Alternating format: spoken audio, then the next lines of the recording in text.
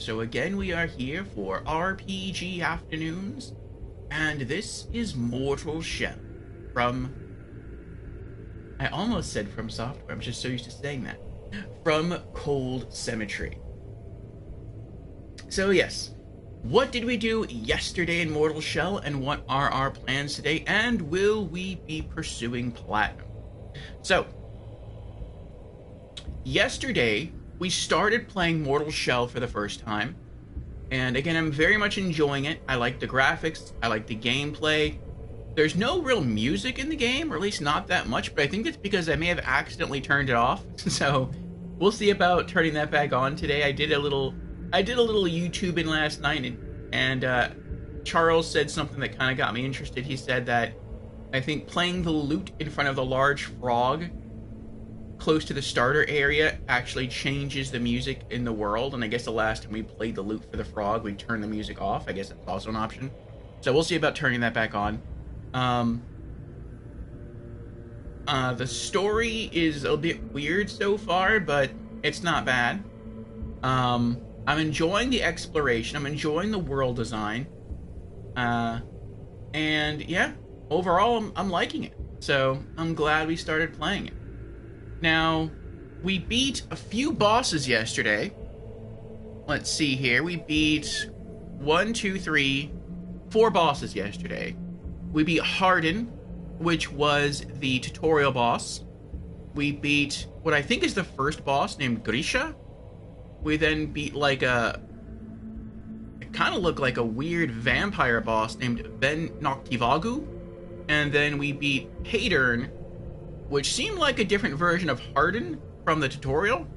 Only this time we had to beat him while he was using the Martyr Blade, which is like an ultra great sword. And we beat him, and we got the sword. So today, what we're looking to do is we're looking to continue our playthrough of Mortal Shell. We're going to keep exploring. I think we found all the shells in the base game yesterday, which is pretty cool. What I would like to do today is to maybe see if we can find all of the rest of the weapons in the base game.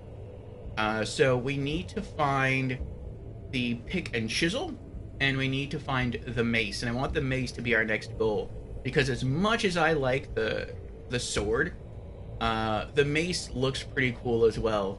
And so I can see like me toggling back and forth between those two weapons, maybe.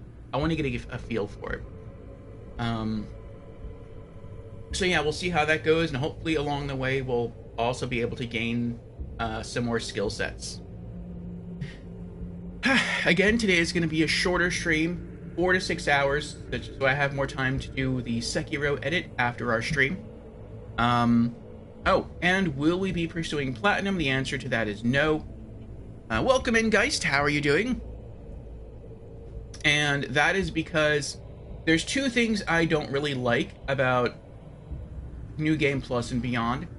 One is that in New Game Plus and Beyond, whenever you turn to stone to prevent from taking damage, apparently in New Game Plus and Beyond you still take chip damage, which means they really want you to get better at dodging and using the, what is it called? Using the parry system in this game, which I want to get better at using the parry system in this game. We'll try messing with that today. But I don't like the idea of taking chip damage. It's basically like New Game Plus Sekiro without Kuro's charm. So that's... I don't want to do that. But the bigger thing is that one of the trophies requires you to do an entire playthrough without using any shell at all. And New Game Plus and Beyond is only going to get harder. So, yeah, I don't know if I want to... I mean, I feel like I would have to just create a new character at that point and do a new playthrough. And you basically have to run the game almost like a no-hit run, because you get hit once out of a shell and you're dead. So that's probably not going to happen. I would like to go for the other trophies, though, and do everything else in the game. So we'll see how that works out. We have an ad starting about now. Should last about 3 minutes. And then we should have about another hour of uninterrupted stream time, just to let everyone know. Guy says, for me, this game's atmosphere is awful. Yeah, the chip damage annoyed me a fair bit. Okay. What did you not like about the atmosphere? And let's start logging in. Also, I looked up the costumes for the game, on how to get the different cosmetics. And that also involves our froggy friend. So, we're going to do that today. We're going to get at least one costume today.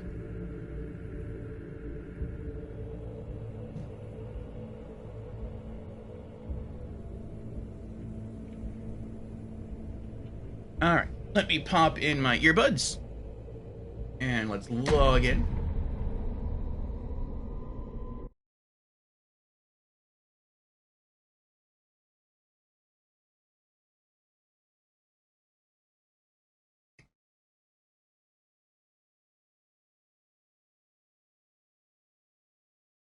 This is the right one, right? Okay.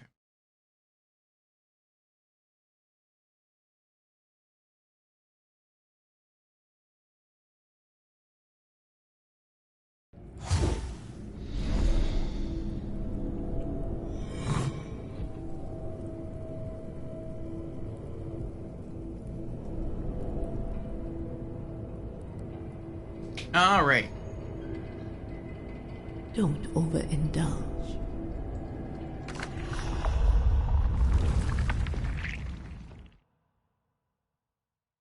So, we have our first ability purchased, and that is the Accretion of Resolve. Eredrim gains an execution stack upon killing an enemy. Each stack increases base attack damage. Stacks are lost when separating from Eredrim. So, I think the logic behind him having this skill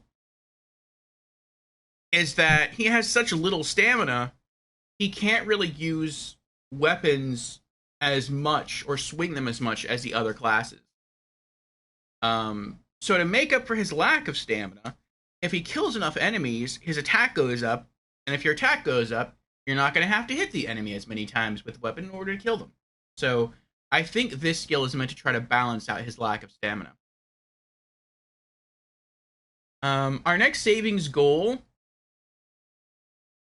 I guess we can review the skills real quick, but I kind of wanted it to be this one, Recollection of Death. But I mean, that's really expensive, not necessarily in terms of tar, but in terms of glimpses. Like, glimpses are kind of hard to come by. And the fact that you need 25, that's a good amount. But that is a really cool skill.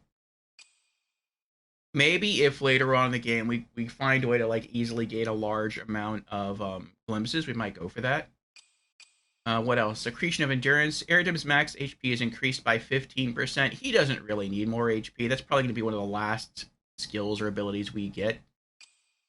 Accretion of Ascent. Eredim's attacks deal additional poise damage, causing enemies to stagger more frequently. That's nice.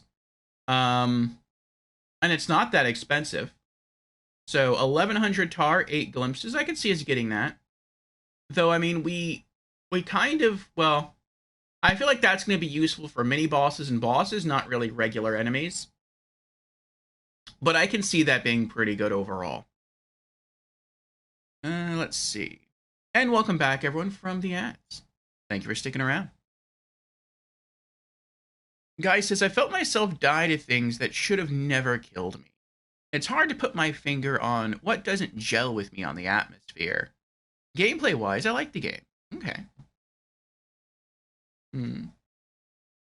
I would say the only issue I have with the game so far is that, and it is one of atmosphere, is that a lot of the game kind of looks the same. I will say that adds a sense of realism to it for me, because if you're just wandering through a random forest somewhere, it's probably not going to have distinctive markings to let you know which way you're going. But it would be nice from a game perspective to have a bit more of a clue in like which way you're traveling. Now you can kind of take that into account by memorizing certain landmarks, which was suggested yesterday, and you can always kind of look up and see where certain things are located, certain big landmarks that you can see, and then try to navigate that way. But it would be a little nicer if there were like more trails or something that you could use, or maybe fast travel points you could unlock along the way to help you.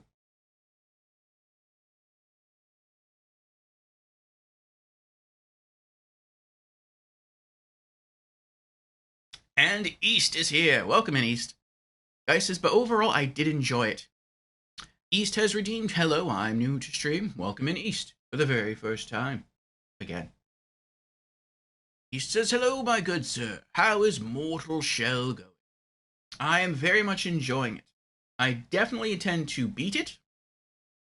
And we've already beaten, I think it's 3 or 4 bosses, all yesterday, all first try, all without dying. We have died in this game, I think maybe 3 times, but it was just like random mistakes or me getting like overconfident with normal enemies. But yeah, I'm enjoying it overall. He says, just bought Lies of P. It was on sale. Having fun playing it. Good for you, East. Good for you. Have you beaten any bosses yet? Guy says, even in Dark Souls 2, at least walking around a bit does reveal new paths. Yes, that's true. Right now, we are trying to see which ability we should try to save up for next. We got Accretion of Resolve, which is pretty good. And those in the ads probably didn't hear me. But I was saying, this shell that we're using now, Eredrim, is really tanky. He seems really strong. His only weakness is that he has very low stamina. So he can't use weapons as much. He can't swing a weapon as much as the other classes, which is a little weird. I was kind of expecting him to have more stamina, but maybe it's because he's like wearing such tanky armor that kind of like wears on him. I could see that. And so this ability, I think, is meant to counter him having low stamina. So every time he kills an enemy, he gains a stack to his base attack damage, and it can build, I don't know how high it can go, but it only goes away if you get knocked out of the shell, or if you choose to like use a different shell. And so to me, that means as long as you don't die, and as long as you don't switch classes, this stays with you the entire playthrough, which is pretty awesome. And so if your attacks deal more damage, then you don't have to swing a weapon as much. If you don't have to swing a weapon as much, that's less stamina you have to use.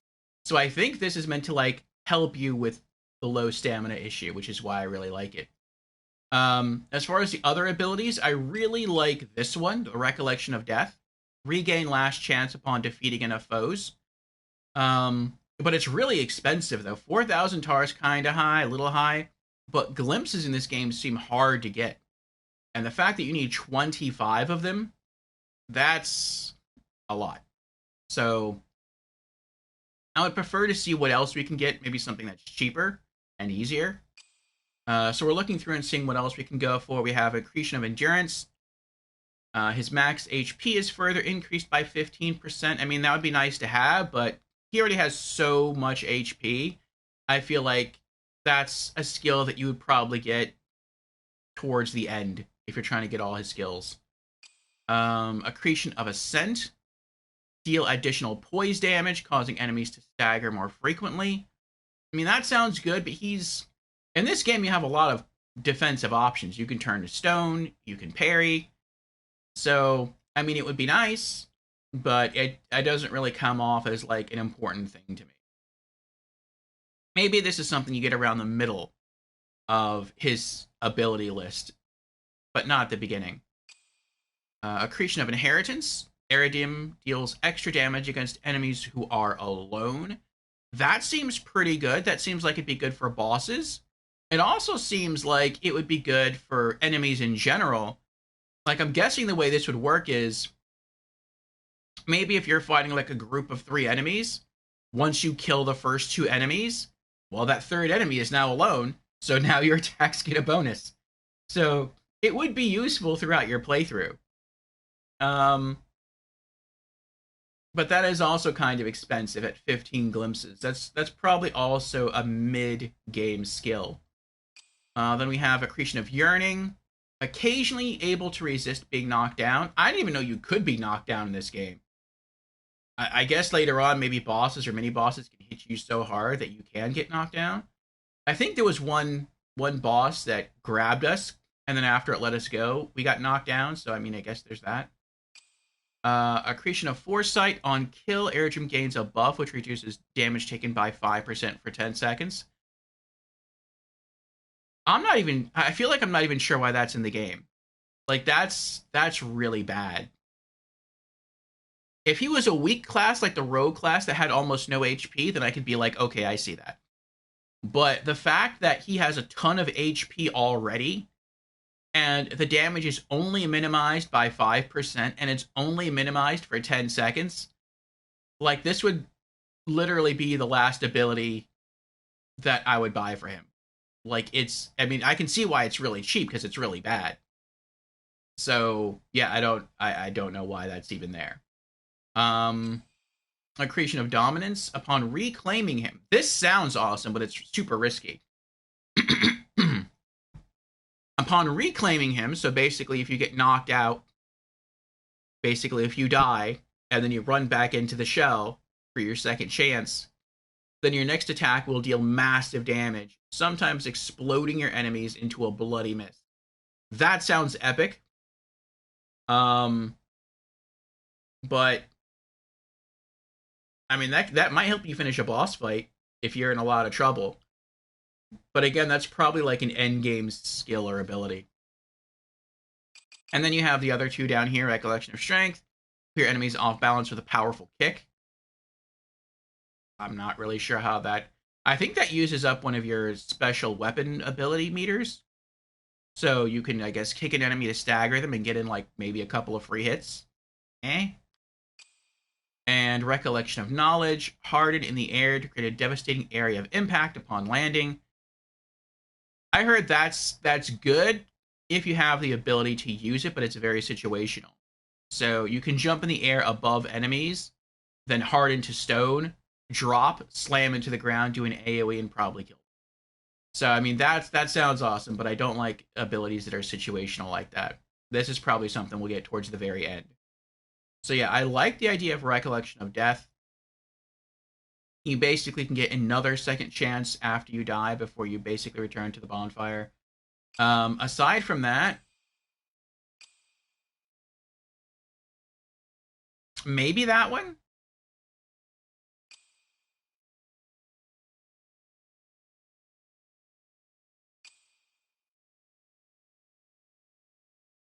Maybe that one. Just more damage. More damage is always good.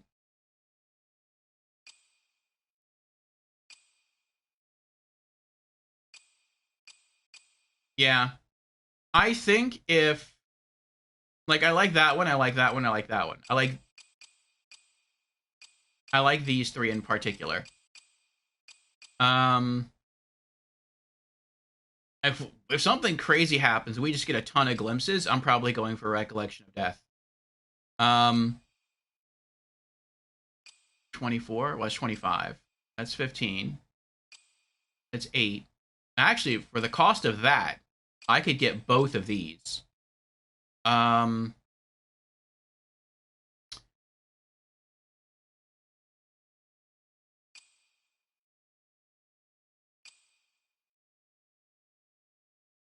Between the three, that one's probably the better one. It's just more expensive. And then that one. And then probably that one. So we'll see. If we get at least 15 glimpses, we'll come back here. Okay.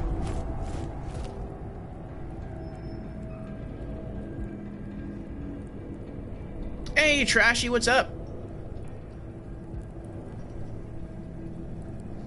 He says, yeah, I'm in Chapter 4. Oh, you're making fast progress there, East. It's only my second day playing. Nice. Guy says, the Lies of P DLC looks good. The new weapon types look fun. Yeah, I agree. It looks harder, like some of the bosses and enemies in there do look tougher. But some of the weapons in there look really cool, especially that one weapon where it looked like he slashed an enemy and then he did like a whole bunch of crazy slashes and then dashed away from the enemy and then you saw them all like go off. That was really cool. Guy says, sounds like a typical tank to me. Yep. The shell feels more defensive. Bosses shred shells if you let yourself get hit a lot. I'll say his most abilities here... I'll say this, most of his abilities here are mostly situational. Yeah. He has a huge HP bar, as you can see. very tiny stamina. In fact, I can only swing my sword 3 times before running out of stamina. And there's nothing you can do to increase stamina. 1, 2, 3. But the stamina regenerate in this game is quite fast. Like, if you're used to playing Dark Souls 2, the stamina in this game is like crazy fast. So I don't have a big issue with managing stamina. Trashy says, just got back from spring track tryouts and I'm beat. Well, how'd you do? Other than being beat. Guy says the dual blade looks so fun on the Lies of P DLC. He says they're already in production of the sequel to Lies of P. That I've heard. I didn't actually know that there was going to be a DLC until, I think, like a week ago. Someone mentioned that. But yeah, I knew they were working on the DLC. The ending to the base game really hints at the, at there being a second game. Both are being made simultaneously. That's cool. He says the DLC is a prequel. Really? He looks a lot stronger in the prequel DLC. Okay. So in this game we have 5 classes, 5 shells. One of them is from the DLC, and I'm not really sure how to access it, but maybe we'll figure that out eventually. But we have unlocked all 4 classes from the base game as of yesterday. We have Solomon the Scholar, who, out of all the characters in the game, I like his skills the least, but he is quite tanky. Not as tanky as this guy, but he is very tanky. And he has a decent amount of stamina. I think overall he's probably the best balanced class. He just has bad abilities. And then we have Horos the Vassal, who seems to be just a worse version of Solomon. He has lower HP, he has lower stamina, but as a trade-off, he has much better abilities. Then we have TL, the Acolyte, who's kind of like a rogue. He has little HP, but a lot of stamina. And so he is pretty good at being quick. And he's pretty good at initiating a lot of attacks. So you can play him in quite the aggressive manner or a hyper-defensive manner if you want. And then you have our guy here, who I really like because he's wearing a crown for a helmet. And, yeah, he's the exact opposite. Ton of HP, very tanky, but very low with stamina. So, yeah, I think the first thing we're going to do is we're going to go upstairs, and we're going to try to get clues on where the rest of our weapons are. We have a mace here, and then we have the pick and chisel here, so we're going to hunt some weapons today.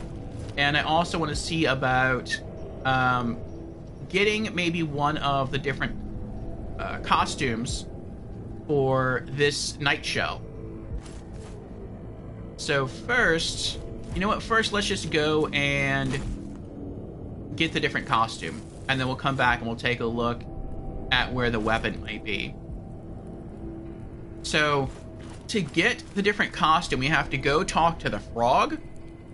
I actually have a little cheat sheet here on how to get the different costumes in the game. The costumes don't do anything. They don't make you faster or stronger. They just look different. They're cosmetics. And so I don't see that as like spoiling anything. Each shell looks to have 2 different cosmetic skins. And I want to get them all. But the first one I want to get for this guy, and we're only going to go for one today, is called Anointed Butcher. It's white with black trim and red accents. And we have to feed our froggy 4 rotten foods, which we have. And then we have to play our loot near him. And then that should get us our our unique costume. And apparently he vomits on you. And that's what gives you the different costume. That's kind of gross. But okay.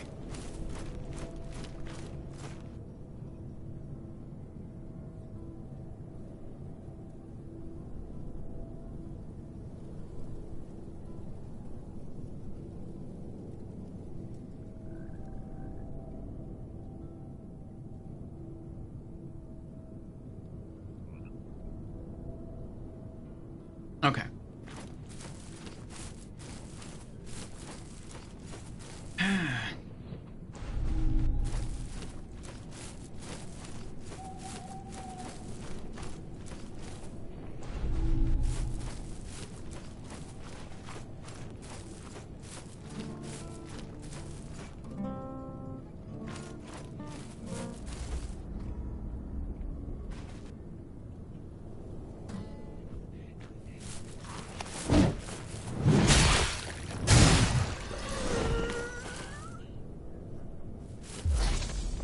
See if we can practice our parry. Oh!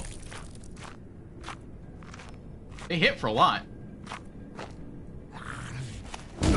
Oh!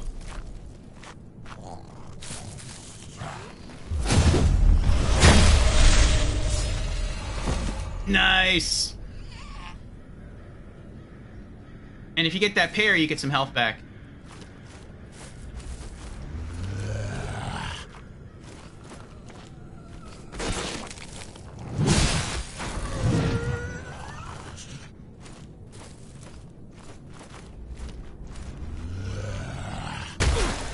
I hit it too late.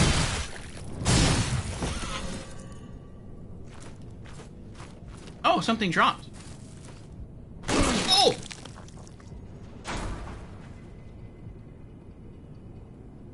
Can I have the item? Okay. Oh, it's a glimpse! Nice.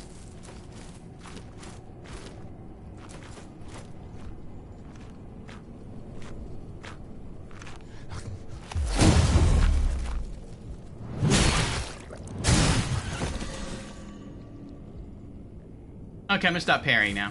You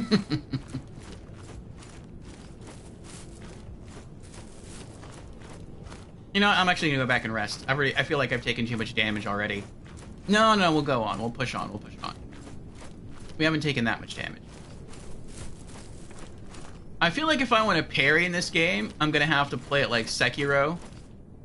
In that I'm gonna have to, like, learn, like, the attacks of all the enemies. And how to, like, properly defend against them.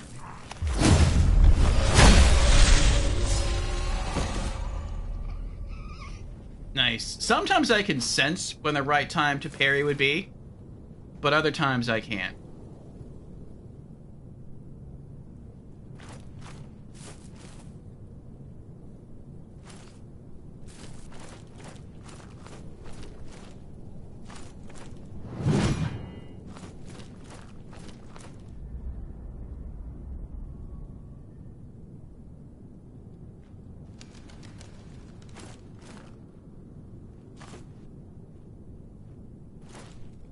Can I drop on top of that? That was pretty cool. Oh!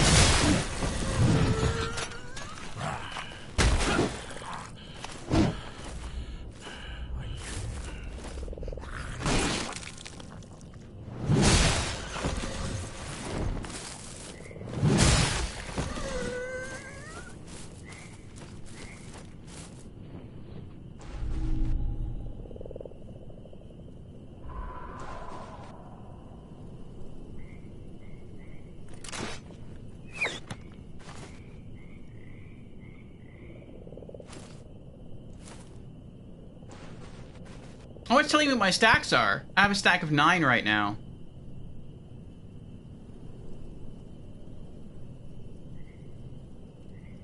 Now, trying to learn to parry is getting me in trouble here. I'll just go back to Stone.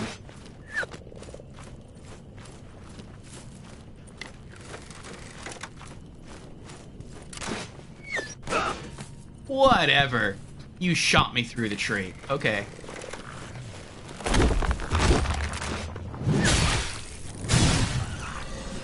Stack of 10.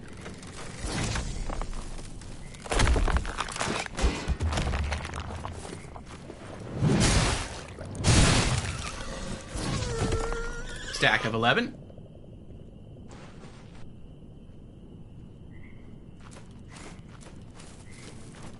The damage on my attacks is going way up.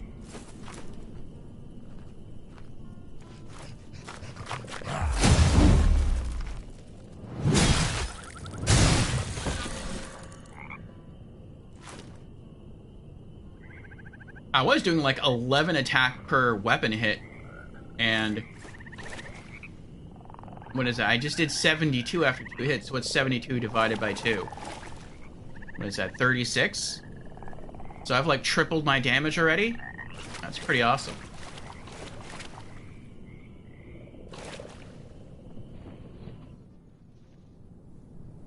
Feed Gorf? Yes. We need to feed him rotten food 4 times.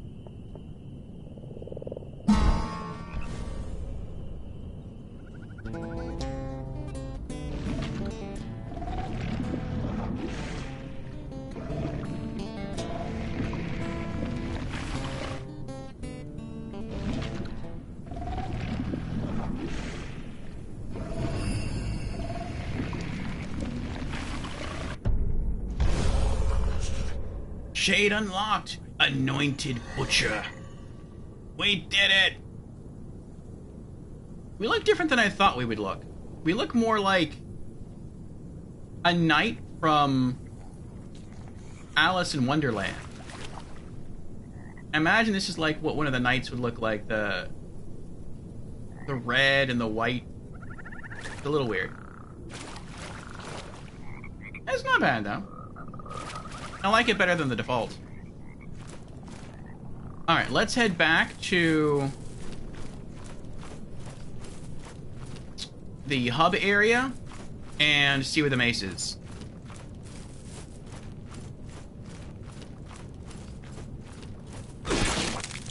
I didn't miss. Yeah, I didn't see the trap there. And since we're close, let's go ahead and pick some more mushrooms.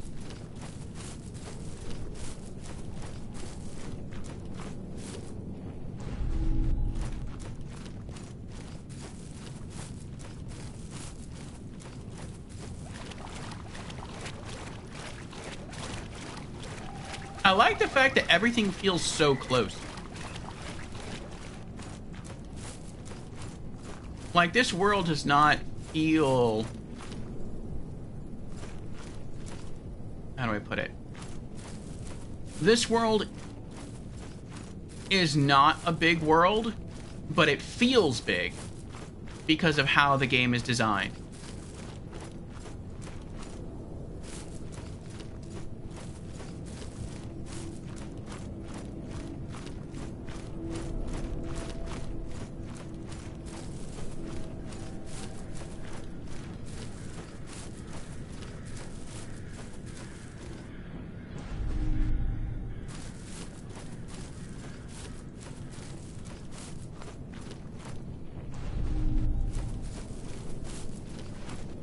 And I think you can also go into your shells.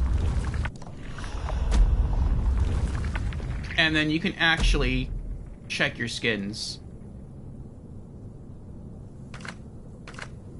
Yep, there it is. And we can toggle back and forth anytime we want. So silver and gold, or white, red, and black.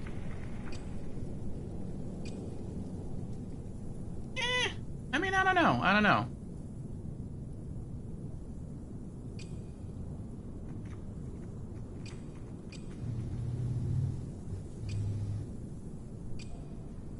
Any thoughts?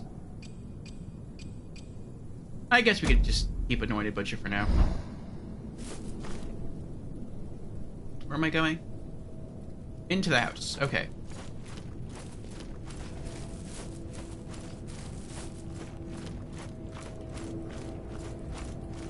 Let's get a full heal. Don't overindulge.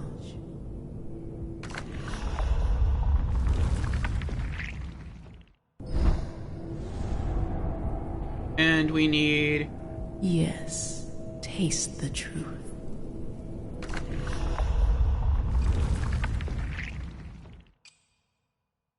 $15 glimpses. Okay, so once we have 15 glimpses, we'll come back. Let's go see where the mace is.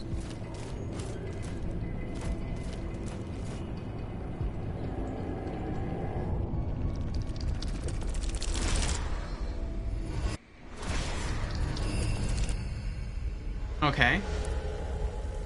I know where the fire tree is, I think. The right of the fire tree, and then there's a split stone with a tower in the distance. Huh. Okay. So...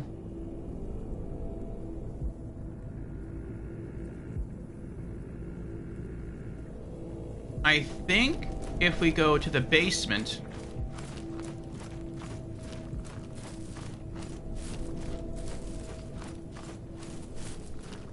Wait, is it the basement? No, this just takes you back to the swamp area where the frog is. It's just another way to get there. I think we have to go where we fought the first, like, main game boss. And then one of those crawl spaces takes you to the fire thing. Okay.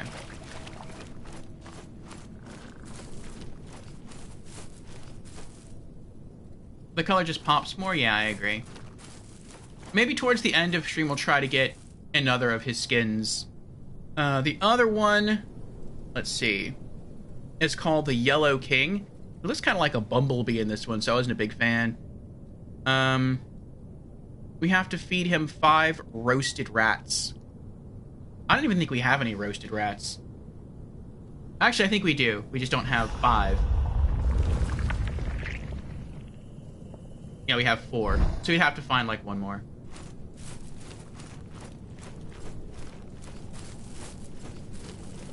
Alright, from what I remember, through one of these 3 crawl spaces, you will see the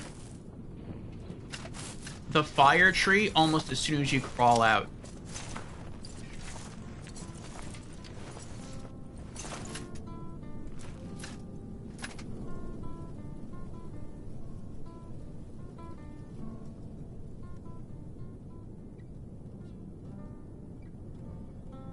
I don't think it's this one.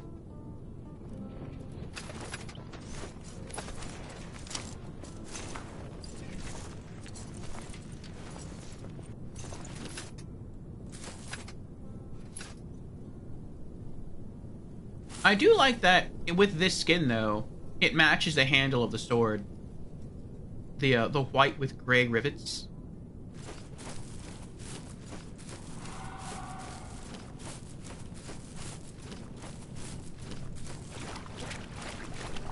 Let's try this one.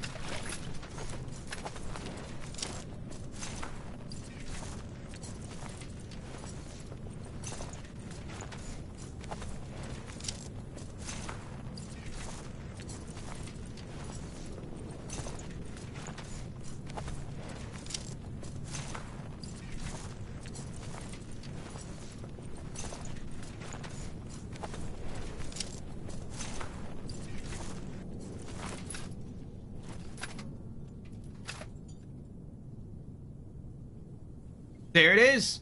There's the fire tree.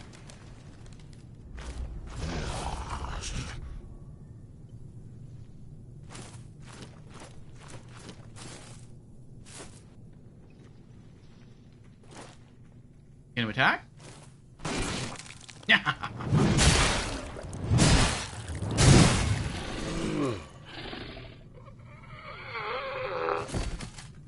That was epic.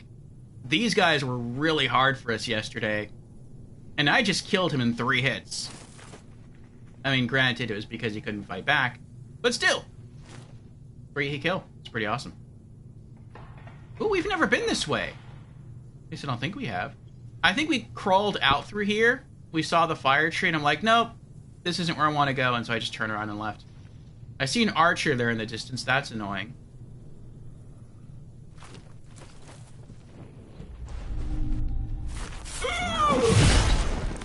Oh, he got me anyway.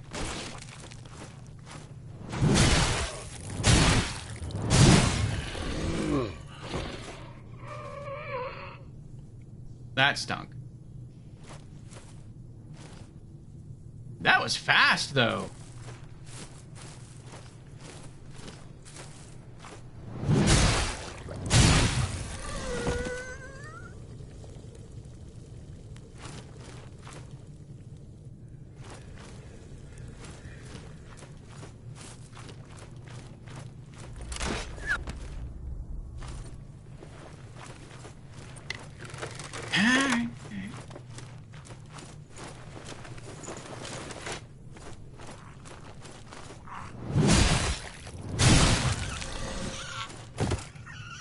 Oh, he didn't even see me.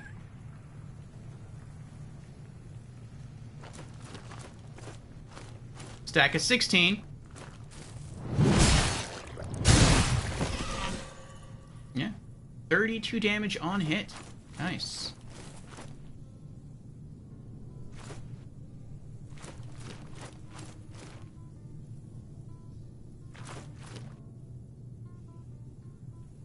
Oh,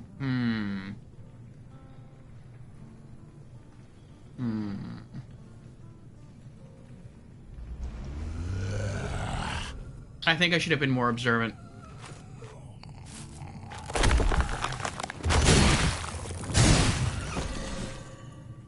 I remember needing to go to the right of the fire tree, but right is a relative direction.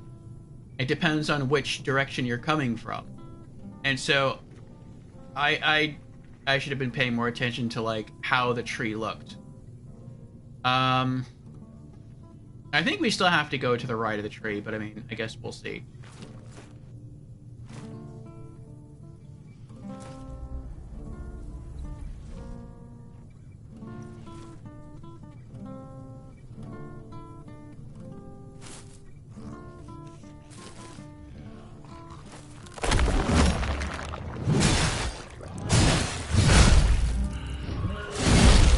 Oh my gosh!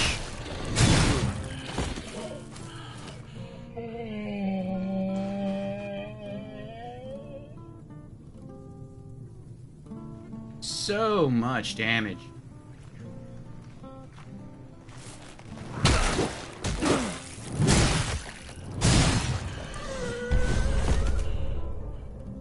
We got 2 glimpses. So much damage. Even the normal enemies in this game hit you for a ton of damage. I think it's because I'm getting impatient. And that's costing me a lot of heals.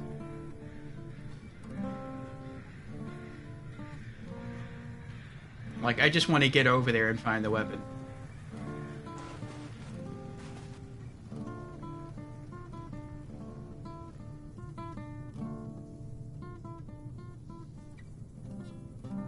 Okay. We'll roll with... Well, no, let's go with...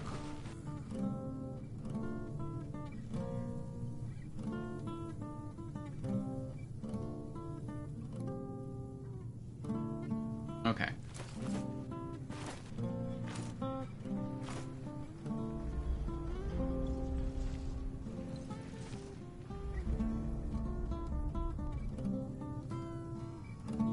Like, I forgot my attacks don't stagger. So, the big giant guy can just poise through everything.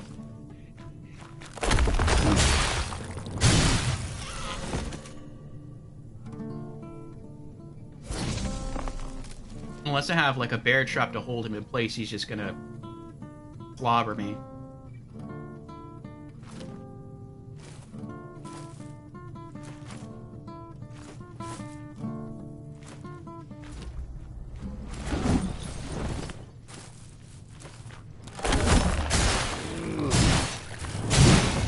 There we go.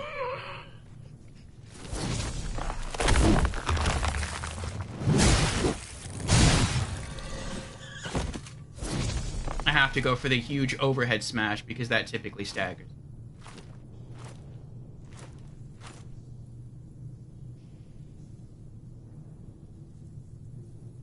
Oh, is that it? Maybe we came up behind where we're supposed to go. We're supposed to go through, like, what looked to be a broken wall. And then there was, like, a tower in the distance. Maybe.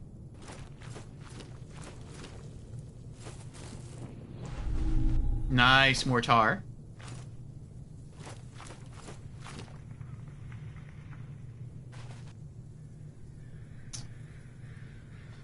I have to remember to look around for chests, because the chests look so similar to the cages and other boxes in this game that they're easy to miss. You can... Ow. You can walk, like, right past when it misses. Uh-oh.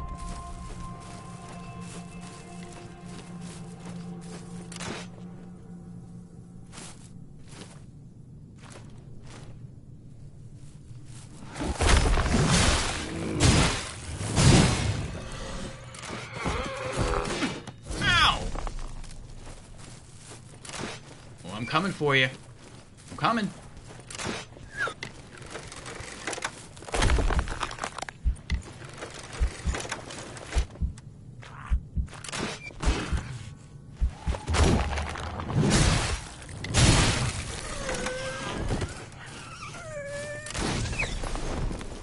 I'm coming to get you. Oh.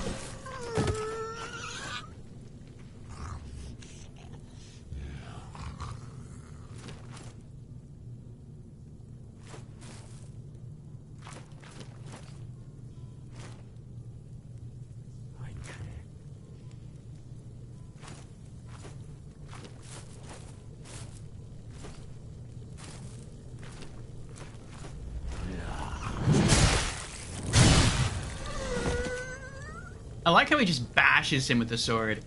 Like with the tip of the sword. Oh, there's an item near the tree. Ooh, what's the item? I'm gonna have to kill the other night guy.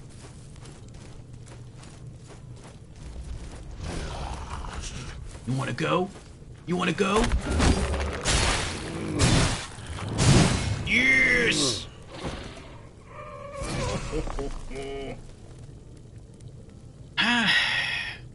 Once you kind of get back into the feel of the combat, which doesn't take too long, you feel really good. You feel strong.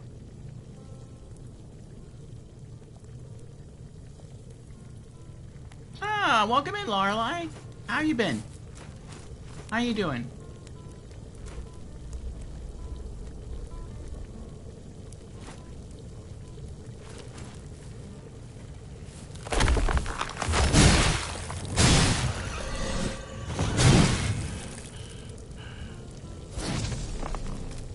Effigy of Erdrim.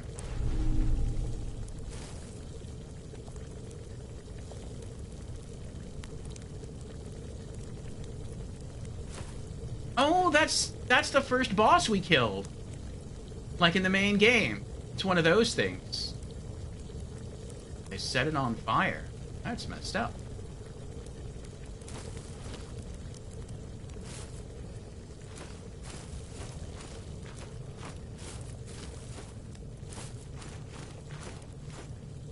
Last time we came this way, came from that direction, I think.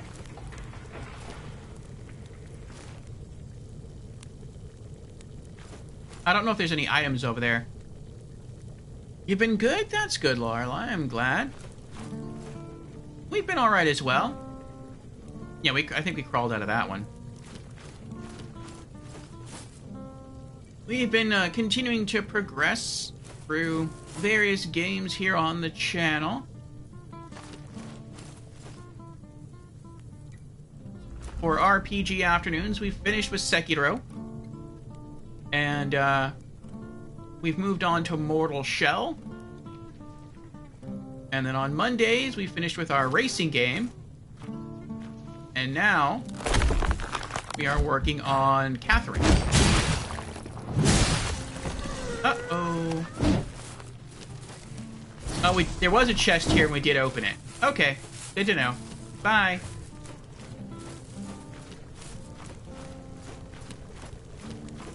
Is he still following me? The axe guy stayed, which is nice. I guess I'll take them both out.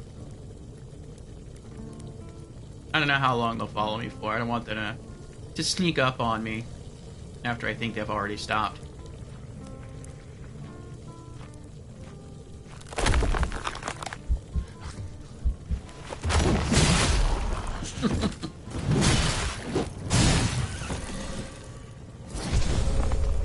Nice. Oh!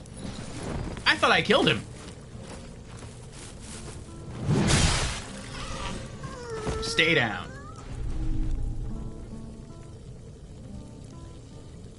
Alright, we got 3 glimpses.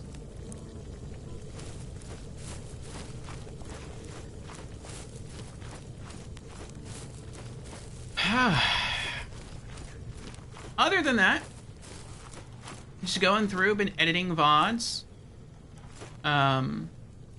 planning out future content. That's a creepy castle there, isn't it?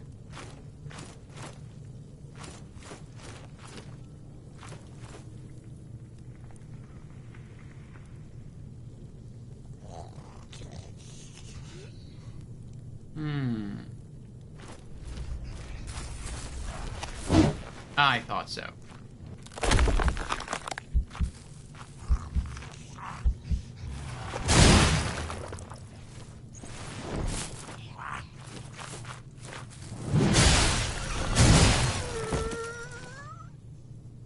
Nice. Like acolytes.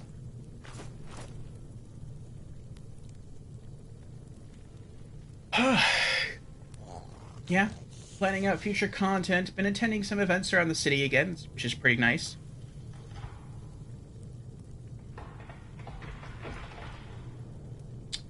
And, yeah. Watching movies.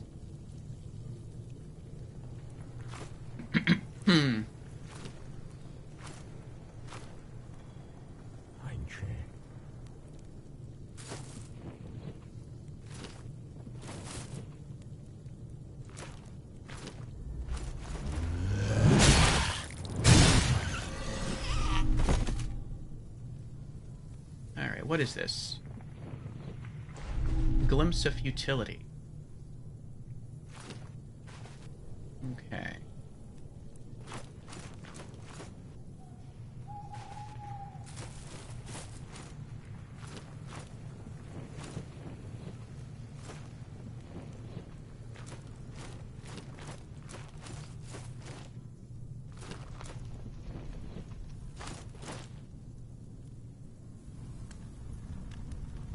So somewhere around here is the fire mace.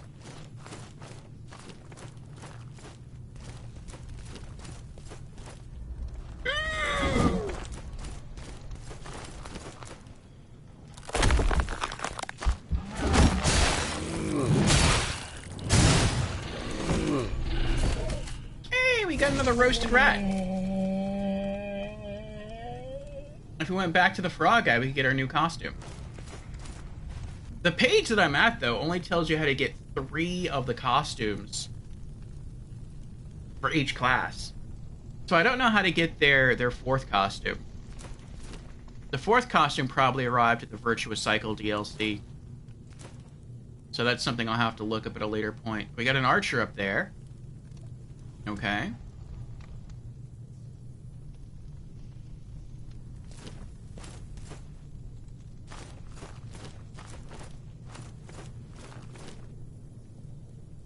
Nothing there.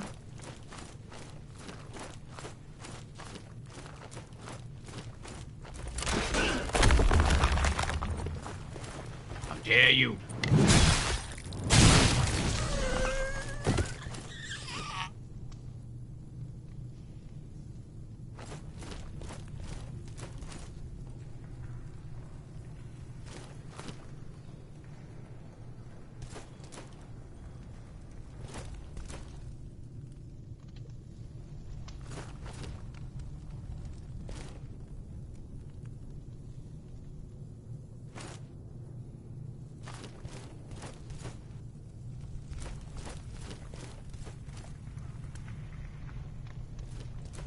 That's not gonna fall on me, is it?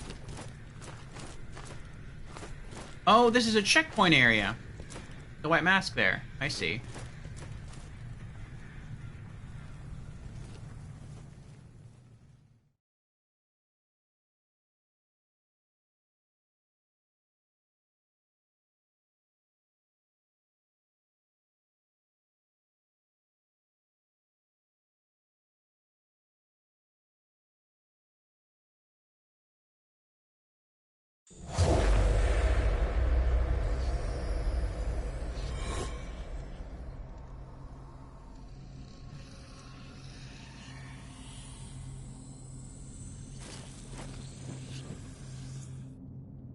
You've kept me waiting, foundling. Do not worry. 'Tis only a jest. This path ahead is littered with monuments to suffering. Thought I might lighten the mood. Not that I've ever had much talent for humor. I once knew a man who took the sacrament of ashes. He laughed all the time. Now I'm rambling like an old crone. You're here for another sip, aren't you? Sure.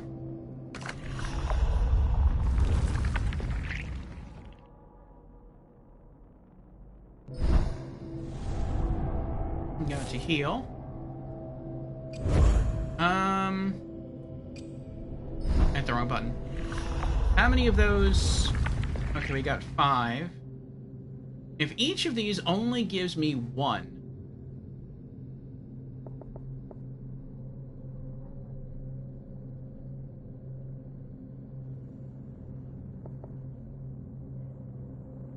I would have 8 glimpses, but I don't have enough tar.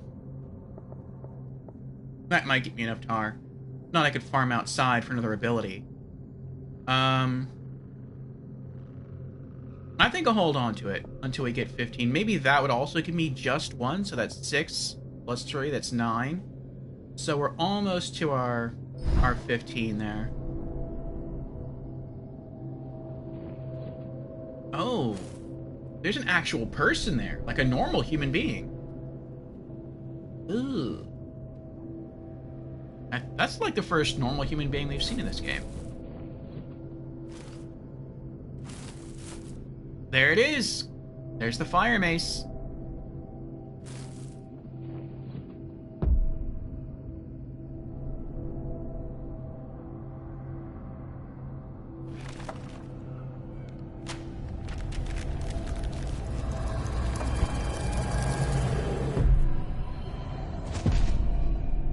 Time for another boss fight.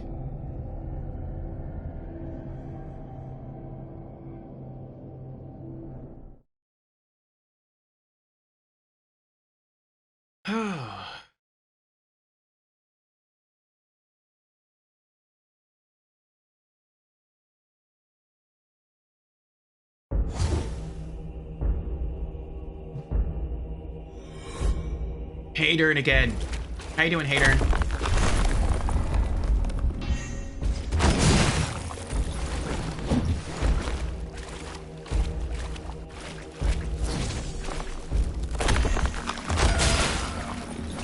Look at that damage. Uh-oh.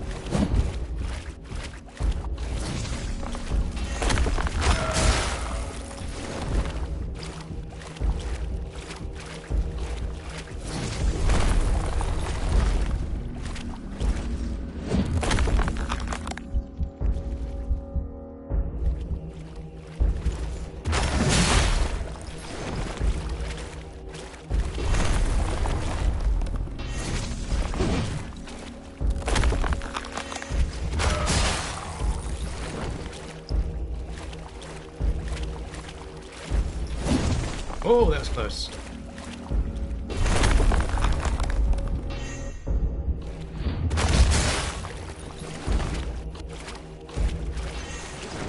Oh! We are dealing so much damage now due to the stacks, I think. And because we've just, like, been increasing the attack power of the weapon with the acid.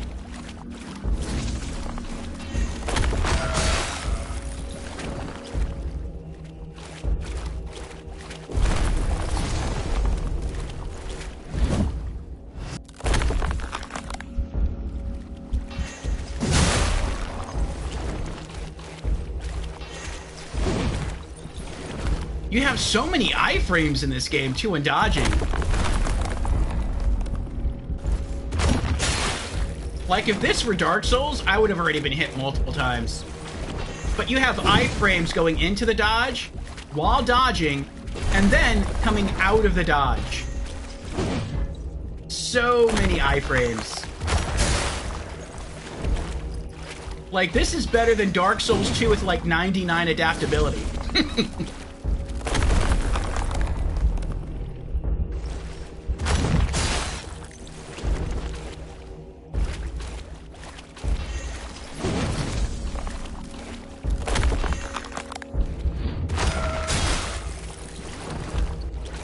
That's why it's like low stamina to some degree doesn't really matter that much. Especially if you're only fighting like one enemy at a time and they only hit you with like one attack at a time.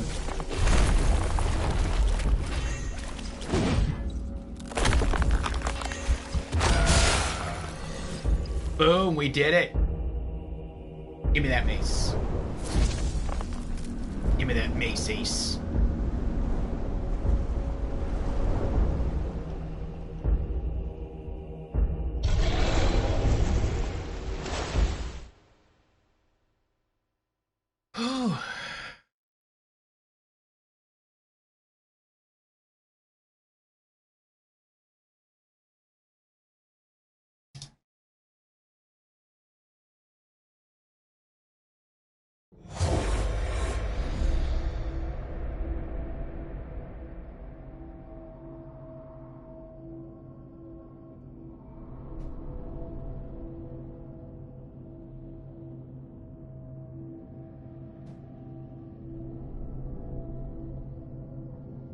Oh, good time. We have an ad starting in like half a minute.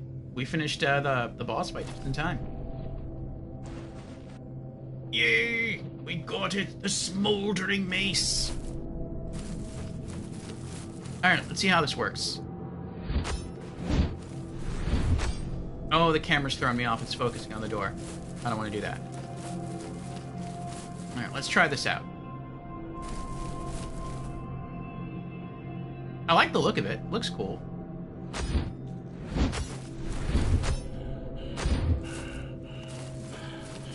Hey, how many times can I swing it? 1, 2, 3, 4. So one more time than the sword. It's long. It has good range. What's the charge attack look like? Or the heavy attack? Oh, I don't like the heavy attack. It takes a long time to pull off. It's like you drag it on the ground, put a lot of force, and then, like, flick it up. Let's try it, though. Let's see what happens. I'll try it against this guy.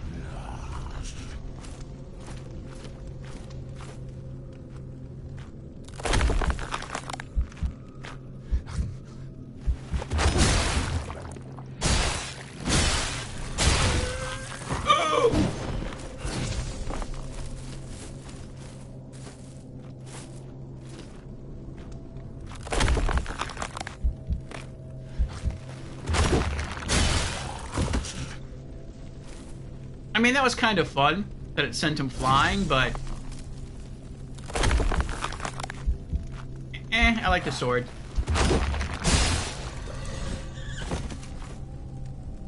Now, to be fair, it could also be... because... I haven't... Actually, now we can answer question, I think, about this. Let's go to the table. Does upgrading one weapon... No. Upgrading one weapon does not upgrade all weapons. So we need acids for this. Okay. So that's another reason why the sword hits harder. Let's get back our Mortal Blade. Yeah, this is Martyr's Blade plus 3. Okay.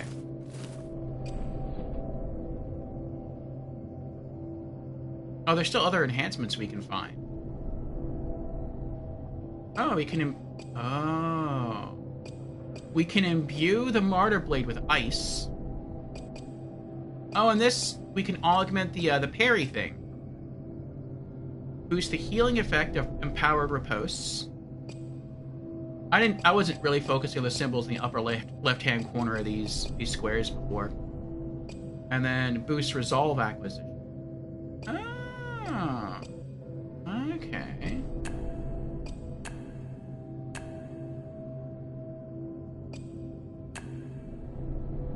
Okay. Well, we'll keep that in mind.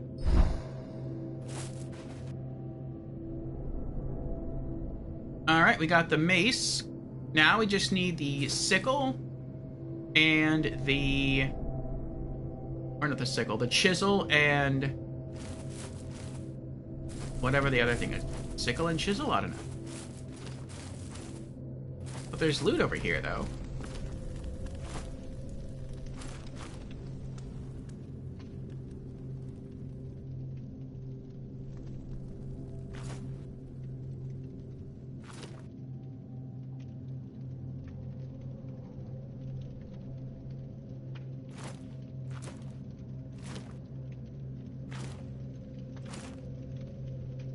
Uh-oh. Hi.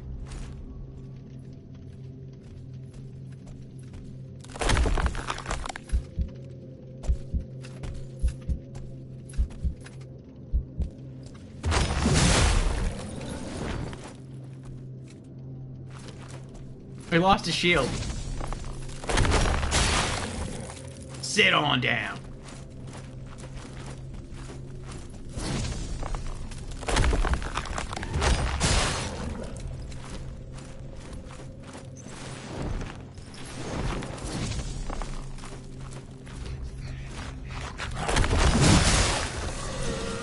Nice! That triggered right on time. I'm glad I didn't roll out there earlier. That would have been horrible.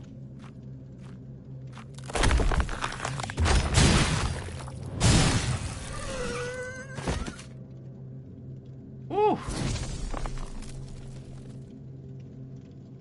Welcome back from the ads, everyone.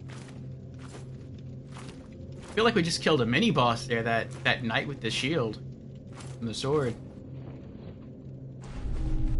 Effigy of TL. Oh, maybe this is where TL actually died? I don't know. Because when we were looking for the fire mace, it looked like it was TL, the rogue guy who was holding it, walking.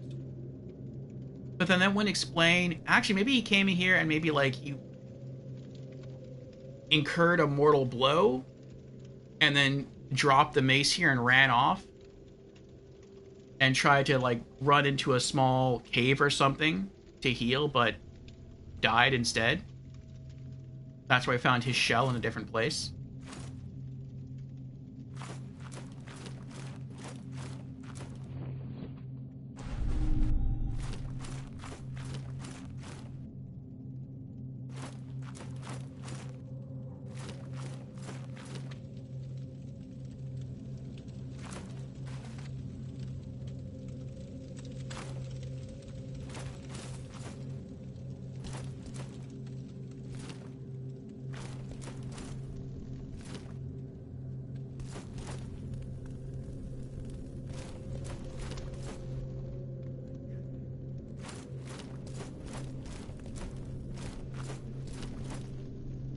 Oh. Looks like another mini-boss.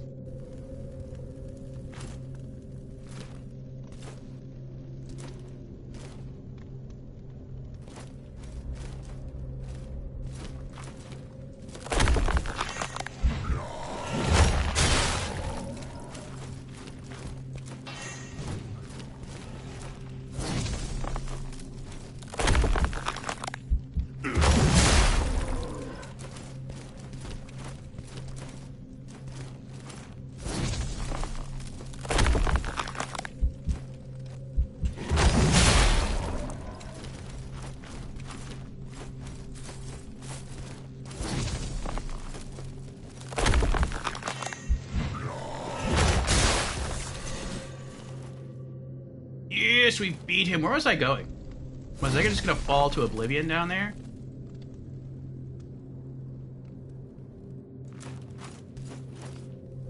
I didn't even see this route when I first walked through the door. Looks like we can go down there. Wonder what's down there.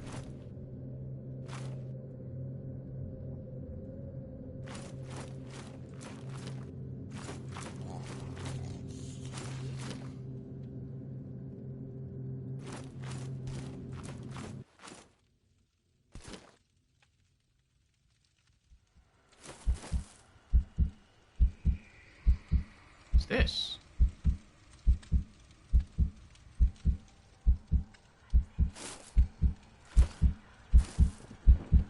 Make offering. Is this the DLC class?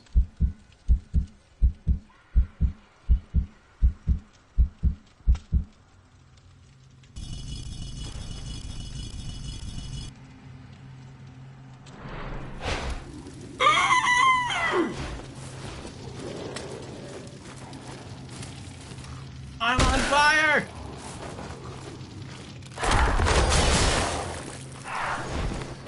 Oh!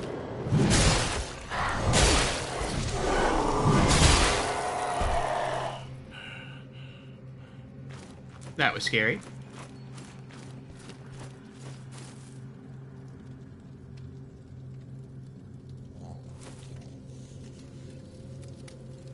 Oh man, I wonder if that means that wherever you find the weapon, nearby you'll also find upgrade materials. If that's the case, we have to go back to where we got the sword.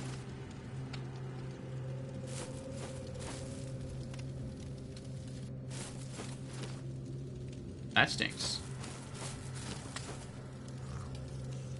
So eventually we're going to have to go back to where we found all of the weapons.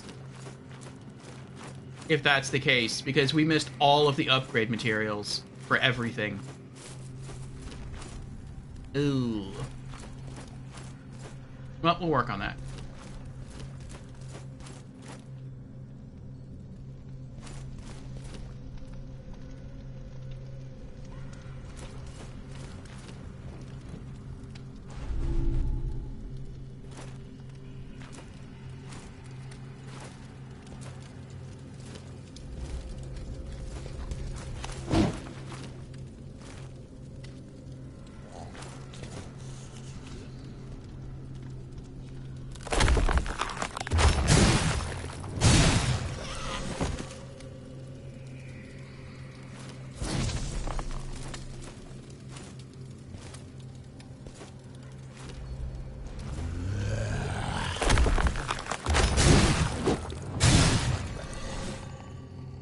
I even love the way he walks with the sword. Like, he looks heavy when he walks. He looks weighted. I like that. Stricken with all the ills that consumed his kin, Imrod, last of the indecipherable, dragged himself before the immolation. He witnessed, as you will one day, the consecrated living flame, always becoming, always feeding, as its form flakes away in torrents of ash.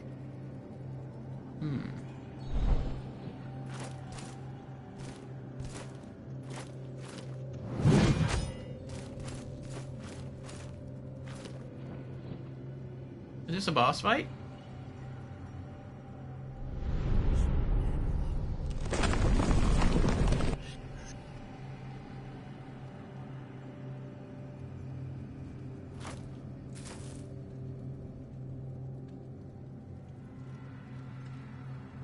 This looks like multiple mini-bosses now. You can see one guy sitting down, another guy standing up.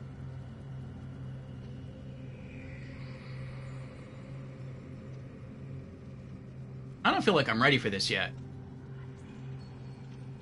Our character only has one ability. A mid-leveled weapon. No special weapon abilities. Because we missed the upgrade materials. I'm gonna go back.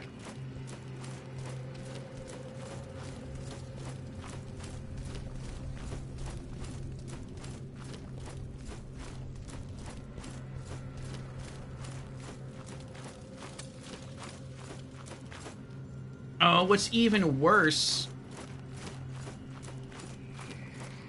is we're gonna have to run all the way back.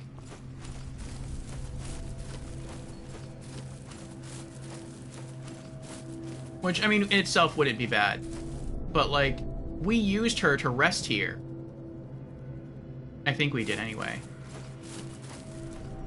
Yeah, we did, because we had already taken some damage, which means all the enemies outside have respawned. Sip this.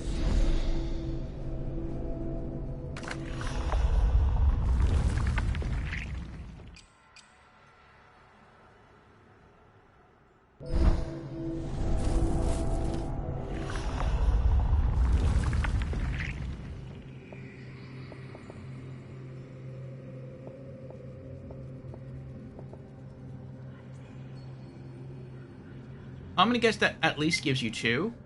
So 2, 7, 8. 8 plus 3 is 11. We still need like 4 more glimpses.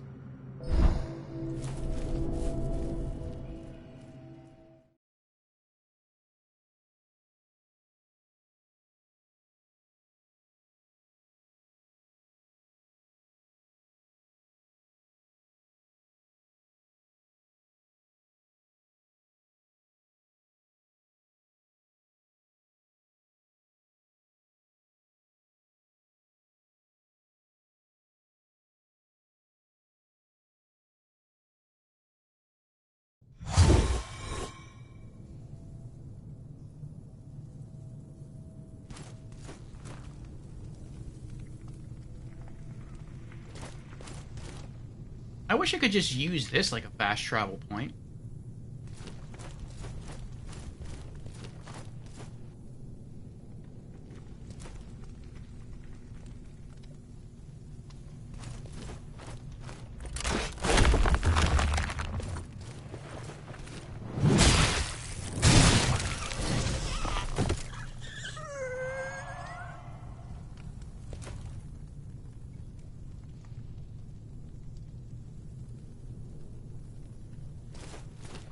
I will say if you're playing the rogue class, due to his high stamina and other abilities, like I think one is if you're just sprinting, you never lose stamina at all.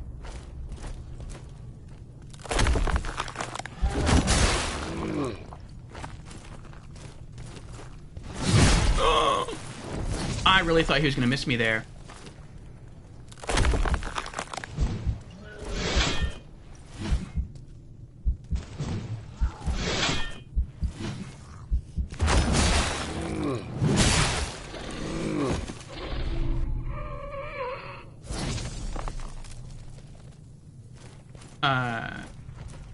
But yeah, due to the rogue special abilities, you could probably just run through all of these enemies and be okay.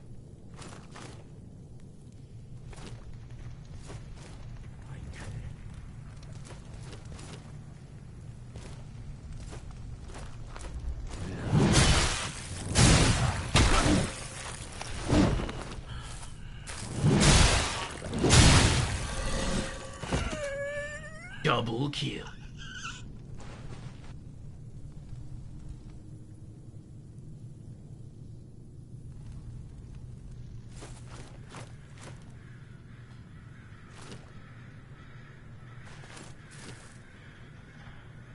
I feel like he's gonna get up.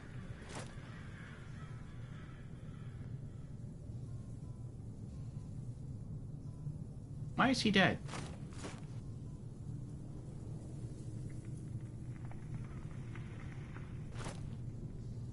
Oh.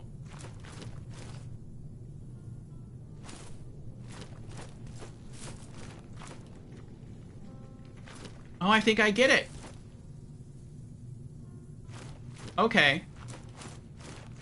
Interesting. I like that. I like that a lot. So, it looks like once you use...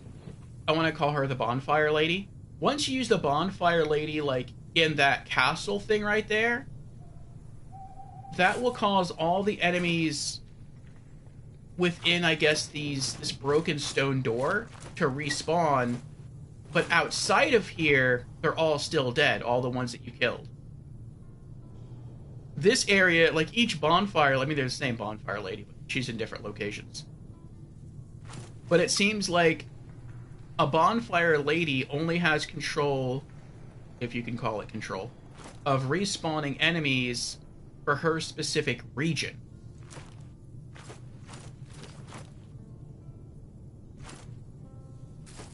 Which means I can run all the way back, and I should be perfectly fine. None of the enemies should have respawned. Yeah.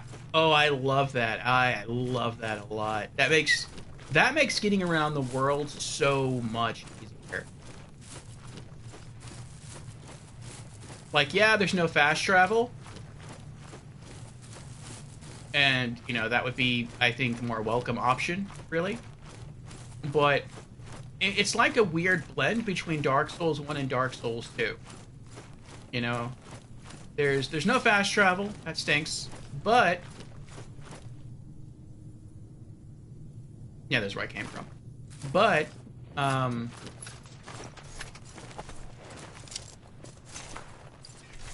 when you kill an enemy, they stay dead. Unless you use the bonfire lady of that specific area. Or I guess you could say it's kind of like Dark Souls 2. Like in Dark Souls 2, you have to kill an enemy like 12 times, never respawn. Whereas in this game, you only have to kill them once, and they don't respawn. Again, unless you use the lady of the area. So that is really nice. And now we're back in the boss room. We're right next to the... This is awesome. I'm going the wrong way. And we're already back at the hub. That is epic.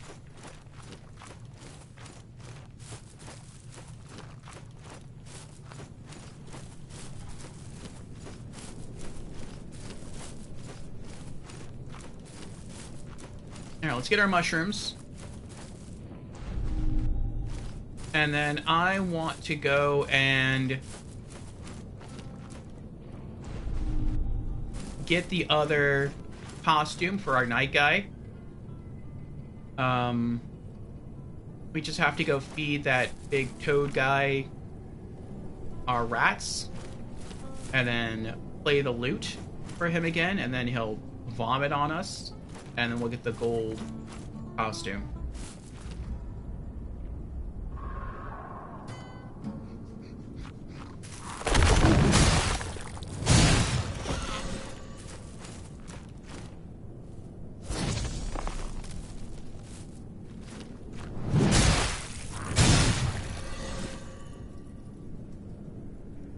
Maybe we'll get lucky, and on the way we'll get like 4 more glimmers.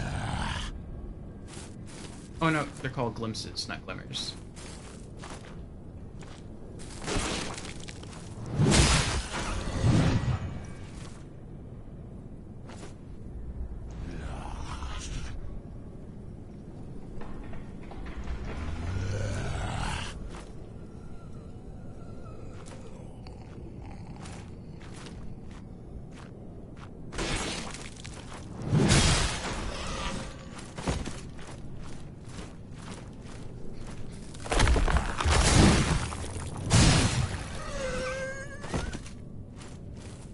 And we're already back to the main swamp.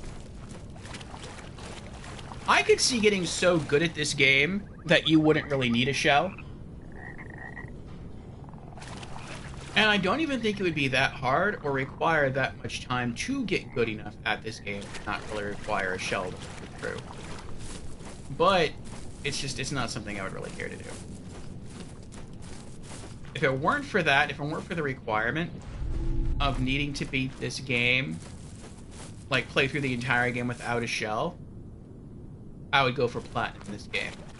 It is fun enough for me to want to go through and play it again, to go for all the trophies, if that wasn't a requirement.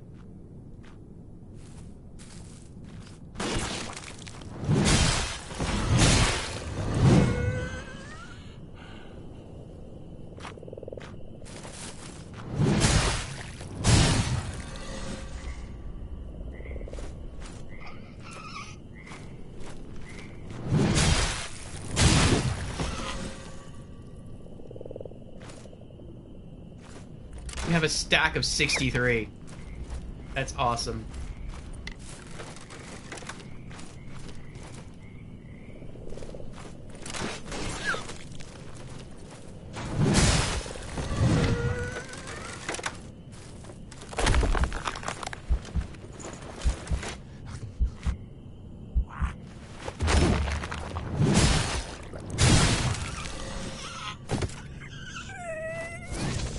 $65.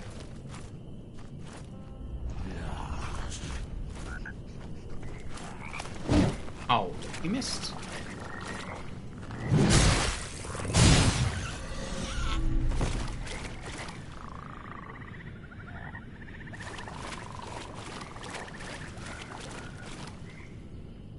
All right, we need to feed him what? Five roasted rats. Okay. Okay.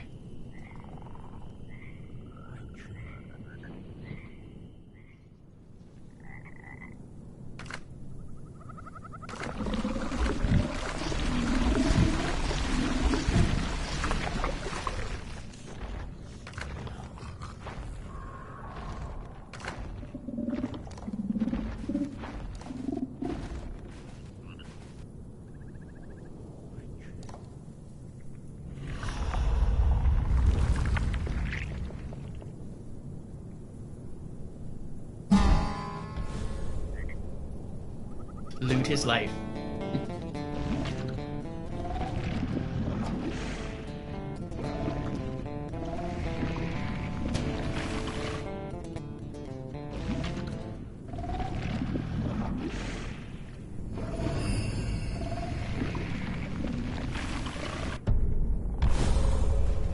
The Yellow King.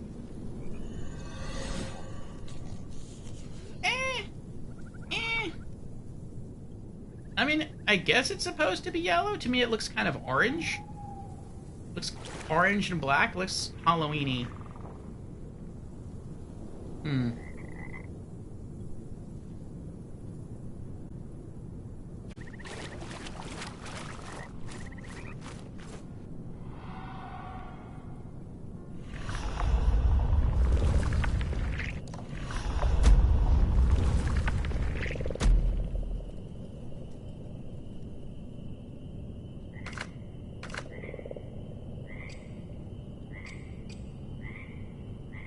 Silver and gold. Yellow overlay.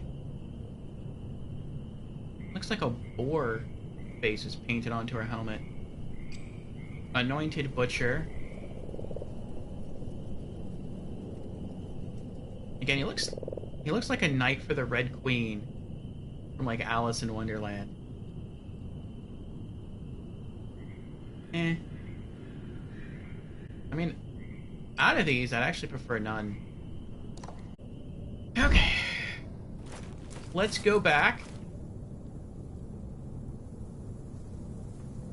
I think it's this green tint that everything still kind of has in the world. That's sort of like throwing off the colors on our armor. That makes them look a little weird. Oh!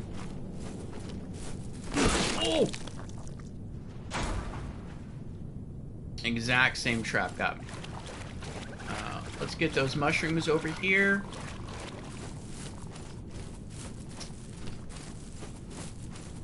And then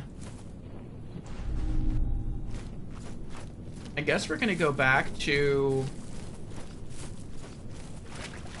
the hub. And I kind of want to go back to where we got our sword and see if we can find the upgrade materials there.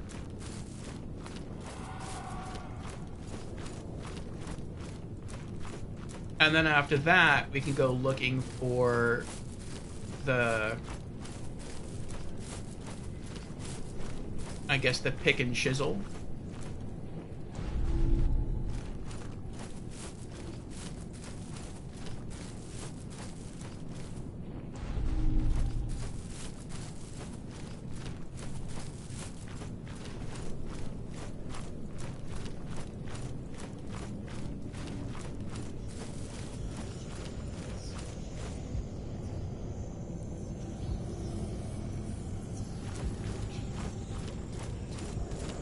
no, can I even see where I got the sword from? There's the mace.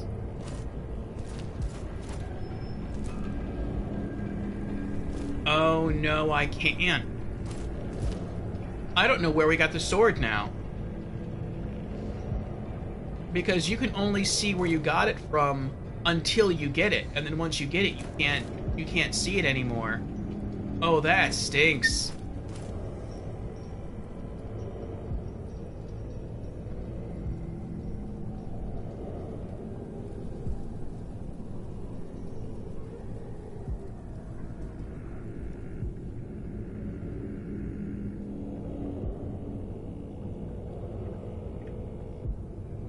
I'm trying to think where we got it yesterday.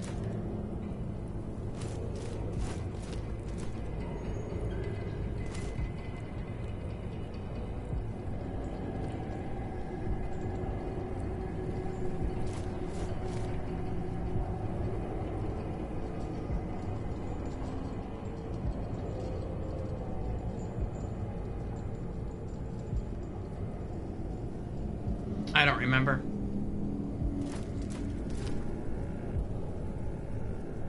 Well, we'll go for this one for right now.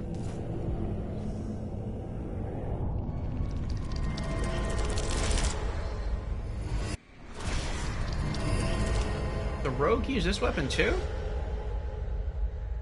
Alright, underneath the tree.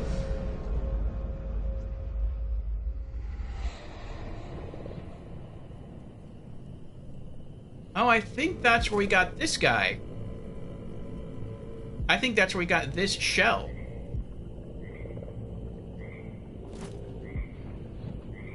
I mean, I guess that makes sense.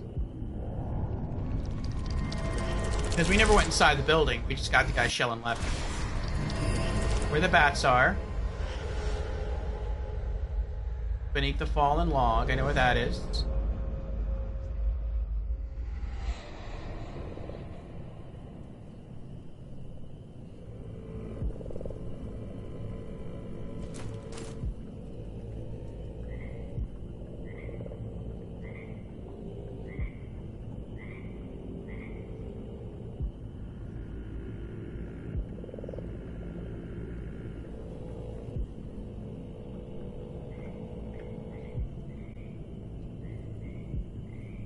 I don't know, I'm still thinking about the sword, though. What I'm gonna do is I'll just continue to explore. And we'll see what happens.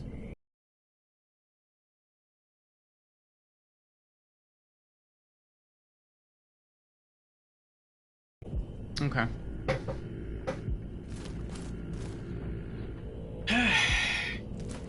I mean, this guy wants us to go get stuff for him. And I'm pretty sure every place you maybe not where you go collect the different shells, because some of those guys are just tucked away in caves. But probably wherever you pick up your weapons, with the exception of maybe this one because it's your tutorial weapon. The buildings that you obtain most of the weapons and look very different. And so that makes me think that there's probably bigger enemies there, and you probably have to kill them, get a key item, come back and give it to this guy. So we're probably gonna get sent back there anyway. Alright. Let's go get this this weapon.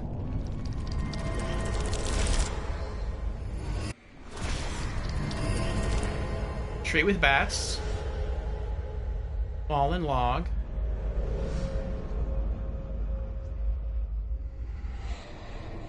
Okay. Yeah, that's where we got this shell at. Okay. We don't have the item on us, do we? No, we don't. Okay. Just making sure. I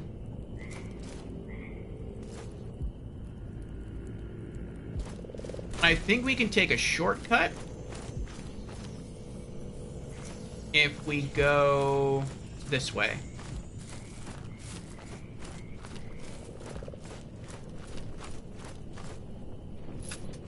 This takes us near, I think, Frog Guy.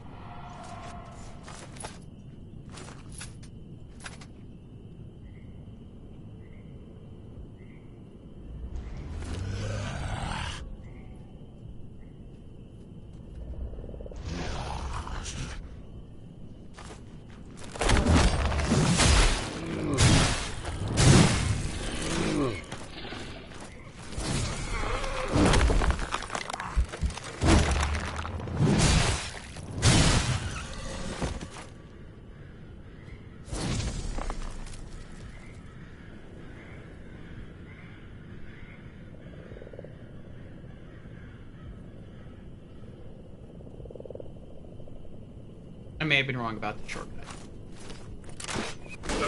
Ow! I like how when it hits me, it just like bounces off my head because I'm wearing a helmet. It doesn't like stab into me.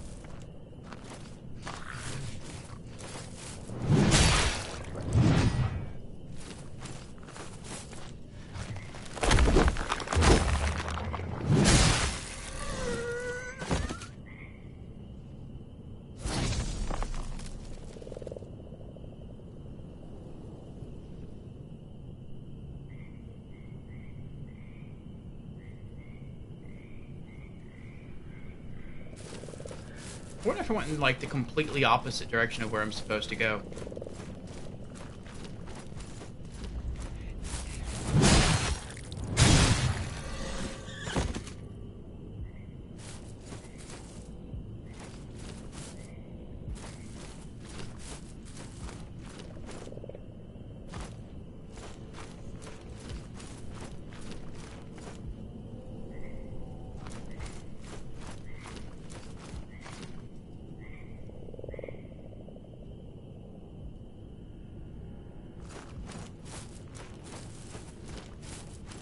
Well, now we're back at the main swamp.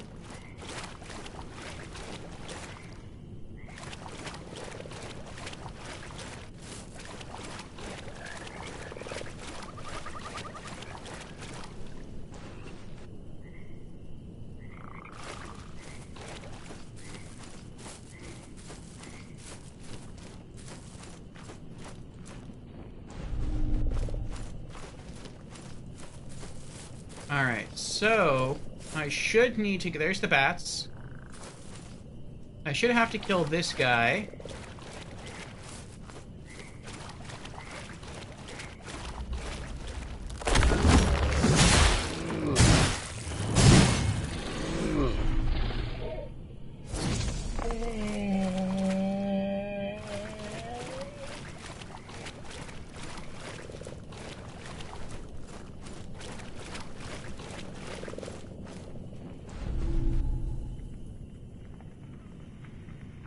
Maybe through here?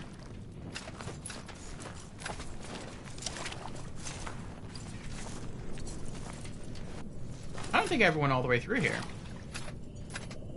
I think I saw those two and then I just turned around and left. Well, we can go through here, see what we find. You can see there's loot here that I never grabbed onto.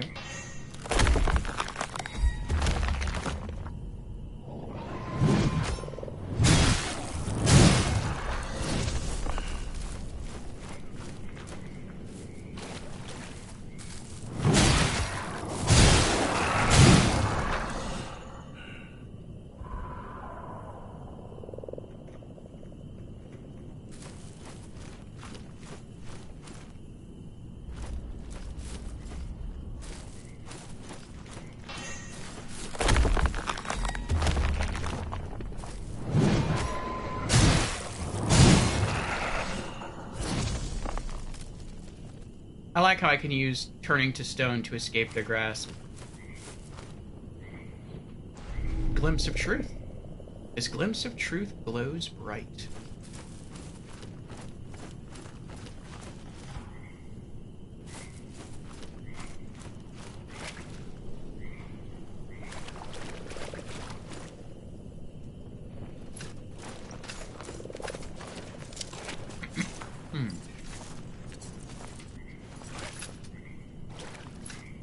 I hope there's a good reward for coming this way.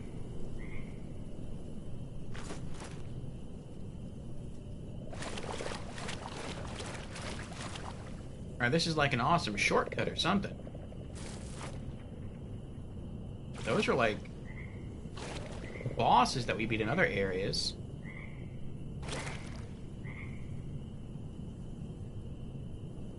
I don't know if I've been here before. I feel like maybe I have, but I came from a different direction.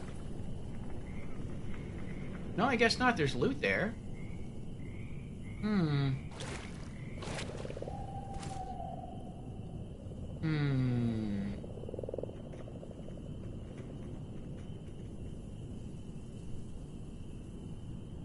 Interesting.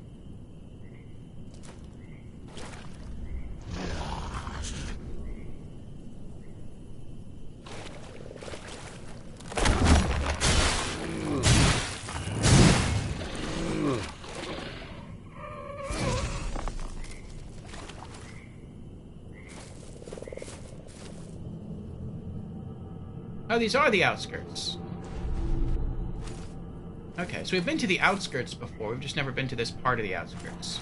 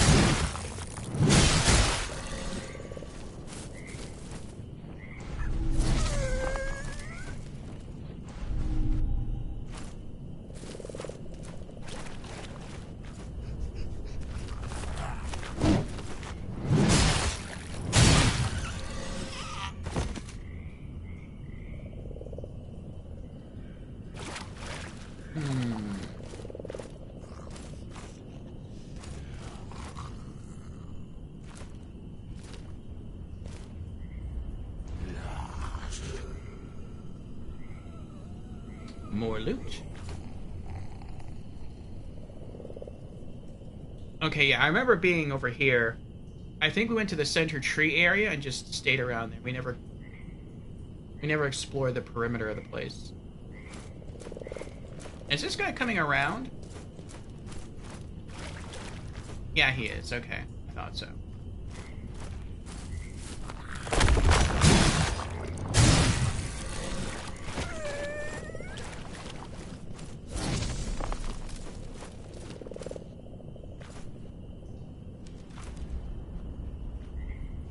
Why don't you just come this way?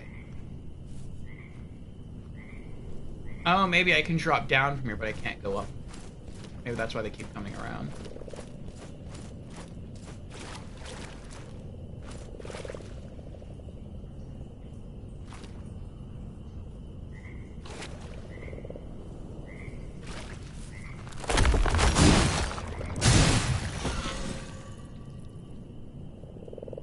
Stack of 81.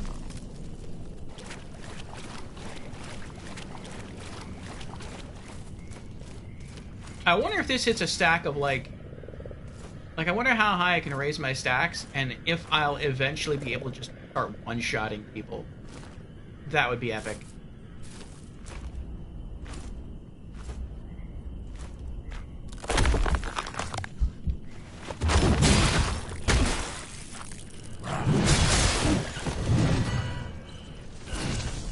Oh, he's still alive.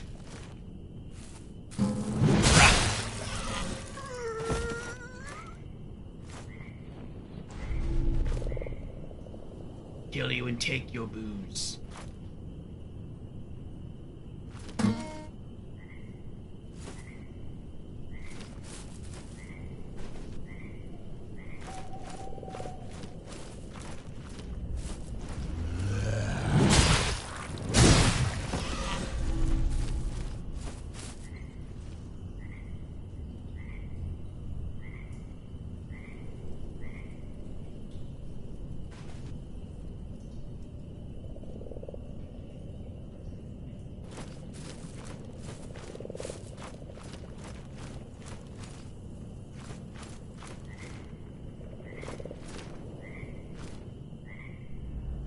Oh, there's a big glowy item over there.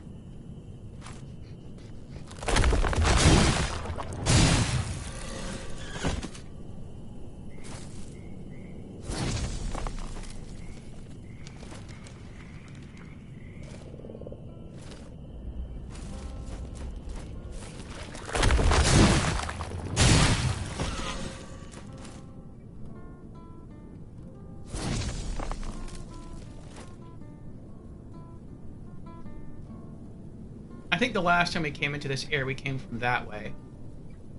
Yeah, we came downstairs. There's a mushroom and a bear trap there, and then we went that way. Yeah, we never explored up there.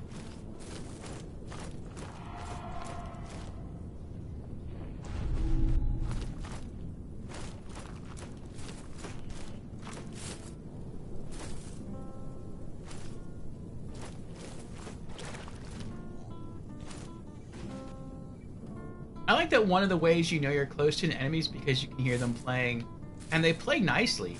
Like it's a nice little lovely tune.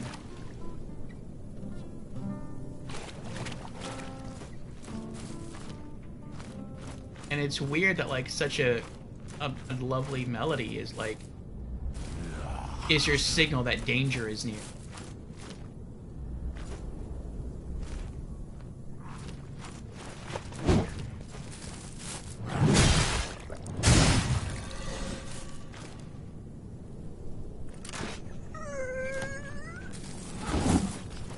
Uh-oh.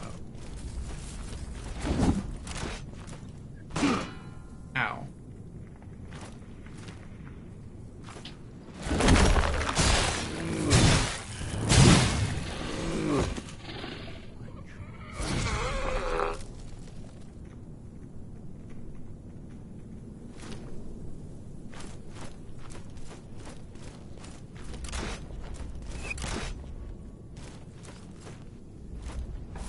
Yeah, I never messed with the archers.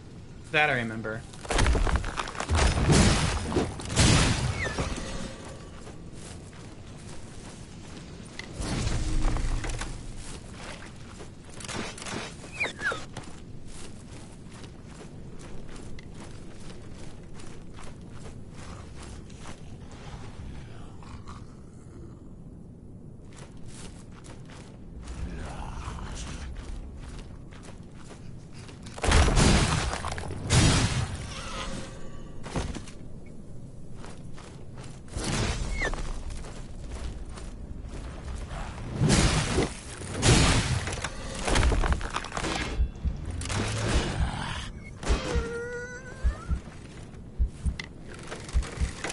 That's cool.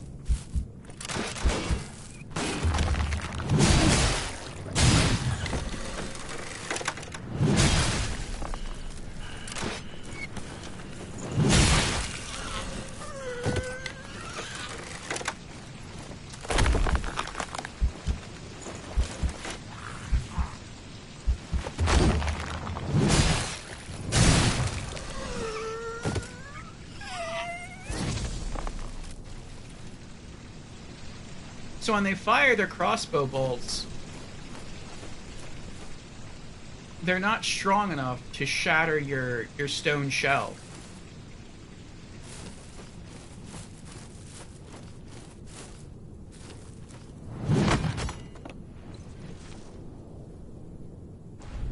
Ooh, pungent tar, a semi-liquid and greasy runoff of nectar.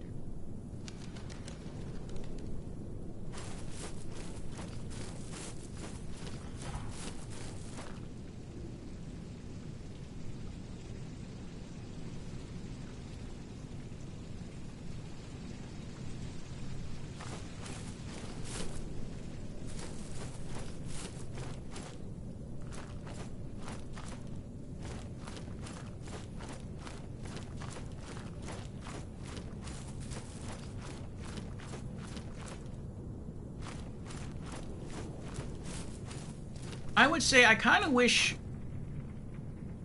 this game worked a bit more like Dark Souls 2, where if you kill an enemy enough times, they just don't respawn ever.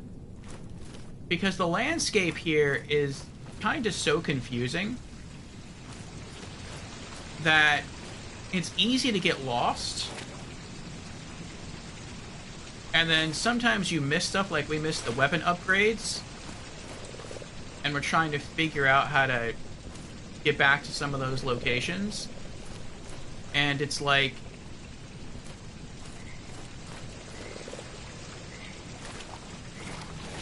we don't really know how to get back.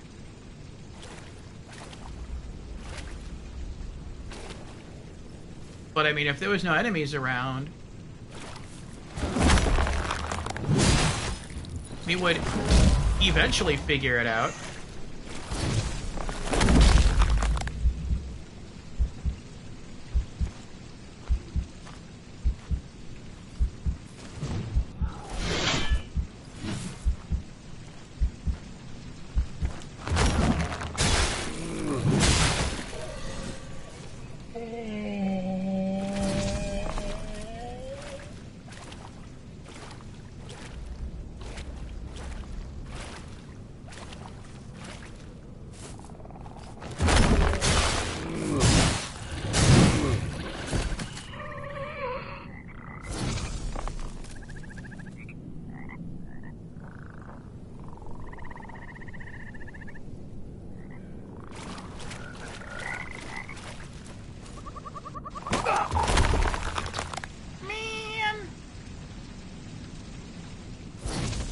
And there's no cure for poison in this game.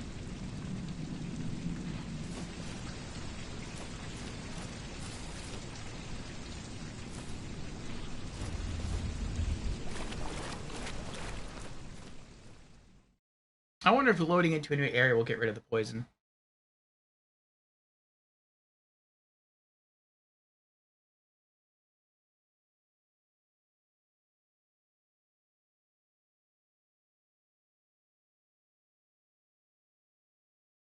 I don't think this is where... It did get rid of the poison. Nice. I don't think this is where we're supposed to be at to get the pick and chisel. But I do think this is where we got the sword that we're using now. Which is actually what I wanted. So we just kind of got lucky. Sift this and you'll see.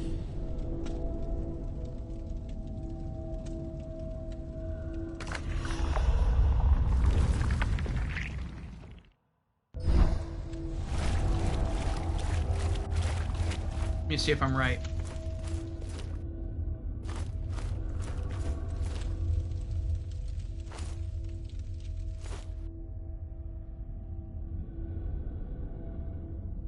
I think I am right.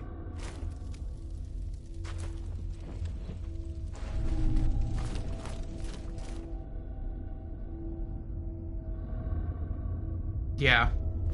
I think we got our sword here, our martyr blade here. And then we went in, we fought those enemies, and then we just left.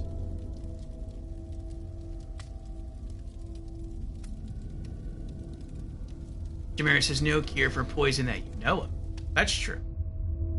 I know we have the poison mushrooms, but those don't cure our poison. That just makes us immune to poison for 2 minutes. But it's like, we have to know that we're going, like, into a poison environment, or maybe fighting enemies that use poison. Then we eat the mushroom, and then we can go, like, into that area or fight those enemies without having to worry about being poisoned. But once we're already poisoned, that's when it's like, it's kind of too late.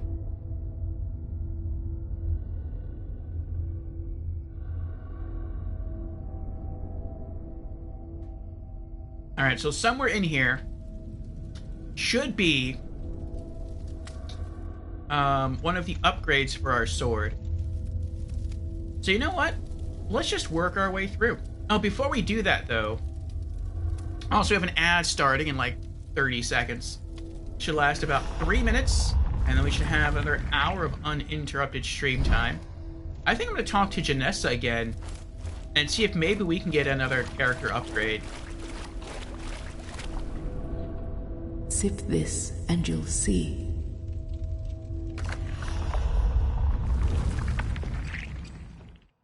I want that one.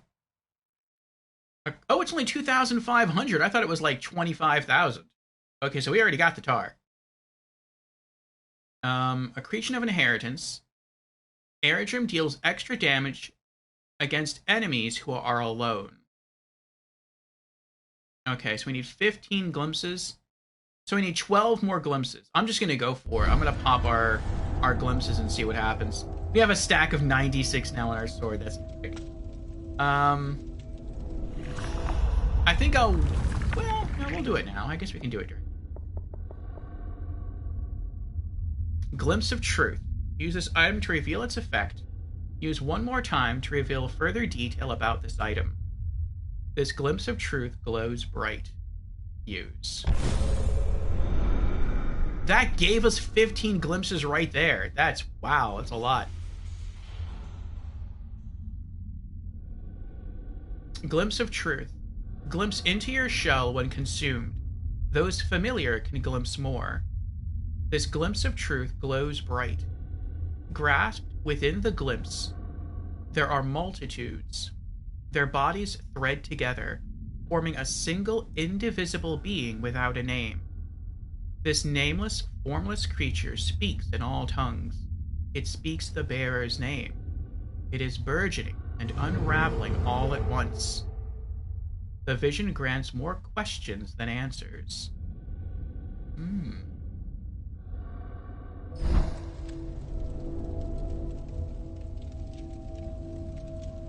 Hello? Yes. Slowly now.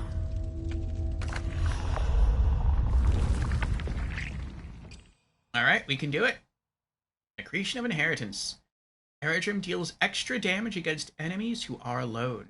Even more damage. 2,500 tar and 15 glimpses. The impoverished souls waited for judgment. Their heads were bowed, lips moving as they recited the martyr's hymn. My blade fell upon the first neck, but bone and sinew held fast. By the second blow, the remaining devout fled into the dark.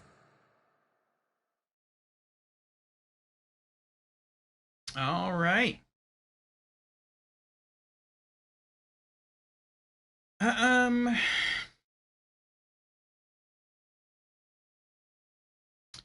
I guess our next savings goal would be this one because it's cheaper. Accretion of Ascent.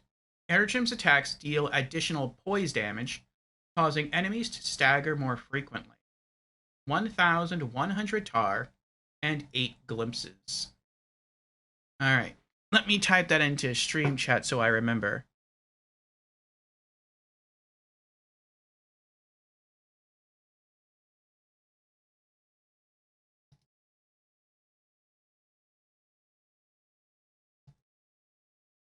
Okay.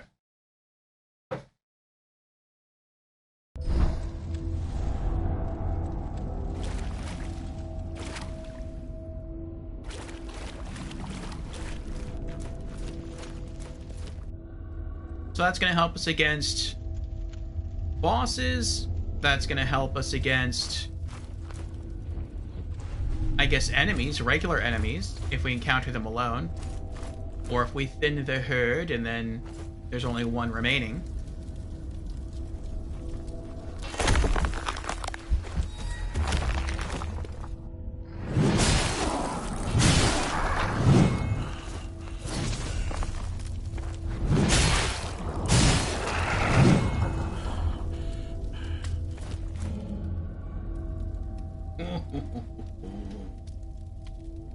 Welcome back from the ads, everyone. So we popped a consumable that gave us a lot of glimpses. It gave us 15 glimpses, which is why we're still at 3. And we used some tar. And we're able to get our second shell upgrade for Eredrim. We got the ability so that when he fights an enemy one-on-one, he deals more damage. So we have a mid upgraded sword here at tier 3 out of 5, I think. And he already has 98 stacks onto the sword because he keeps killing people. And now if he fights them one-on-one, he gets an additional damage bonus. So we are just turning this guy into a damage dealing machine. Oh, this is when we left. That I remember.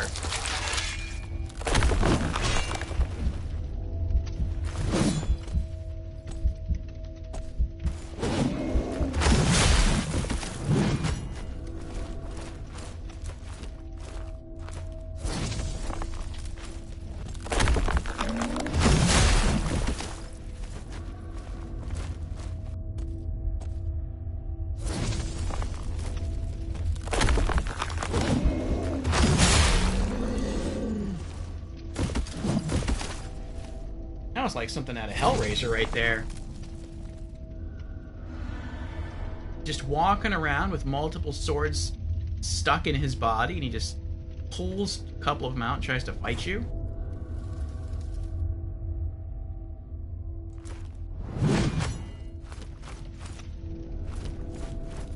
That wasn't too bad either. We were doing 50 damage per hit with our charged overswing. We got a stack of 99 now. Is that where the stack stops? We'll see.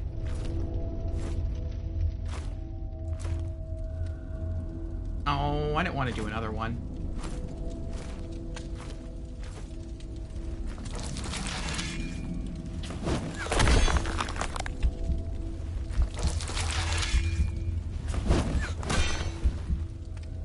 like that projectiles can't break stone. That's nice.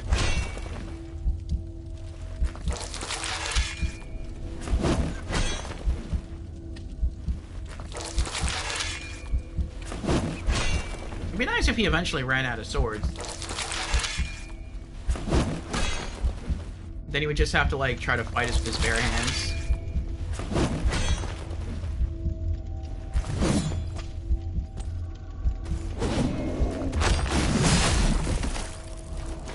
I knew it! I knew he wasn't alone.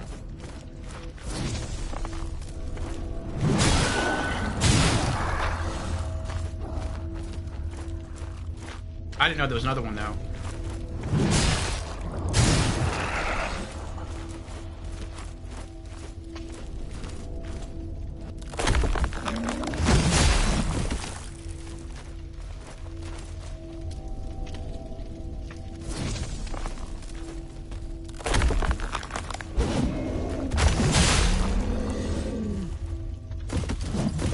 I could tell from the damage number.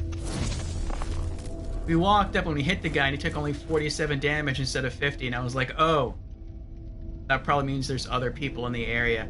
I like that. So this skill not only allows us to deal more damage, but it also basically tells you if there's other enemies in the area. Oh, it looks like it stopped. Our stack stopped at 100.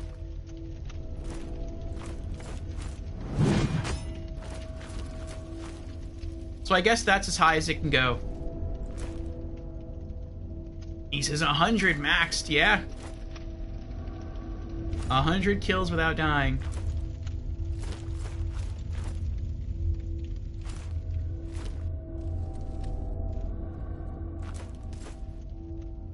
I'm worried about once we find the weapon upgrade, though. We found that weapon upgrade for the fire mace, and we had to fight some scary creatures.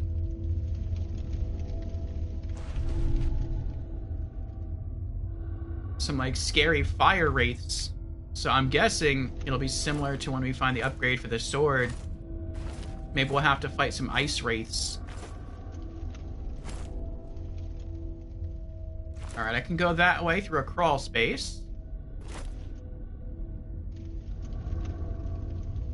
And then we see there's loot.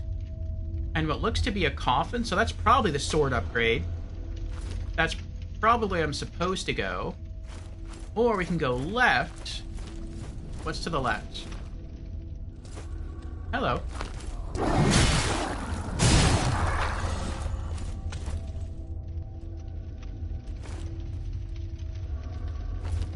Thank you for the GGs, East.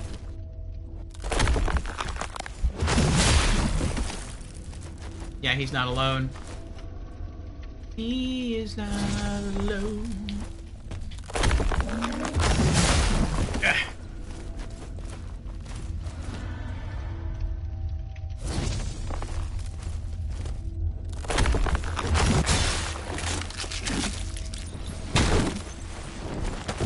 Ew!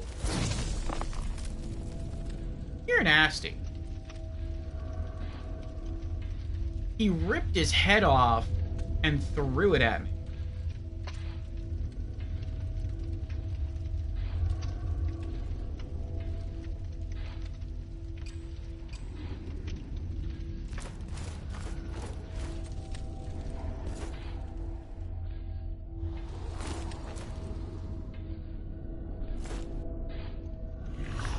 I'm gonna try. I'm gonna eat one of these poison mushrooms, see what happens, see if it goes away.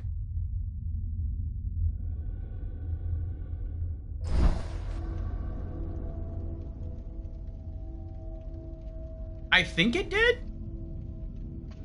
Unless it was just coincidental the poison wore off that fast. I wasn't paying attention.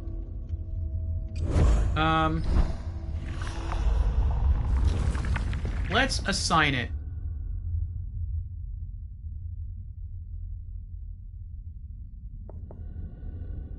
If that's the case.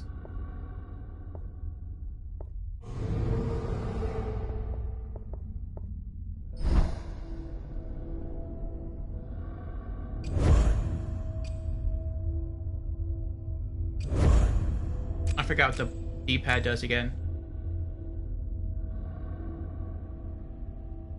Oh, down is to equip the Ballistazooka, okay. Which we don't have yet. Up is to item, left and right is... okay.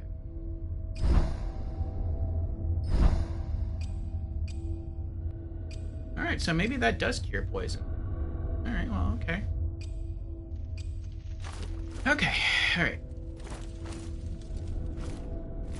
Let's go after our sword upgrade first.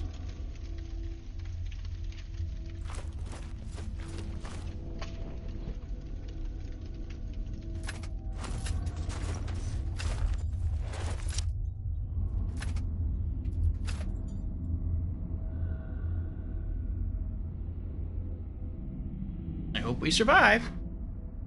No antidote for poison in this game, but you can mitigate it by rolling. You can mitigate it by rolling? So iframes count for avoiding the continuous damage effect of poison? That's funny. The first martyr gave neither blood nor body. No, he gave up so much more to preserve our faith. He gave his living memory. All that he knew, all that he glimpsed, sealed within ice. As it thaws, open your mouth and harden your heart. Receive his gift. Remember what came before. I wonder if there was an inscription like this where we got the first upgrade for the fire mace.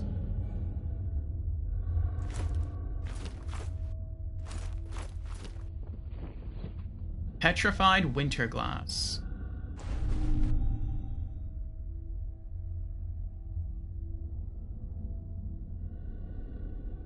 Oh. I was expecting to get attacked. Maybe it's because this one's like already broken open.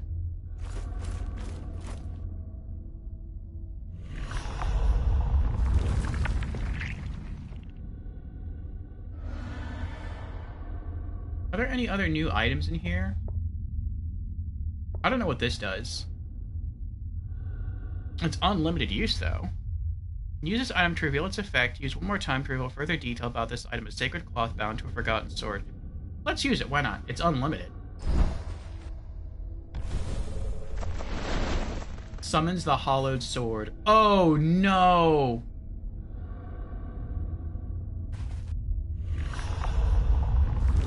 Oh, no.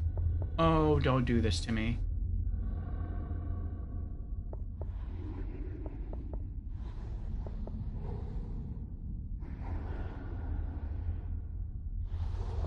Wait, what if I get rid of it?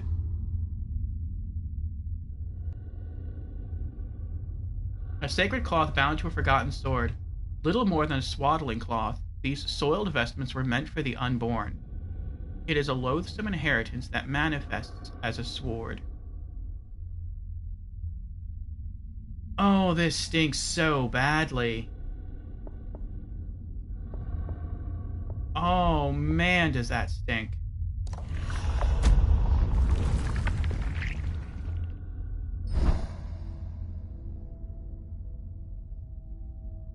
Alright.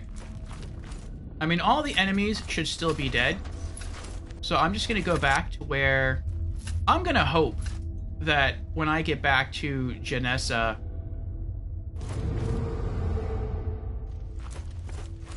I can just go and, like... collect my sword from the statue.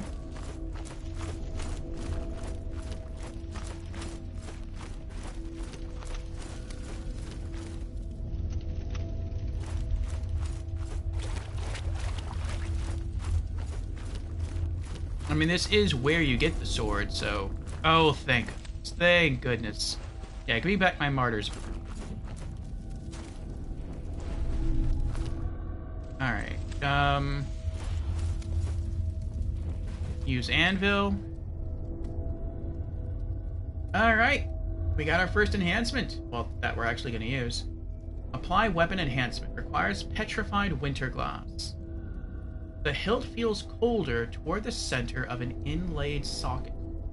What's the lore of it, though? I want to read the lore before we actually use it.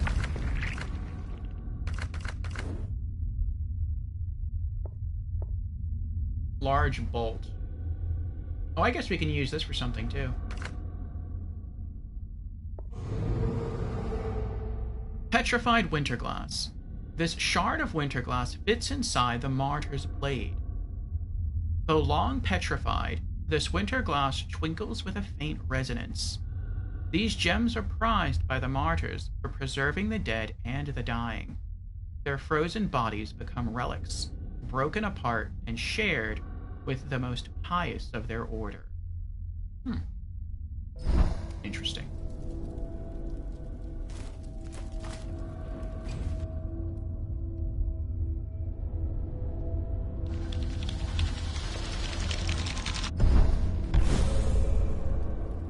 Weapon ability acquired. Martyr's Blade. Nice.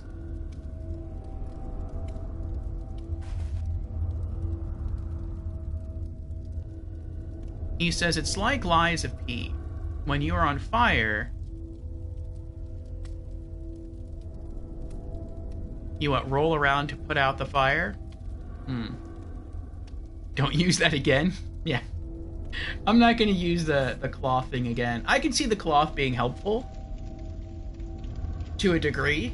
Like, maybe if you just really liked that particular sword, the Hollowed Blade, and you, like, upgraded it a lot. Like, maybe that was your first maxed out weapon just because that's your starter weapon. And then you start experimenting with other weapons, and because they're unupgraded because you just found them, maybe you're having a harder time making your way through the game. And so if you're finding yourself in a tough situation, you can just use the cloth to get back your fully upgraded hollowed sword, and then just keep, playing through the rest of the area with that. And then eventually you can work on getting more upgrades for the other weapons. Like, I think that makes sense. But yeah, that's not our case, so. Alright, now how do I use... Forget how do I use. What is the attack for this? I would rather not use my...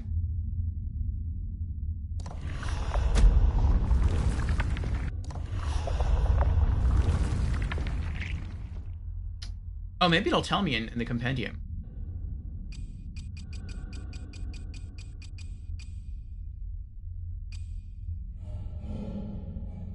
Weapons and equipment.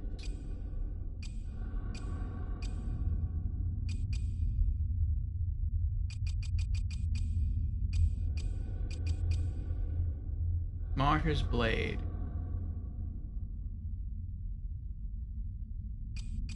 Smoldering Mace. Hollowed Sword. Large Bolt.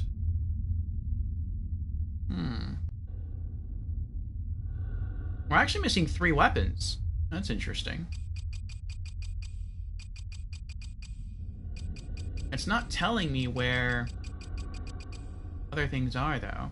I like the fact that there's a compendium for all the lore of all the items you have. Consumables, baguette, roasted rat. I like the art, too. Boiled frog, bronze bell, inferior moonshine, superior moonshine, tar spore, welt cap, scripture of repent. I wonder if there's magic in this game. But it's like you can't learn it, you just have to like use consumable scrolls. Scripture of Defiance. Mortal token. Spectral token. Ornate token. Effigy of Horos. Solomon. Tiel. Eredrim. Rotten food. Oh, that's like moldy bread. Okay. I didn't realize what that was until, like, I got a closer look at it. Our hollowed sword. Smoldering mace looks really cool. The Martyr's Blade. Large bolt. Mechanical spike. Foundry stone. Petrified Winterglass. Quenching acid. Looks like Aladdin's lamp. Tarnished seal. Remnant of tar. Congealed tar. Bag of tar. Slurry of tar. Ungent tar. I bet that gets us a lot. Glimpse of futility. Wisdom. Affection. Truth. Revere. Maybe that gets us a lot of glimpses. A lot of glimpses. I wish it told you, like when you had max familiarity, how many glimpses the item would give you. Unlimited use. Tarnished mask. Tattered vestment. Oh, well, now that I can see the image up close, I can see it wrapped around the hilt of the hollowed sword. Simple loot. Impervious loot. And that's it. Okay. Petrified winter glass? Yeah. Oh, examine petrified winter glass? That tells you?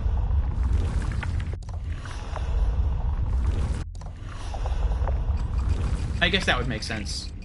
Examine the item you used to upgrade the weapon.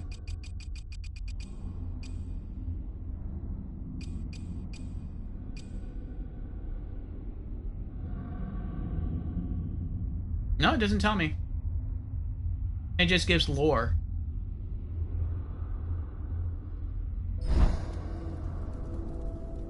I guess I would have to try it. I think you have to hit L1 and R1 to use like the special weapon ability.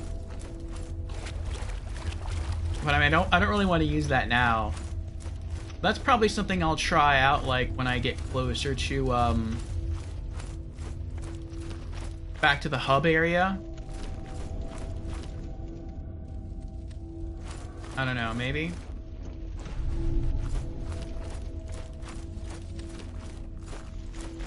I mean, since I was already back there, I should just grab another healing mushroom.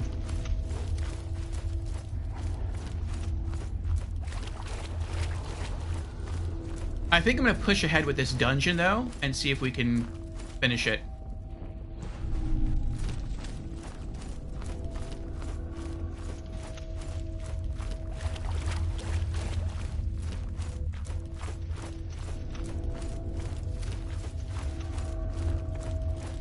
I also want to talk to that bird again.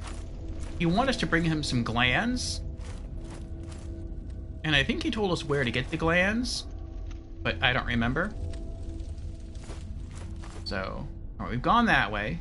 We're supposed to go that way. Probably. But let's go this way again.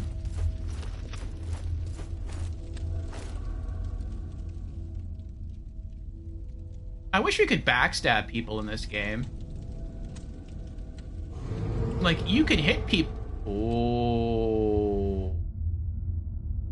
Oh, so sneaky. So very sneaky. Look at that. Naughty.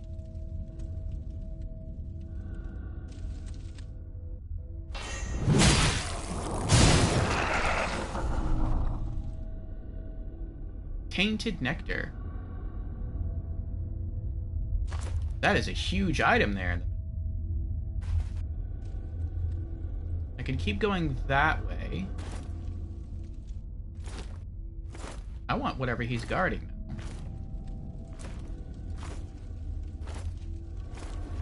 now. Uh-oh. Ooh. Large bolt?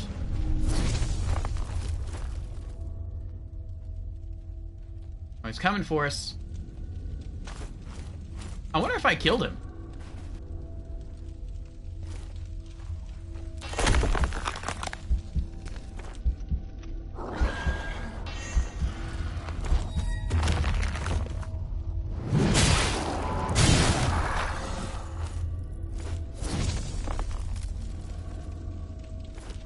I mean, I take fall damage when I fall, so I would assume he would take fall damage. Is there even a bottom to where he fell? No.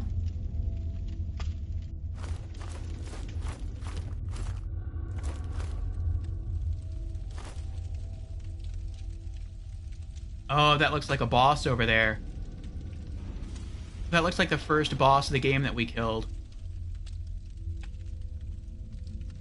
But he's just a normal enemy now? That's scary. Let's go this way. I'm gonna go back into the middle. Maybe the middle is not where we're supposed to go. Maybe it's like a little island with enemies. And loot. Yeah, that could be it. Okay. Charge!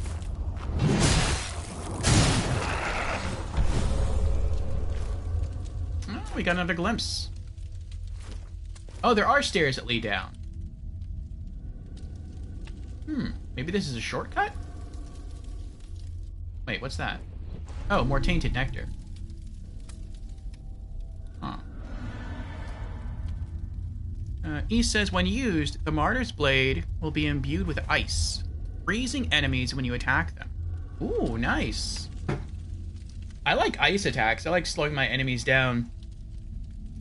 I think many people prefer fire for damage over time effects. I get that. But I always prefer ice. I like freezing my enemies, and then you can probably either do like follow-up damage, or you can run away. Ice is versatile. Freezing enemies when you attack them. Radiant Winterglass. When used, the character will jump into the air and then strike the Martyr's Blade into the ground, freezing all enemies in an AoE for a short period of time. Nice. Does that apply to bosses as well?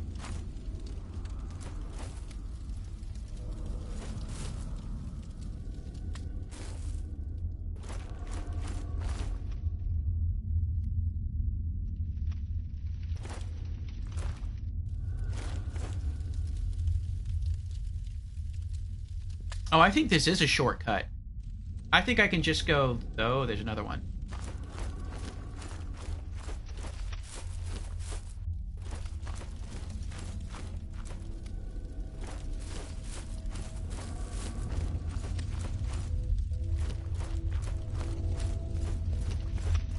Well, I don't want to skip any enemies. At least not the first time through. Yes, absolutely. Nice.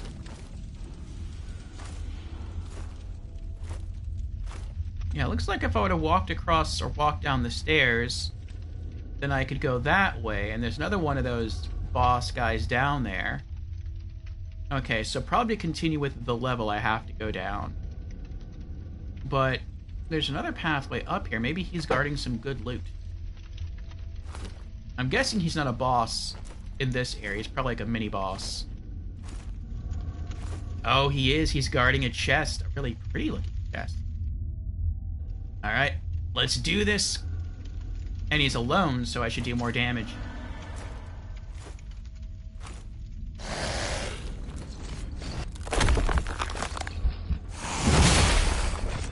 That was a lot of damage.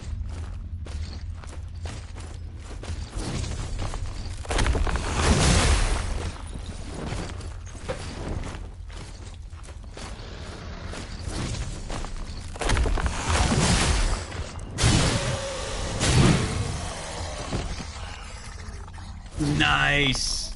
We got him. Effigy of Eredrim. Whew. Alright, what were you guarding?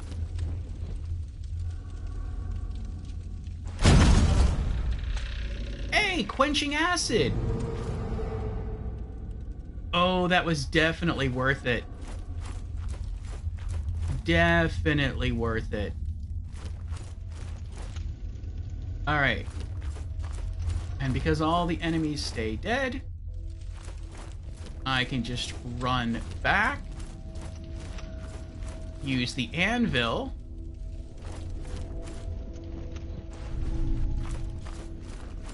and further upgrade our Martyr's Blade, and then continue through.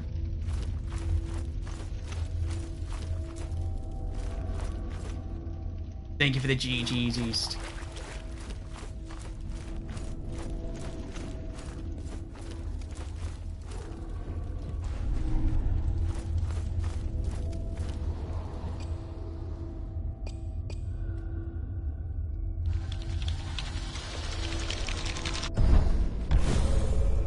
weapon damage increased.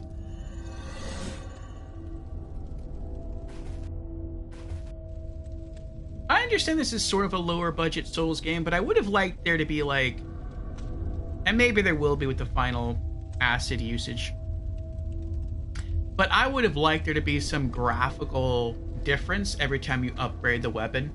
Like maybe when you first get the weapon, maybe the blade is like covered heavily in brown, like rust. And the more that you use the acid, like the less and less rust you see. Until finally, like, you use the final weapon upgrade, and then, like, all the, like, little nicks. Maybe you could leave the nicks, because the acid, it doesn't make sense, like, the acid would get rid of the nicks in the blade, but maybe the blade would shine. Maybe it would be, like, a nice, shiny steel instead of, like, the dark metal that we have here. Like, that would have been nice.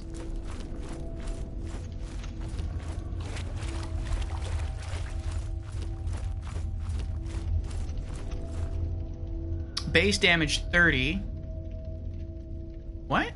Base damage 30 plus 5 acid for 60 seconds?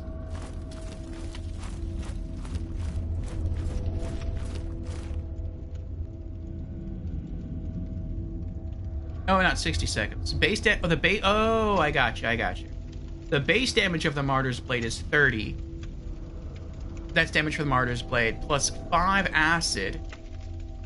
Oh, so after using 5 acids, it goes up to 60. So it doubles the damage of the sword. Nice. So we just need one more upgrade then. Yeah. We need to find one more acid, and we'll have the max level sword. With 100 stacks of damage. And we can deal more damage when we fight an enemy one-on-one. That's pretty awesome. Oh, wait. Well, no. I was gonna try to get another ability for our character, because we probably could make, like, 8 glimpses and probably get 1100 tar. But then if I do that, all the enemies are gonna respawn. I don't want the enemies to respawn. So we'll do it later. I could have probably gotten the ability where we can stagger enemies more with our sword. But I'll wait.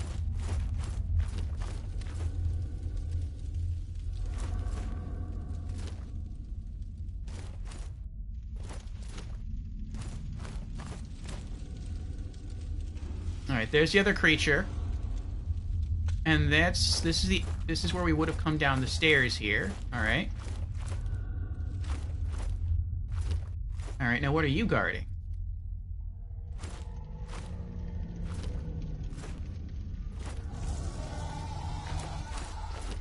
What was that?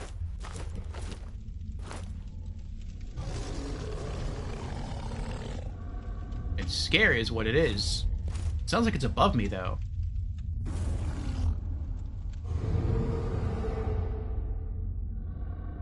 Light attack 40. Light attack 41. Heavy attack 47. Running attack 60. There's running attacks in this game? I didn't know there was running attacks in the game.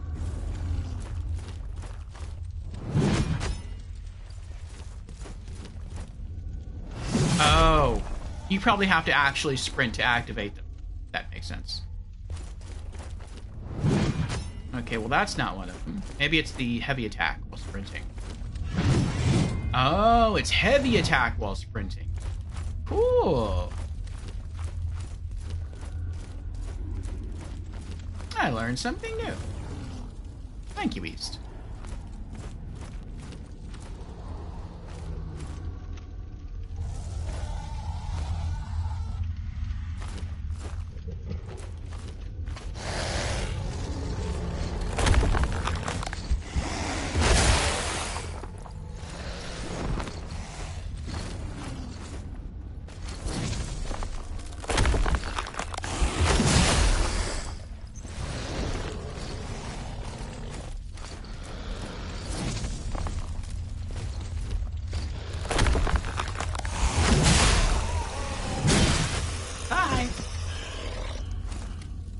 Nice.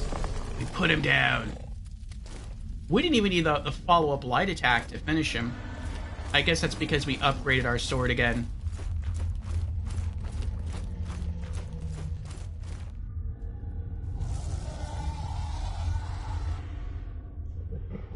That looks like a boss.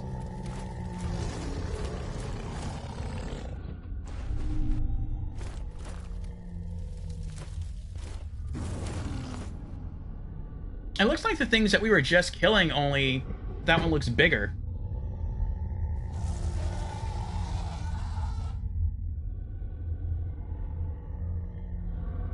Alright, well if that's a boss fight, I don't want to go into this without full health, so let's just pop a mushroom now.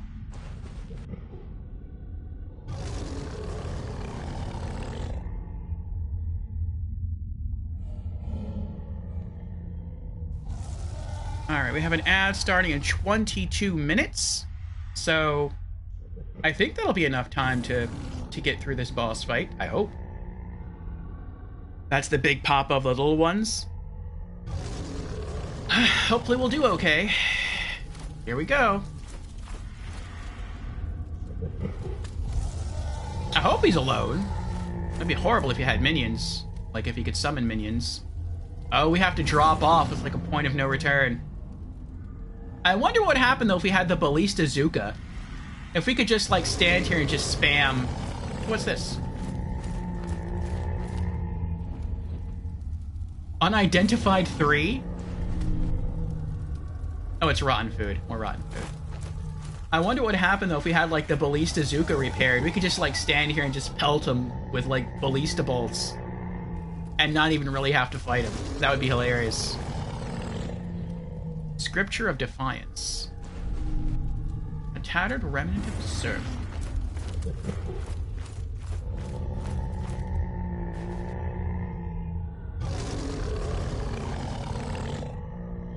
I'm nervous. I'm nervous about this.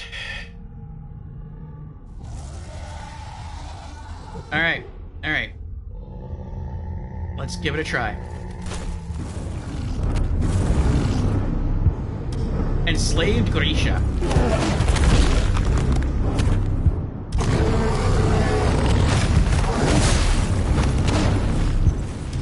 Good damage, good damage.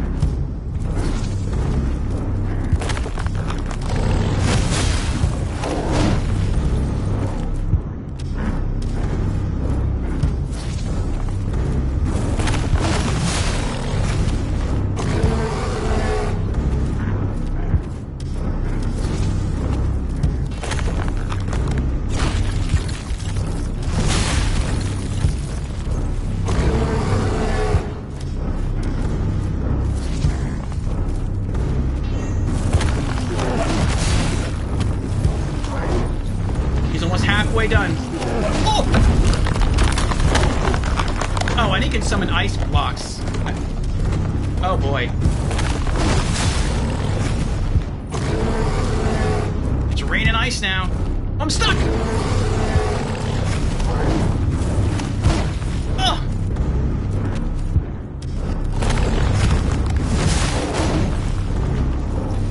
He was over halfway. Oh, the ice doesn't keep falling. That's nice.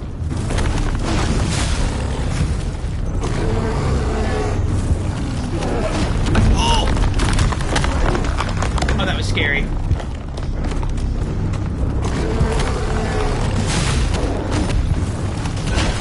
Oh, he got me! I didn't take that much damage, though. Not that I'm complaining at all. I mean, I am, like, meant to be a tank, but still.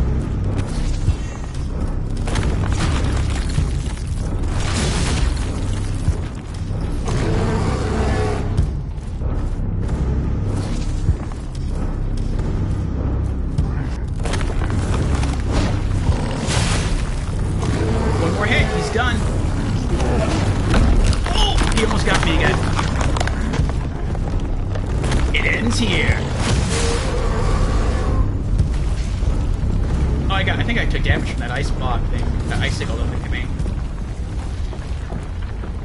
Gain glimpse. +6, nice. Looks like a wintry throne.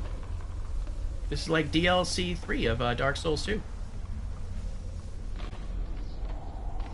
Oh, East Redeemed Congrats. Thank you for the congrats there, East. We first tried another boss.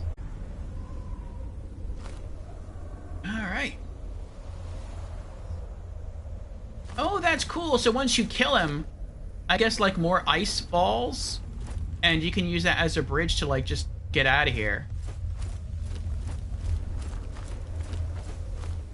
Oh, this isn't a throne. This isn't a further passageway. Oh. Well, that's scary. I thought that, like, I would just go to the end, get a key item for, like, the big bird guy that's trapped in the hub area, and then I could choose to just, at that point, I thought maybe I could choose to just, like, fast travel back to the hub area. Nope. What's over here? Effigy of TL. I can see using TL here. Like, he was big and strong, but he was kind of slow, so I could see TL running circles around him.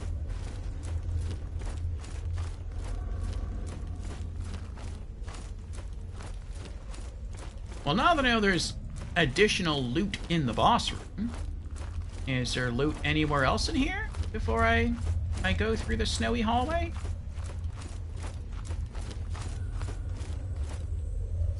Hey, it's Zim! Invader Zim is here. Welcome in, Zim. Kitty confetti. Nice emote. Oh, and Zim has resubscribed. Thank you for that, Zim. Invader Zim, just like Immortal Shell, you found the ultimate shell of support with your 4 months of subscription. Your journey through the realms of Orpheus Stream has leveled up, and now you're wielding the legendary sword of ad-free viewing and epic emotes. May your adventures be as epic as your support. Yes, thank you again, Zim. How are you doing tonight, Zim? We just beat a boss. First try. Big guy here. We've also further upgraded our sword. We further upgraded our paladin shell. So, things are going well.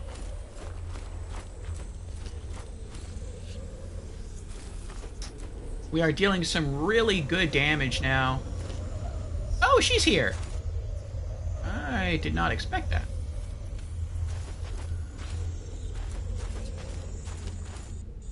What's this?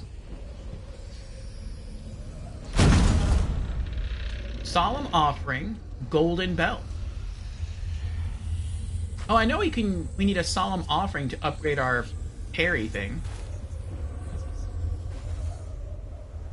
You killed the Grisha. I did? Many died dragging that beast down here. He served as a slave, a guardian, that they would worship unfettered, enshrined in ice. Can you blame them? The perversity of living has always been its ever-changing nature. So, then, would you like another sip? I guess.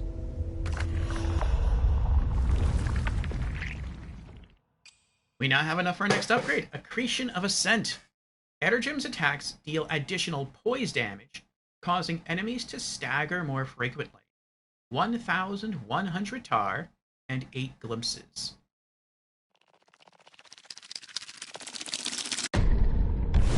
I waited as the Ovate prostrated herself before the altar. Something shifted. A shadow moved just at the edge of my vision. I turned my head, but I only found another corner of the empty cavern. The wind picked up, and the Ovate raised her head. The martyrs are here, she promised.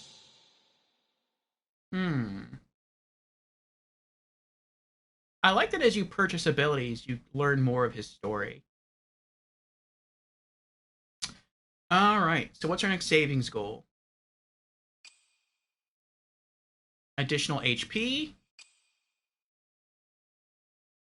That's reclaiming him. I mean, that's awesome, but hopefully we would never have to use that.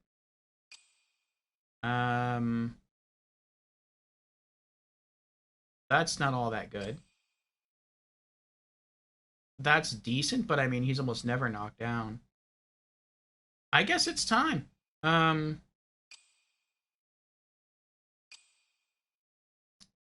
The really expensive one is next. Recollection of Death.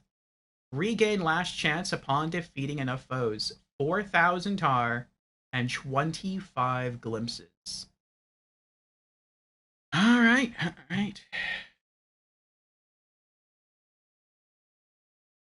I don't think gaining the tar is going to be too tough a task, but 25 glimpses? I feel like that's going to be pretty massive.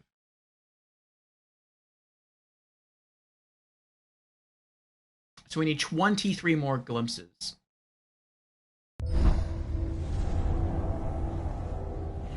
If we pumped our glimpses right now, how many might we get? I think we got 15 from that. Affection? I'm gonna guess that's 2. We'll guess it's 3. So, okay, now we're at 5. I guess maybe that's 1 each, so now we're up to 10.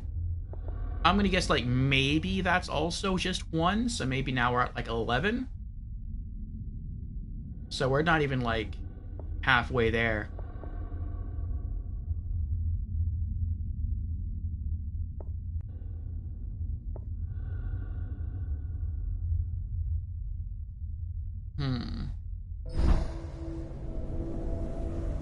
Alright, looks like I'm supposed to keep going that way, but can I open this? I cannot open this. Can I hit it? I mean, I can hit it, but nothing's gonna happen. I'm kind of curious about attacking her. But, I mean, she's like our only save point. I don't want to, like, destroy the bonfire. Do you have a glimpse of disdain? It's worth 22. I don't think so. We have glimpse of revere. Glimpse, we have only 1 of those. We have 5 glimpses of futility. We have 1 glimpse of affection, and that's it.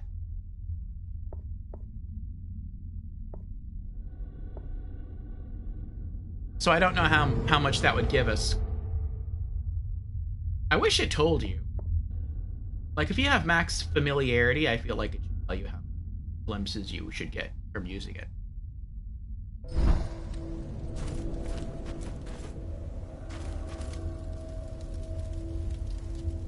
As this is a snowy area, I feel like the stuff in here would probably take more damage from a fire weapon, so it'd probably be best to use the fire mace here, but we haven't upgraded the fire mace at all. So, I mean, yeah. Looks like we go that way. That'll take us in there. Across the broken bridge here, there's an item. Go that way, up there. Looks like we'll eventually get all the way down there. Maybe there's another boss at the very bottom of this place.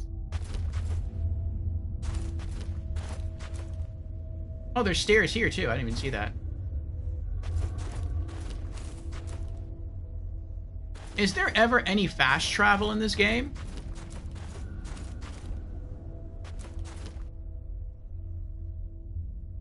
Oh, you can just go straight for the item. Oh, I hear footsteps. Oh. Oh, there's 2 of them.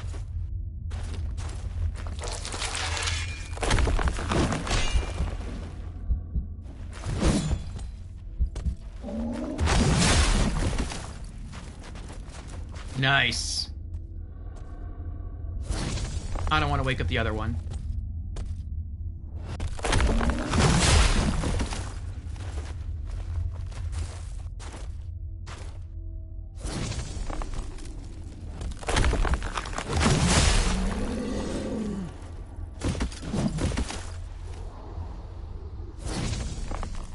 Nice.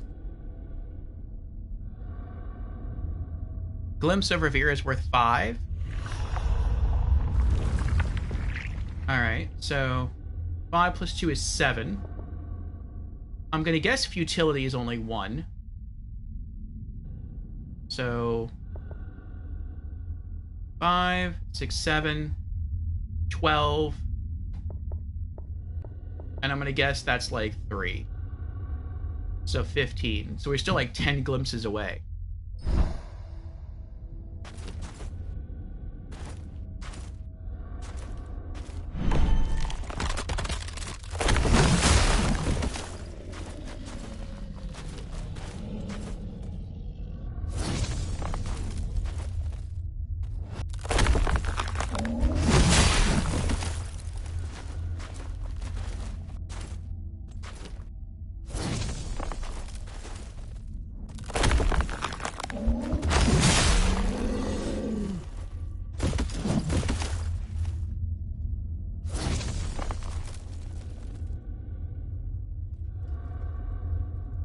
Glimpse of futility, it's worth 2 if familiar. I am not familiar. Not yet. This seems very sus to me. I feel like the bridge is going to collapse. I feel like this is a trick.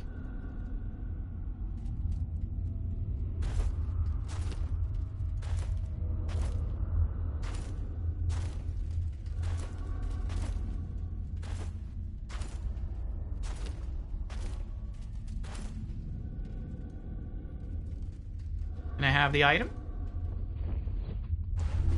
Oh, another glimpse of futility.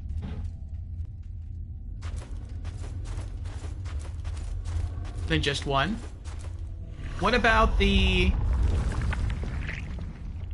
glimpse of affection? How many is that? I'm gonna go around the other way. I don't want to walk across the broken bridge.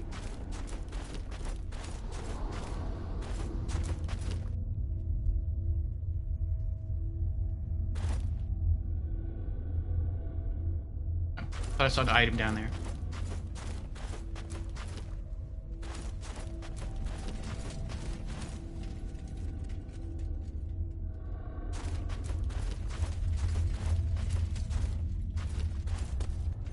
Ooh, another chest.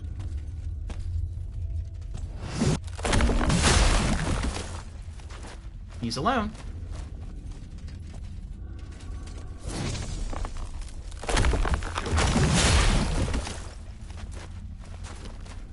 This is awesome.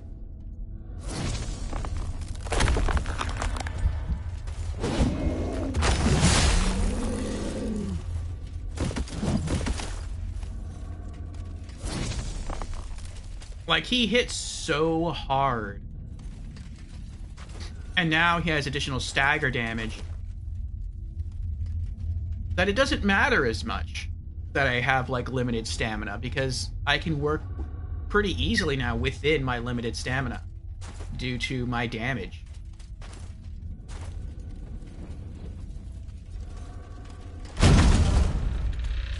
Glimpse of wisdom and another mortal token.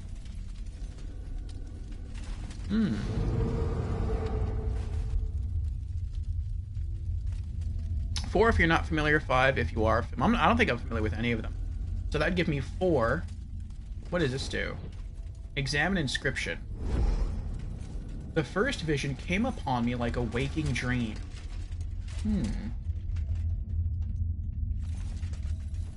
Thrust into a vast chamber, I beheld a maiden crowned with winter glass. Her hand fell upon my throat, and I shivered. Trembling, I returned to the present, but her grasp remained an icy collar upon my neck, linking us forevermore.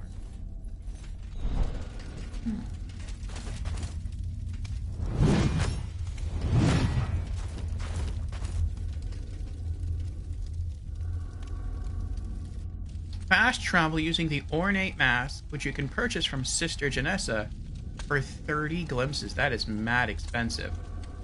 You can use the mask to travel to any location where you've previously met Sister Janessa. That is epic. That is absolutely epic. I haven't been given the option to buy anything from her, though, just to, like, level up my character.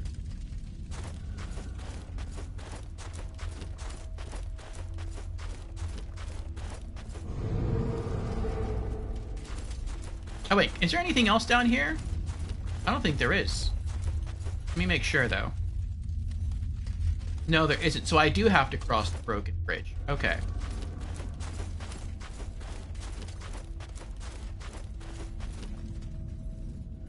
But now I might be able to buy that item from her. Like that character upgrade again.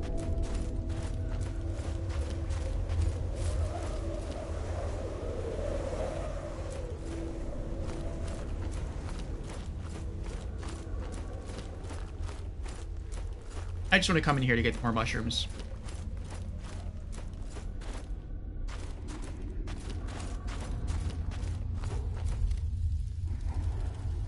Oh, he's guarding, like, the entrance to this place now. That's creepy. Oh, you can't.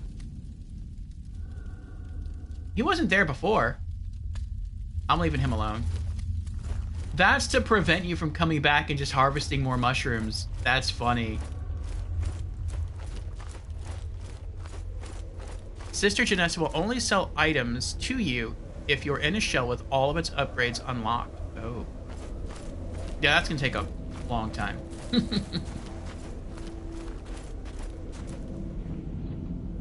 Alright, we have an ad starting in about 10 seconds. I'm gonna go back and see if I can do some math here. And see if maybe we have enough Glimpse consumables to get our next character upgrade.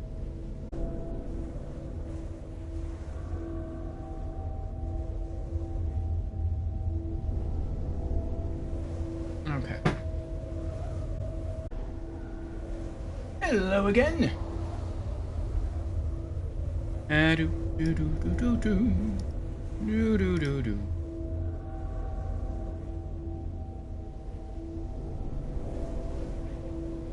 All right, let me wipe my glasses real quick. I got a little speck on it. There we go. All right, so now let's do some quick math and see. Okay. And see if we can get that last ability that we really want. Okay, let's go into our inventory. And let's see here. So East says the Glimpse of Revere is worth 5. Okay. So we have 2 already, so now we're up to 7. And then the Glimpse of Futility is worth 1, since we're not familiar.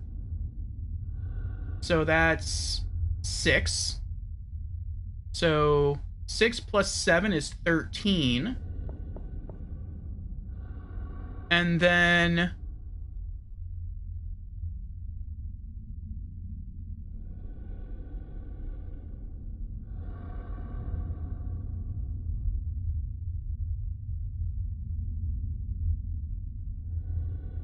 I think we asked next about the Glimpse of Affection. That's 4, since we're not familiar. So 13 plus 4 is 17. And then we just got a Glimpse of Wisdom.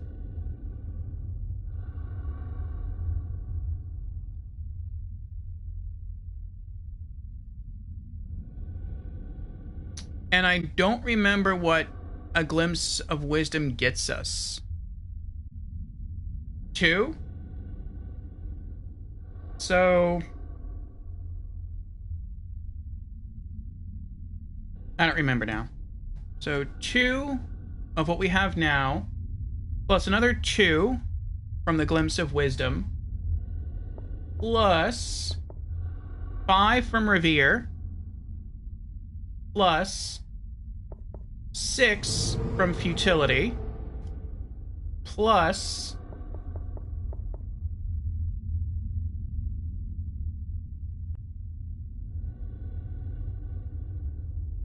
4 from Affection equals 2, 4, 9, 15, 19. Okay, so we're currently up to 19 glimpses. So we need 6 more. Alrighty. So we're getting there. Let's pop our earbuds back in. I also want to try something else. I didn't think to try this until just now. I know that in other Souls games, sometimes, like, you'll get different reactions based on the emotes that you do. I don't really want to try any emotes with her, but I want to see what happens if we try playing the lute for her.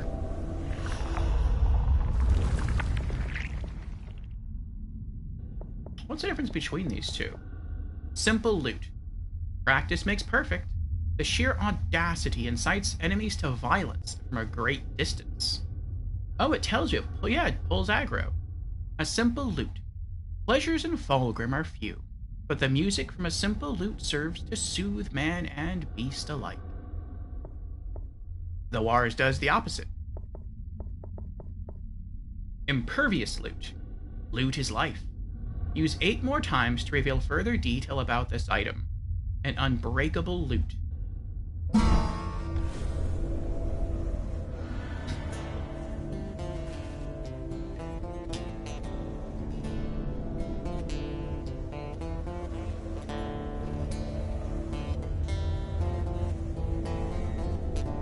Oh, she's nodding her head. She's bobbing her head to the music. That's cool.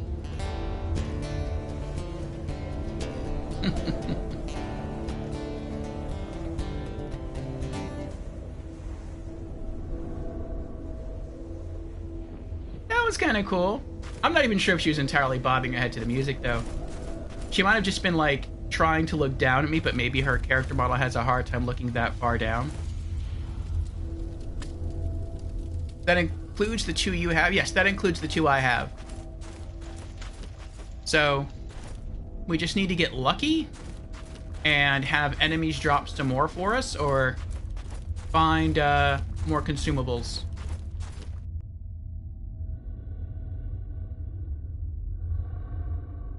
Is that that looks like a mace. Or a morning star. Or a flail. That looks like a flail he's holding over there. There's something over there.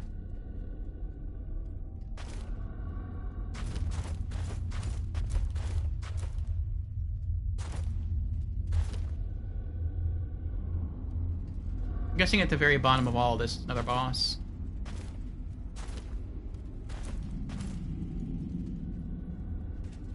That looks like a spellcaster down there. Yeah, that looks like an ice wraith.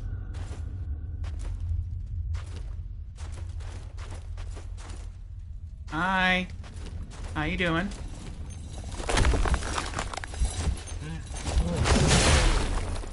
Good damage.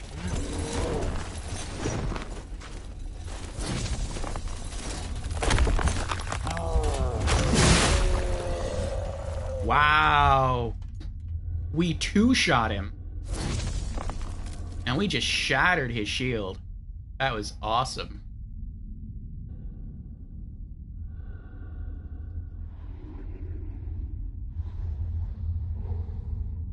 Playing the lute. Sways from side to side. Oh, we just gained another one. He dropped a glimpse. Nice. We're at 20. 5 more to go. Is it 5 or is it 4? I don't know. I forgot what it costs now.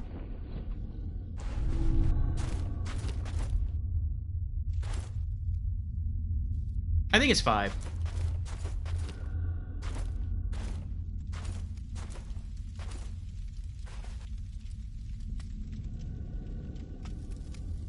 It's 5, okay.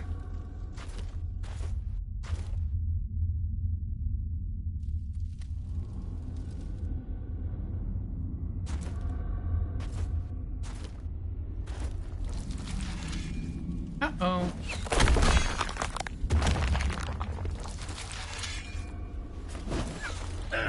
Oh! He can, like, target you.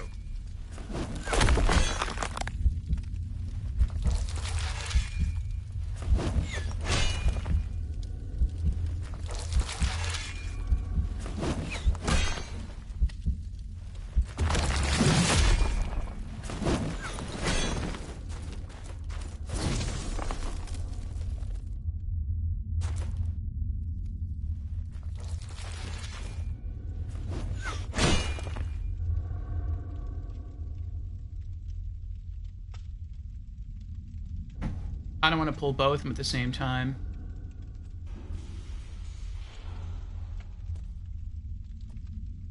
I think that should be close enough.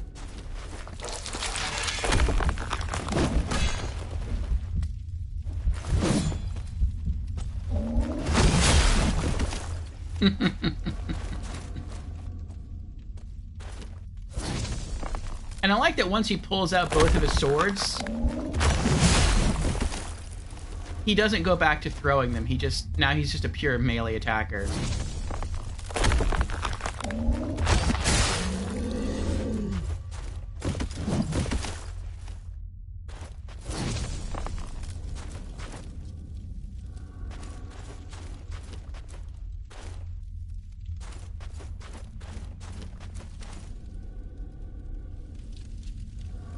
Oh, there's two in this room.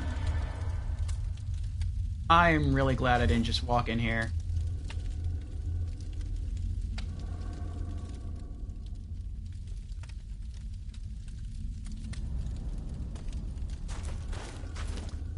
There we go.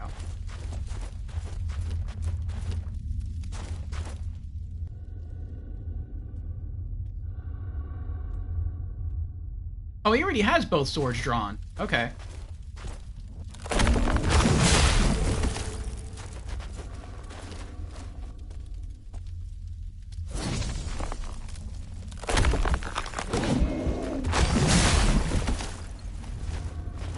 Yeah, I send him flying so far that I have more than enough time to completely regain all of my stamina and my stone ability. Nice. Alright, now there's just one left. Yeah, that includes the two I have. That was the first number 2 that I punched into the calculation.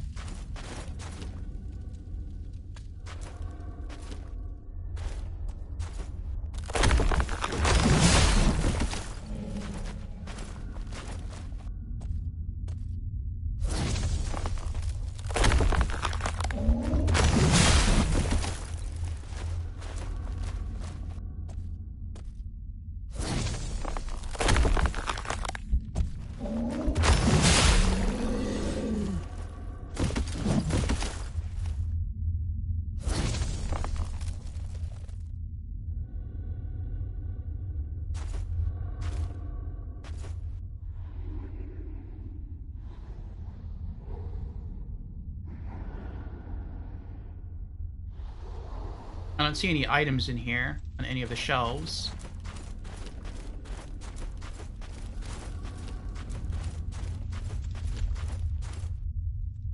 This is a really narrow staircase.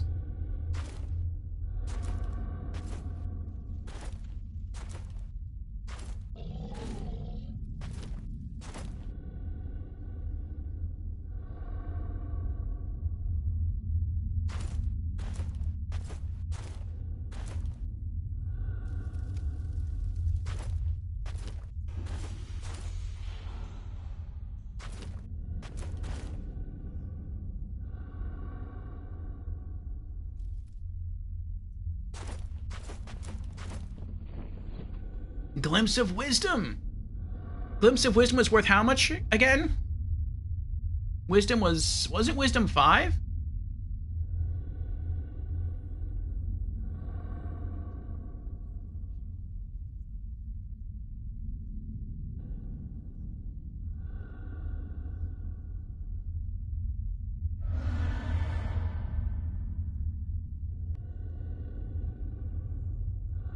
Oh, 2? Oh, well. Well, we're up to 22.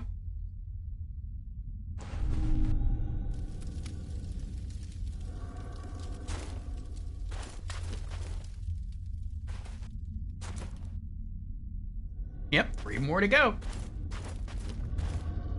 Alright, so I can keep going down. Or I can go this way. I feel like because there's a bar door here, and there's like another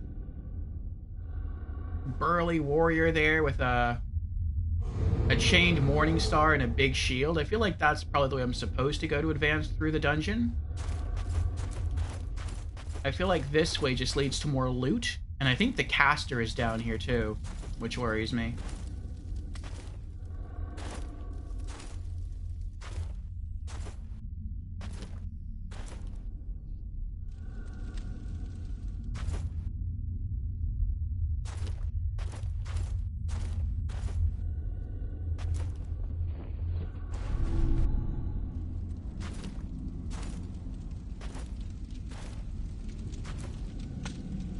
I don't know, this just keeps going further and further down, though. Maybe I'm wrong about that.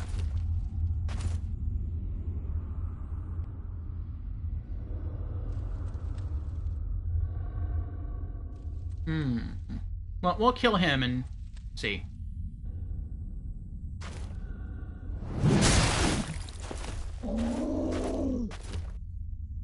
What is that?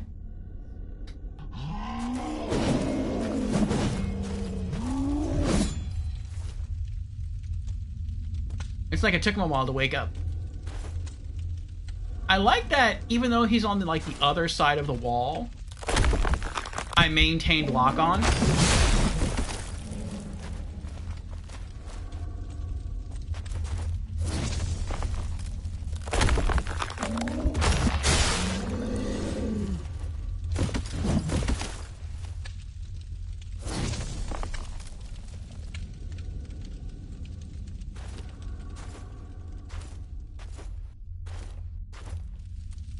Alright, so we got a big warrior down there.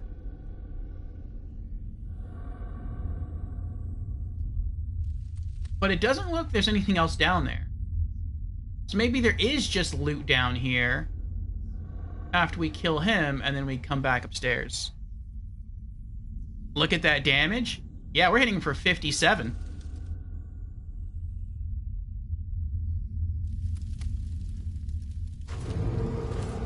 With the charged attack, that's really good.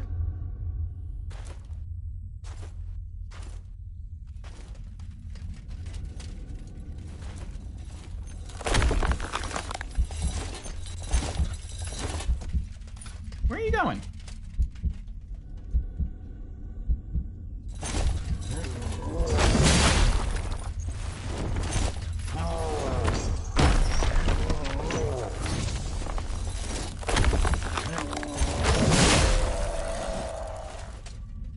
We just spun him right around.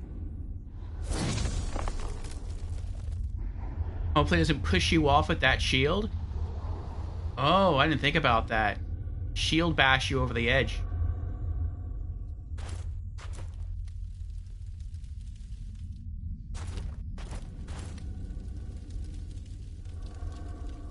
Oh, so there's another stairway here. I didn't see that.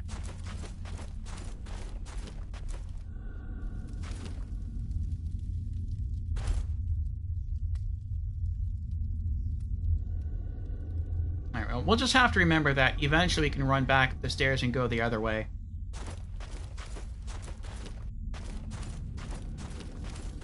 If we keep going and we eventually hit another boss, I just won't fight the boss. I'll turn around and come back and go explore the other direction.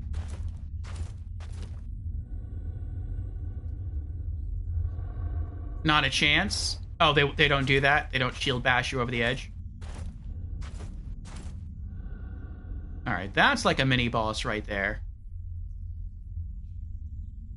Hey, questing raid! Welcome in! What were you up to?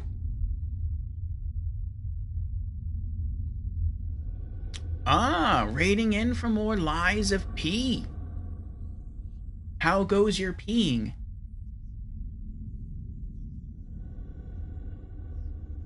Did you have a smooth stream?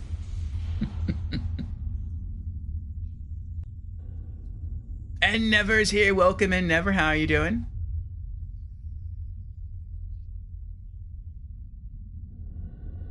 And Servy Serve. And Zim. Welcome in, everyone. He says you might be heading down to HE double hockey sticks. It would be a frozen hell then. Zim says he crushed RE2 today. Oh, really? Lies of P was just a bonus. So you... Questing, you beat Resident Evil 2 today? Never says I'm doing good. Nice. Questing says, hey, Orphe, beat Resident Evil 2 today. And jumped into Lies of P only to get destroyed by a terrible clown over and over. Guess he wasn't clowning around, huh? Well, congratulations on beating Resident Evil 2. And, congrats in at least getting to what I assume is a boss in Lies of P. So what's next after RE2? What's your next game there? I'm just full of puns today. And, I can have a punny personality sometimes.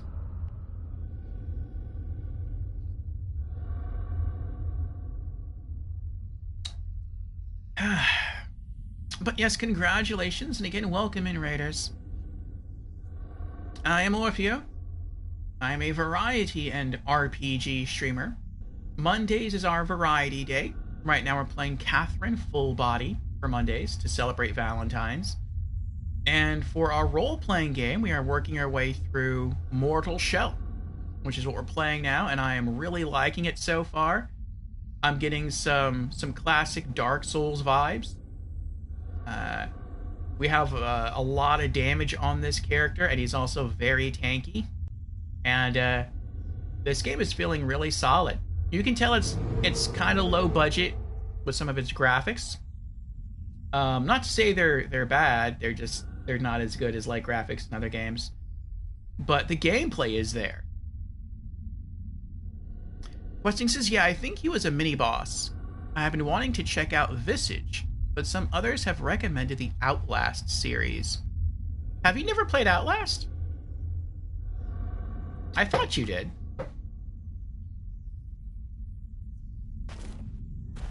Ooh, I didn't see him.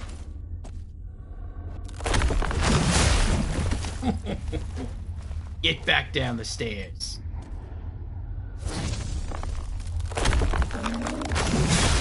Get on, Dab.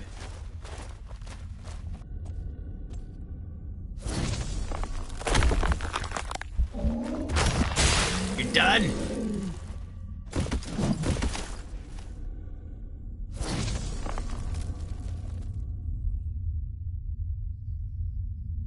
Never? You don't even think you own Outlast? Interesting. I would definitely recommend Outlast. My two favorite spooky games would be Outlast, its DLC, Whistleblower DLC, and Alan Wake. Both are really, really good in their own way. But yeah, Outlast is phenomenal. They're two very different kinds of horror experiences. Alan Wake is more about the story. Definitely more about the story. And some jump scares every now and again. Outlast is more about something that keeps you terrified. It's more about clever games of hide and seek. But in a very good way. And it has a pretty creepy story, too. You're also very curious in another playthrough of Alien Isolation with the DLC. Ooh, nice, nice. Those all sound like great options. What was the other one you said? Oh, Visage. I've heard Visage is really, really scary, too. I haven't played it myself.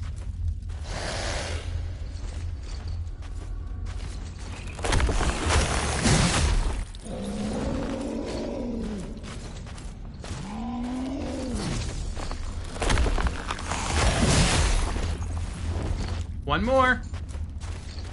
I don't remember what's behind me, though.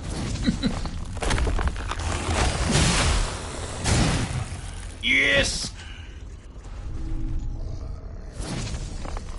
Okay, it's just more stairs. I was worried I was going to walk off an edge there.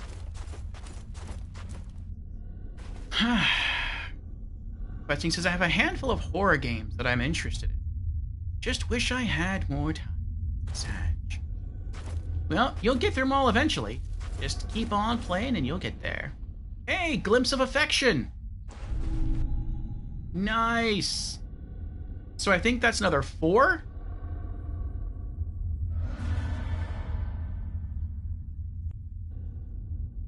And what did we say earlier that we needed? 3. So we can do it. If we popped all of our consumables and went back to the lady, we could get the next character ability.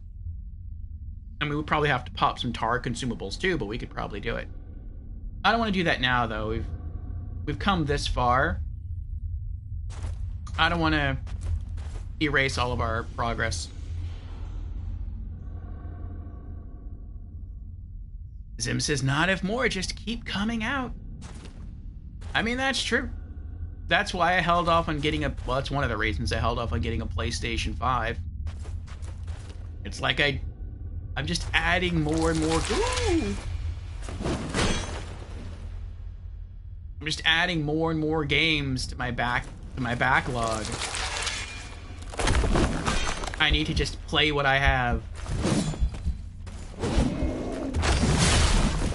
Which I'm still not entirely doing. I mean, I'm still getting, like, new games, but...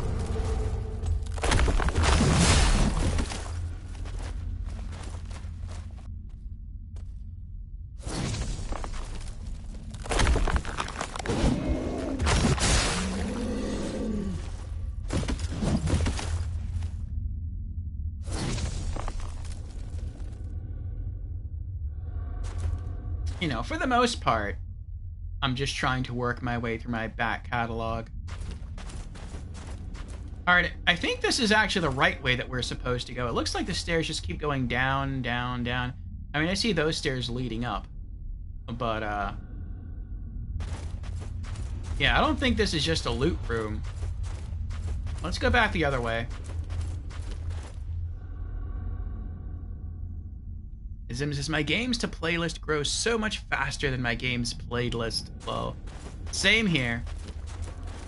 I don't even play that many PC games because I don't really have a PC capable enough to, like, stream current games. And I still have, like, a wish list of, like, I think it's 399 games or 299 games, something like that. Hey, look at that! We missed something. Oh, no, we didn't. This is just a... Yeah, that's the tar spore. Alright, we're gonna try going this way. We're exploring this dungeon here, this icy dungeon. We beat a big boss in here already. And, I didn't know which way to go. Either downstairs that way or through this caged door. And since this looks more...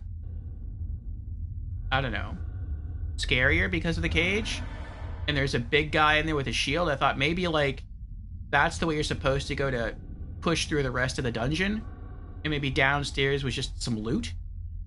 But, the stairs just keep taking us further and further down, so let's try going this way. Maybe this is the loot area.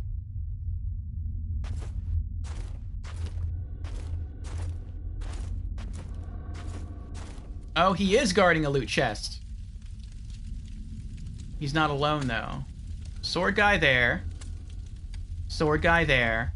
That's got to be some good loot. I would hope that's some good loot. Oh, and welcome to our Magic Menagerie, Healthy. Yes, may your health potions always be full. Thank you for the follow. Are you a fan of Mortal Shell?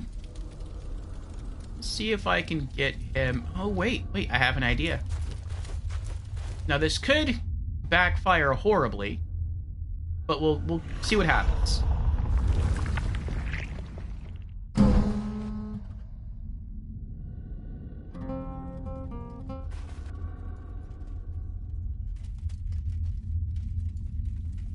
Nice, it only pulled him. I was really hoping that would happen. I didn't know if it would pull all 3, Or just him. He shattered his shield against us. That's awesome. You wanna go? You wanna go? Yeah!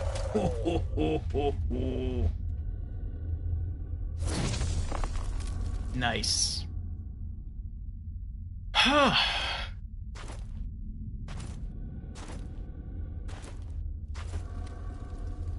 Alright.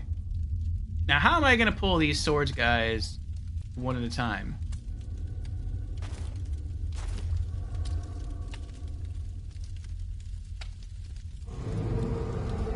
I don't know if that's possible.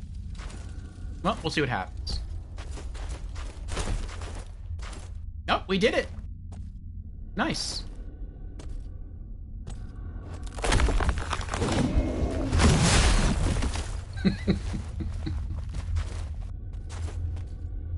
We are so strong.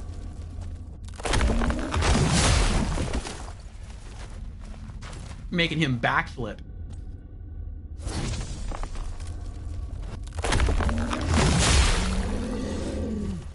For those unfamiliar with this game, this is not the only kind of playstyle you can engage in. But, we're just like a really slow-moving, strong tank. And so we're working with it. And, it's working out for us pretty well.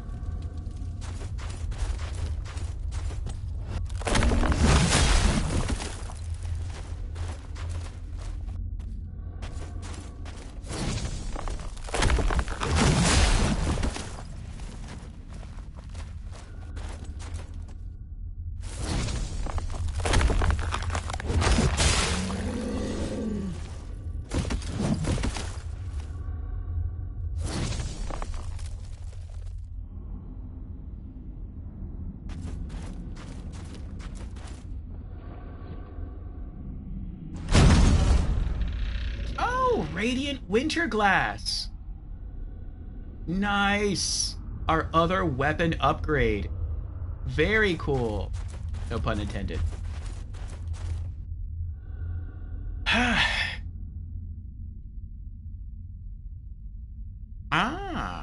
Healthy says no, never played before. I was lurking in questing stream and now I'm here.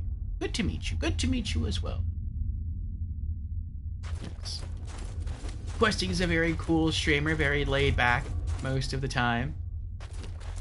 Fun to hang out in his channel.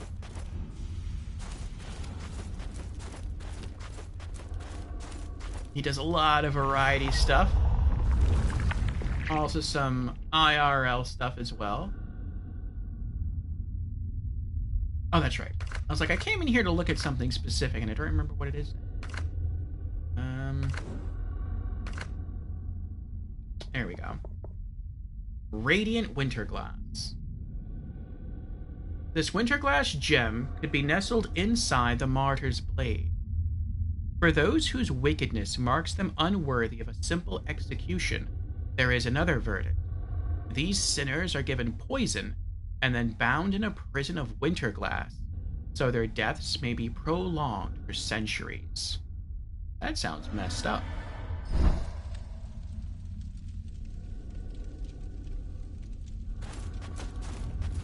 Yes, I tend to get in... Ooh, I almost ran right off there. I tend to get into a lot of different things myself on Mondays.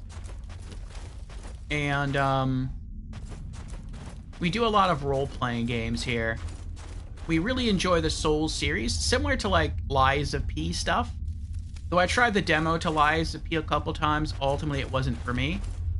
But we have played through all the From Software Souls games on this channel. That sounds scary. Demon Souls, the Dark Souls trilogy, Bloodborne, Elden Ring, Sekiro. We also have all achievements in all of those games. And I've already pre-ordered Elden Ring Night Rain, so we're ready for that when it drops. But until then, we're looking for other RPGs to sort of fill in that time until the release of Night Rain. And so Mortal Shell is one of them, and so far I'm really liking it. He says 1,800 mortar for your next skill. We can probably pop consumables, but like I said, I'm not going to try that until I get further. Oh! That was surprising.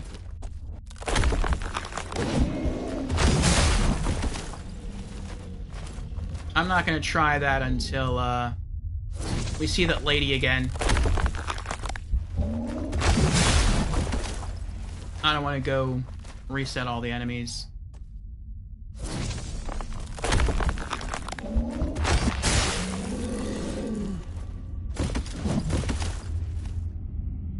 Nice.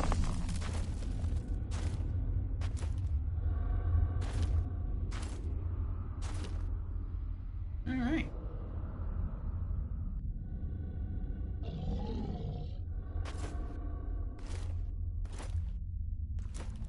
Another mini boss there. Alright, so we can keep going that way. Or we can go upstairs that way. I'm probably going to go upstairs, but I want to peek in this room. How you doing?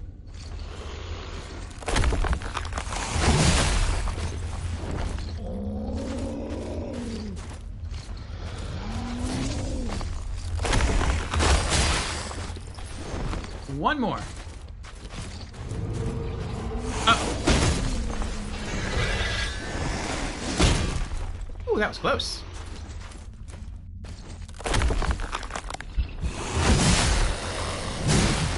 Got him. Oh, he got stuck in the ice. It serves you right.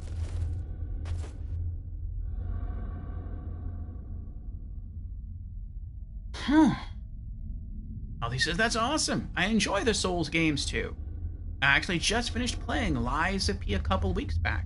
It took me a while to get used to it, but I enjoyed it. Nice. Well, congrats on finishing the game. How would you compare that to FromSoft's Souls series? I'm gonna try going back up first. I feel like down is where we have to keep going to progress with the story. So maybe there's just more loot up here. Oh, I see a swordsman.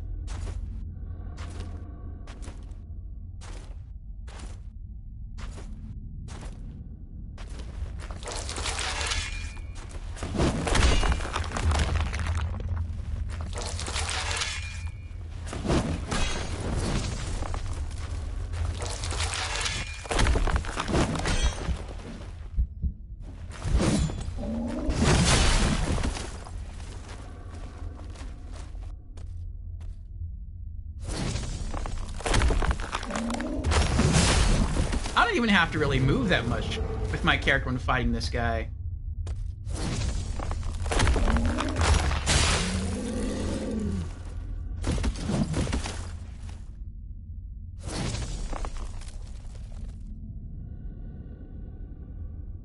Oh.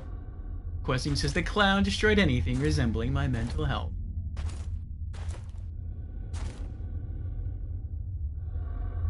Oh man, there's more to explore? So I can go up those stairs and go that way. Or I can go that way. Oh boy. I mean, I guess I'll stay up here? Let's go further upstairs.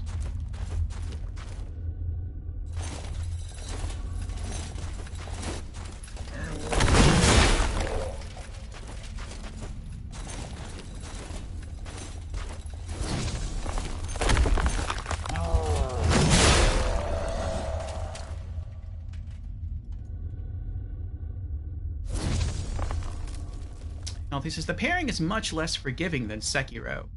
You really have to be perfect with the timing and lies. Parry, parry, parry, and you'll prevail.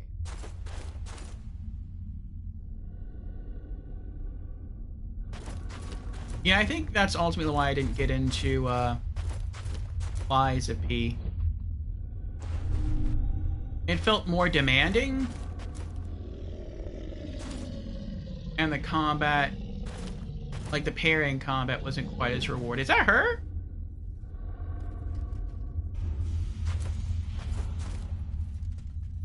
That is not her. I thought that was her.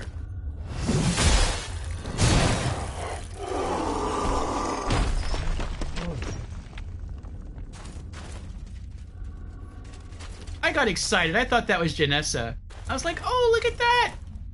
We must be close to the end of the room. It's like, nope. No, you're not.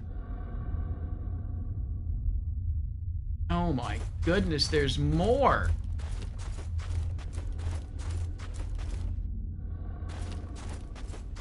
Oh. There's so much stuff to explore. For a completionist like me, this is irksome. Alright. I'm gonna finish exploring down here first, and then we'll go back upstairs. Wessing says, bro, apparently I've completely forgotten how to parry, because I can't seem to parry this bozo punk. You'll get him. Oh, what's this? Oh, nice. Healing mushrooms. This seems sus. The dark blue ice patch, I feel like I'll walk on this and then just fall through into a boss room. Maybe not. Oh. If this were Dark Souls, I would expect that to happen. Oh, we have a crawl space. Ooh. Well, there's an item right here, though.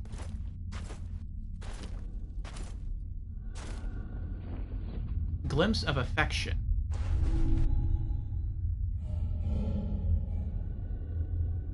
That looks like a swordsman right there. A warrior. What's through the crawl space?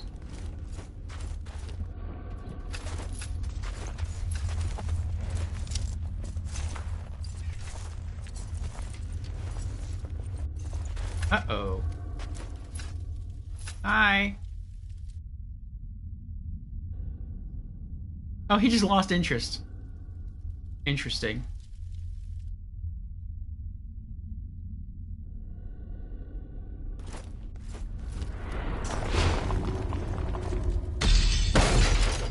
How dare you?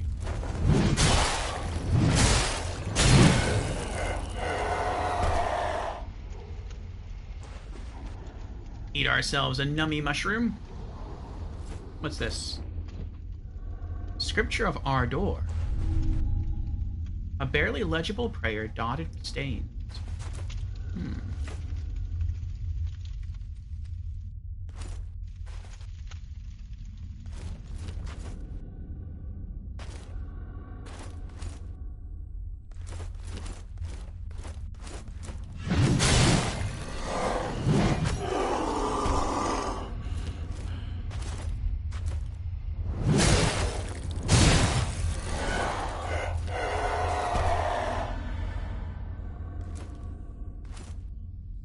Another cave! Oh my goodness. What's in here? Acid! And another spectral token. Nice! Oh. Hi. Nope!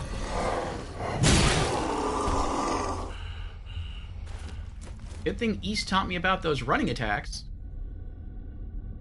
So the next time we find an anvil, we can fully upgrade our sword. Nice. In this game, every weapon has 5 levels. Or 5 additional levels you can upgrade them to. And we just needed a lamp of acid to finish upgrading our sword to its maximum level.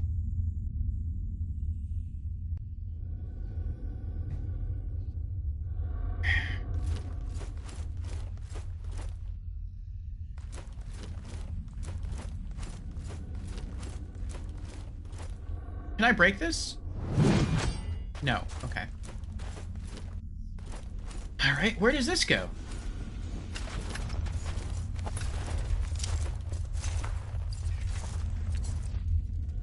Uh-oh.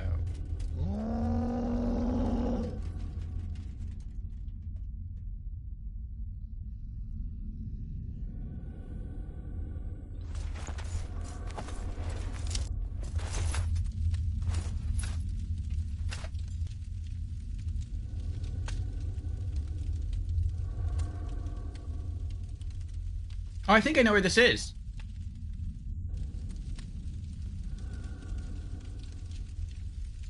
Yep. Okay, so we just made a circle. I don't want to fight both of them at once. So, I'm going to go back around.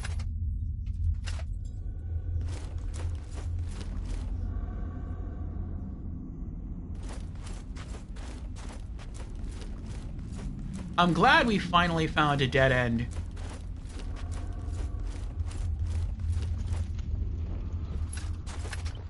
But yeah, if you're looking for another Souls-like to play healthy... Oh, I'm sorry, I keep saying... There's no L in your name. Heathy. Like Heathcliff. Yeah, if you're looking for another Souls-like to play, I recommend this one. This is our second day playing it. And, I'm really liking it. There's different classes you can unlock. Different weapons you can find. It's supposed to be a relatively short game, though. That's the only thing. And so I would recommend, if you do buy it, waiting for a sale. I think normally it sells for like $30. Which doesn't sound like a lot. But according to the website howlongtobeat.com, you should be able to beat this in like 11 hours. So, pretty short. We've been going with it now for, I think... I don't even know. Like 13. But we've been doing like a lot of running around and backtracking.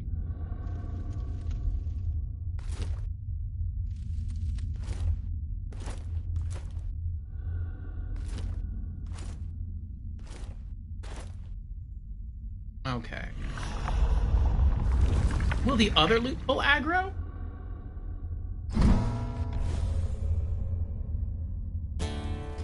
It will.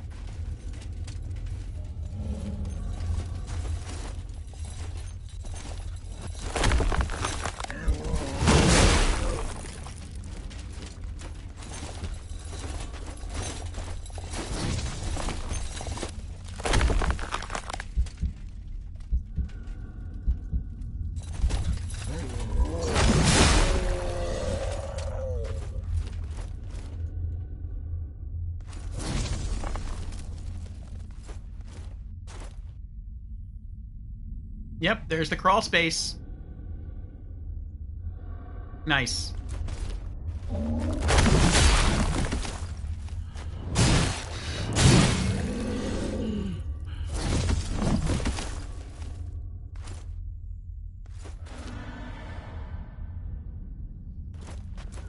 Awesome. Wait, what? Oh, there's more stairs going down. Well, so much for hitting the dead end.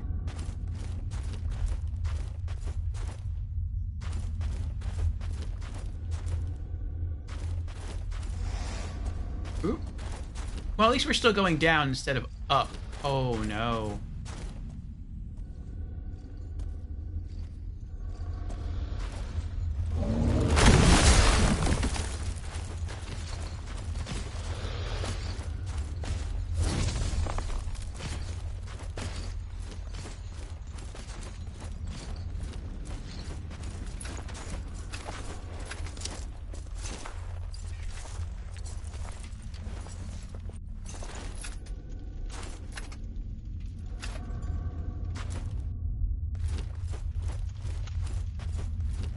That was close.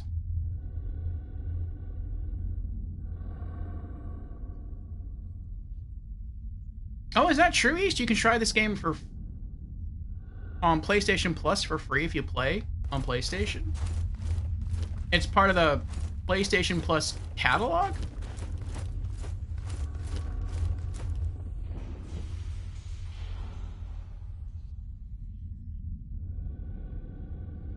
Wow, he's just waiting there. Look at that.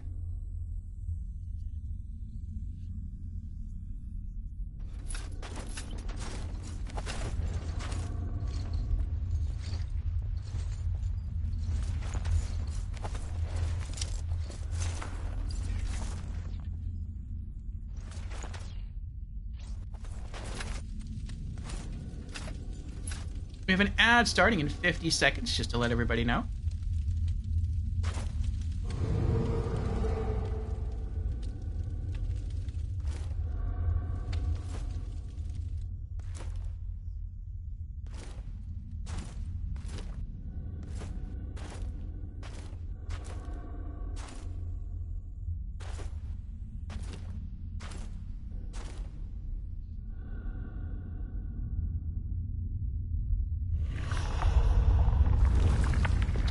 Yes, as a PlayStation Plus member, it's in the catalog.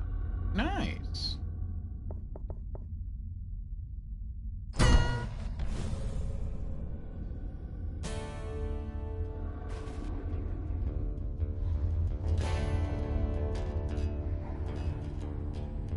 I guess we're not close enough.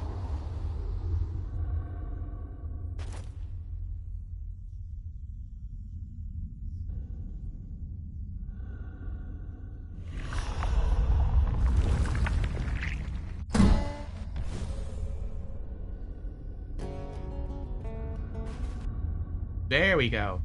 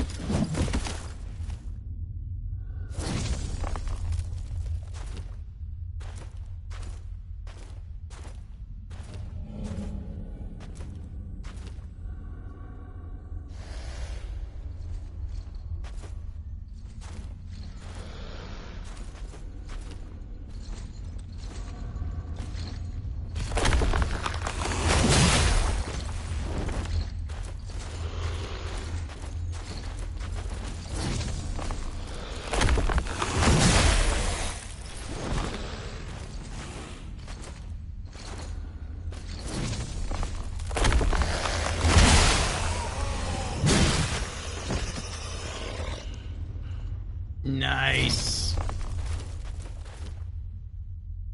All right.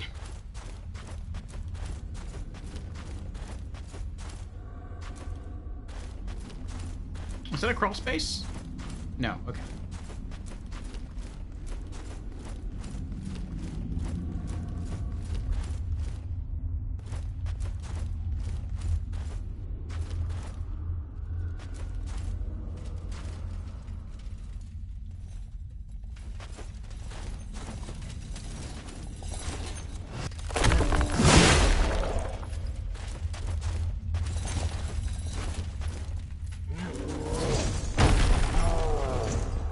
Oh.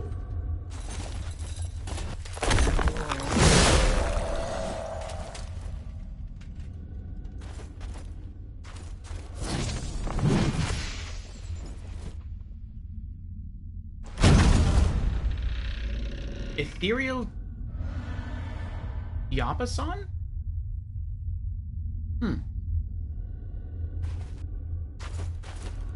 I wonder if I've seen any more of those frozen gray ice crystals and just not noticed it.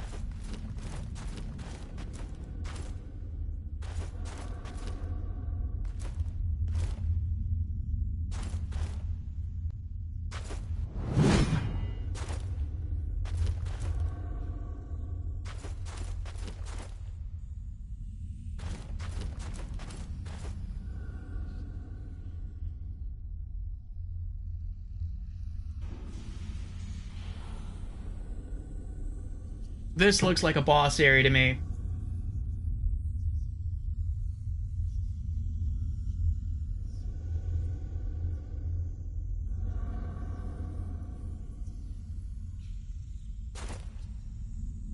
There's loot here, but...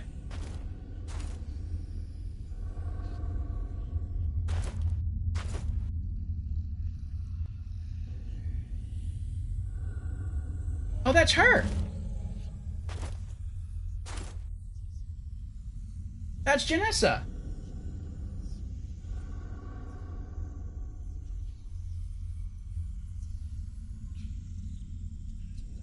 Okay, okay.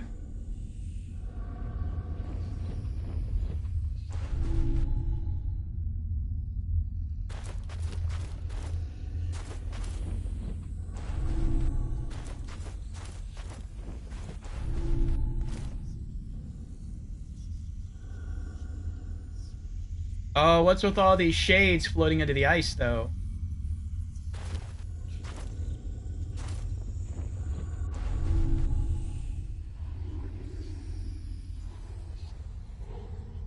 I bet that's the boss right there. That big frozen statue.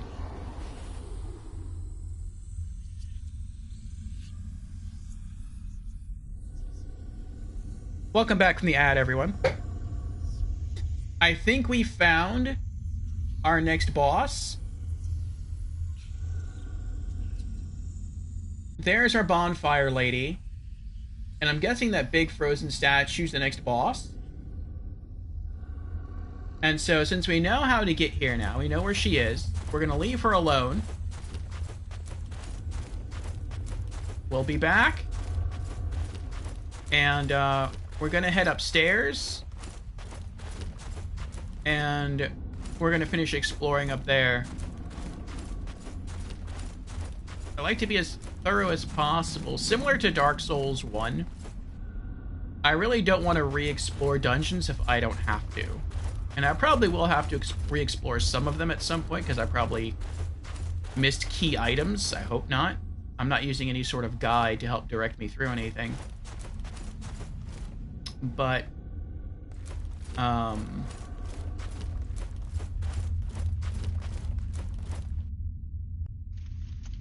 least for this first playthrough, I want to make sure I'm not missing anything. Oh, what's this? Nice.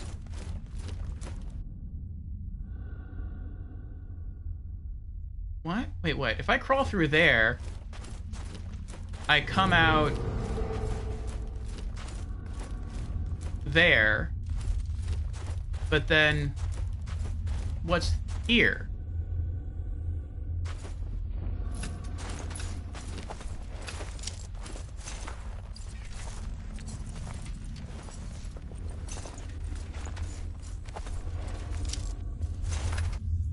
Uh-oh.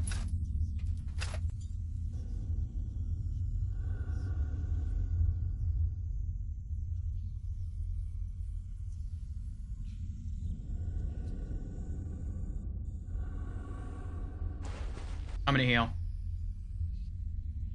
Something about this doesn't seem right. It seems too easy.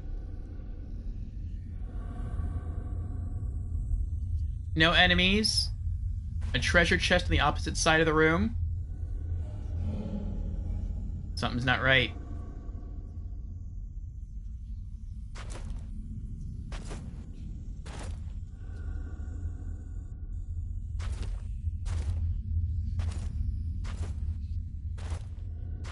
I mean, I'll take it. I knew it!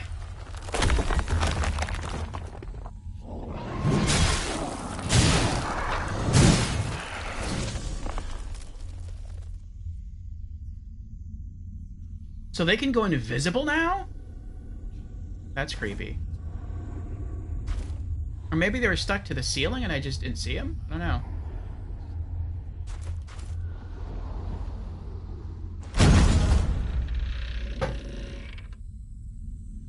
I don't know how to use the scriptures. In this game, it's interesting. You get items, and you don't know how to use the items. And so you have to just kind of use them blindly, unless you're using a guide of some kind, and see what happens. And if you use an item enough times, its item description will appear on screen.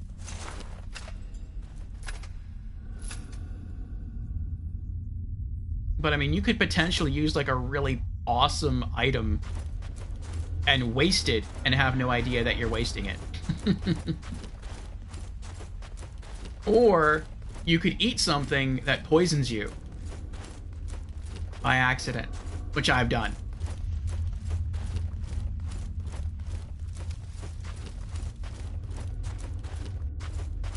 Okay, so this is where we left off. We're gonna start exploring up the stairs now.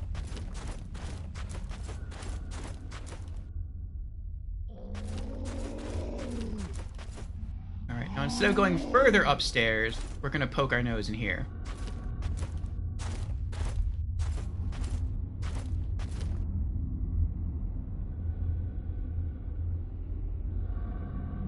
Alright, we got a mini boss.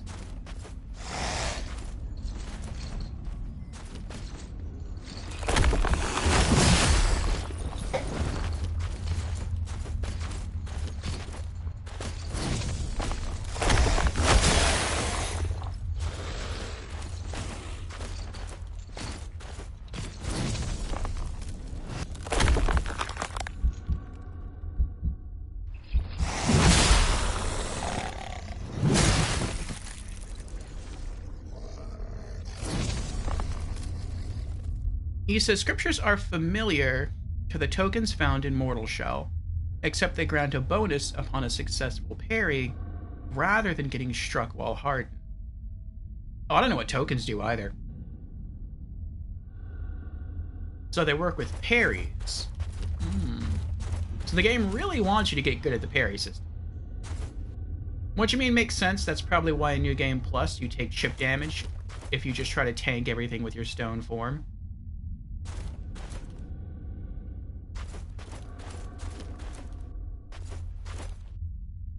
The stone form is probably something you're supposed to use when you're new to the game, but then over time you're probably supposed to get better and learn the parry system. I just haven't been doing that.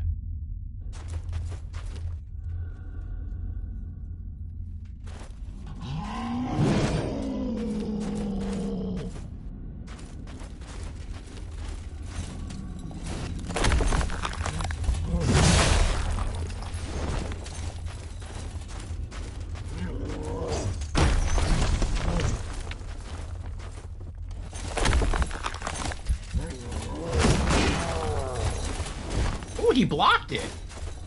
I think that's the first time he's ever blocked a hit of mine.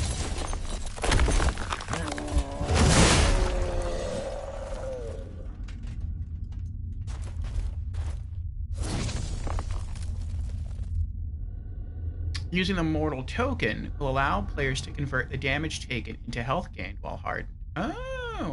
Oh, that's the mortal token. I have that. I've never used it. The game said I used it. I don't know how. Welcome in, Nougat. I probably used it on accident. I know you get 2 in the tutorial area, and then I noticed like one of them was missing, and I'm like, what happened to the other one I got in the tutorial area? But I guess I like popped it on accident.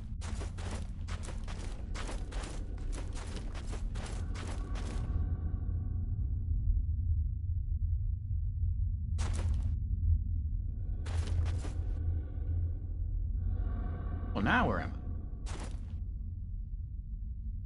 More stairs. Okay. Just how are you doing, Nougat? More stairs that I can either go back down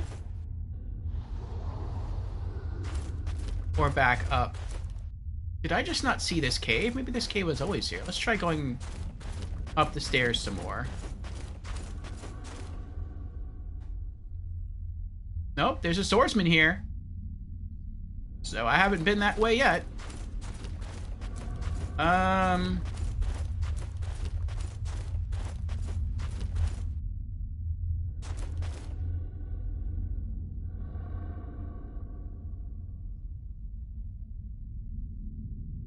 Those stairs keep going down and down and down.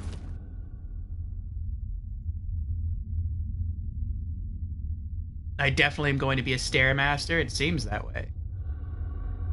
Oh. Nougat says, I'm sick and my boss needs me to work because of Valentine's Day. I have a head cold. That stinks, Nougat. Well, I hope you're able to pop some medicine and do at least a decent job on your shift. I know how it is working sick.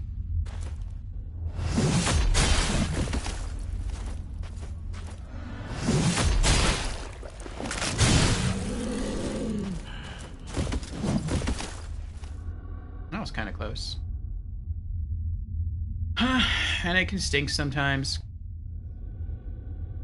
Holidays always mess with people's schedules.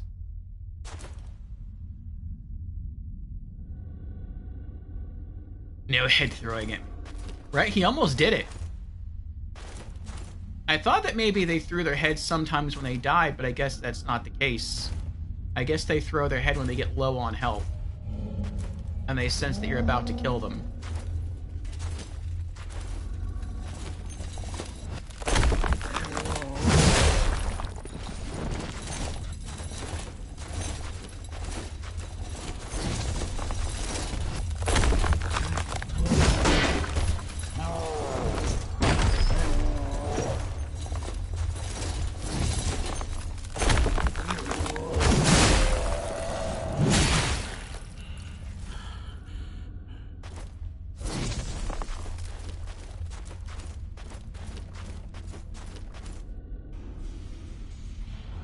Oh, man. More state. Well, okay, this is an actual dead end, though. Another scripture. Okay.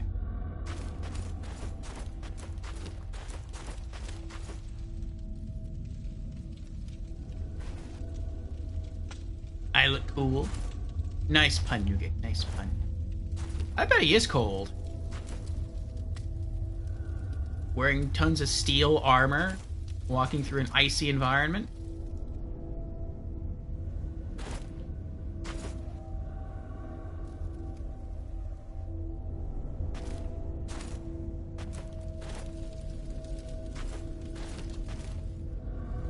We already found, at least I think we've already found, the way that we're supposed to go to get through this dungeon to the next area. Ooh, congealed tar. But, before we move on, we want to finish exploring the area. And there is so much area to explore.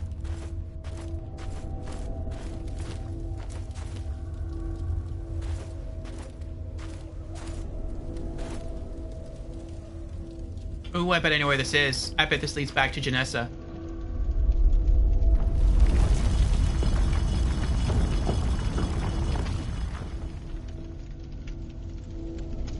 I bet she's right on our right-hand side. I was right!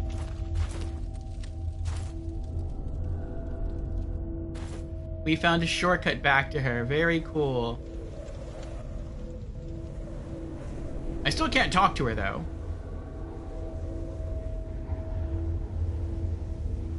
Ah, well. That's cool, though. We talk to her, all the enemies respawn.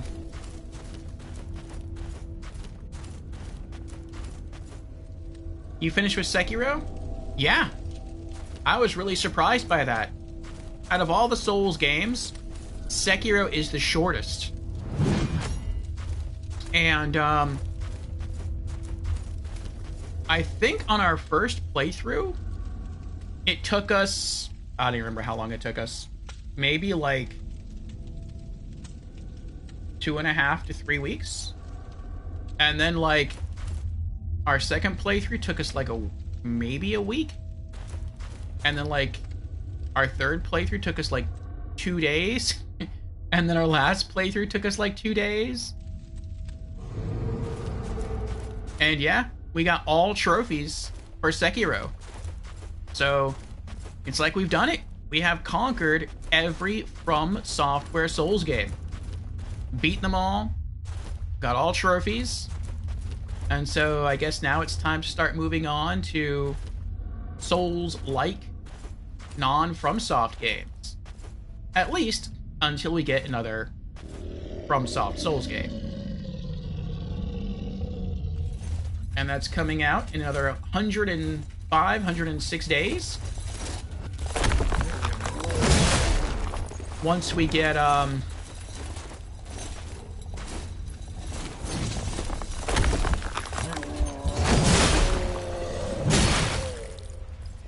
once we get Elden Ring Night Rain. So, we'll be there for Elden Ring Night Rain Day 1. I pre-ordered it yesterday. Okay, good, another dead end. But yeah, until then, we're just gonna be playing some Souls-like games here. Maybe some other stuff as well. Effigy of Eredrim, Spectral Token, Mortal Token. Nice.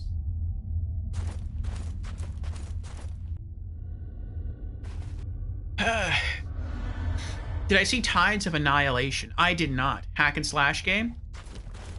Was that showing off yesterday at Sony State of Play? I still haven't seen that yet. We're probably going to end our stream in like another hour and a half. We'll see. And then I really need to get done a Sekiro edit tonight. And then I'm going to try to get one done maybe tomorrow morning. I probably won't be able to watch Sony State of Play until Sunday.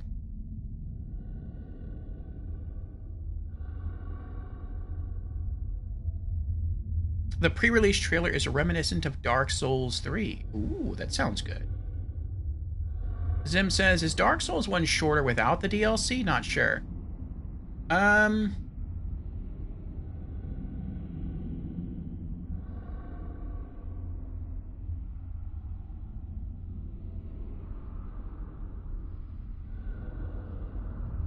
I don't think so.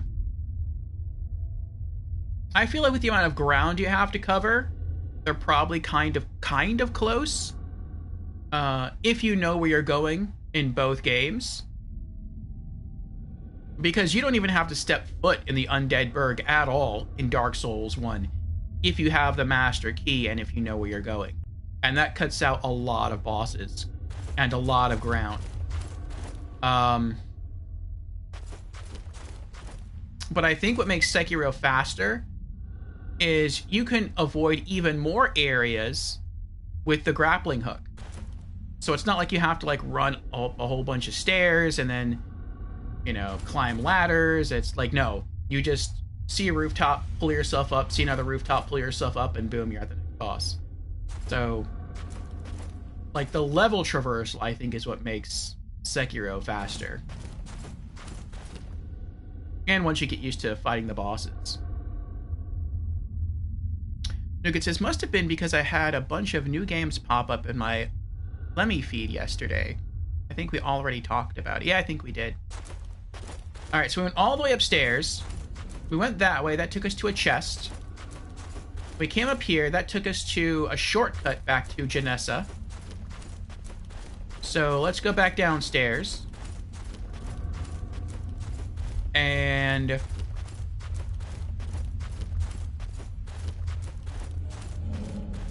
there's nothing this way, right? Of course there's stuff this way. Okay, we came from there, though. Let's go down here. Oh, what's this? More poison stuff. Oh, I think I know where I am.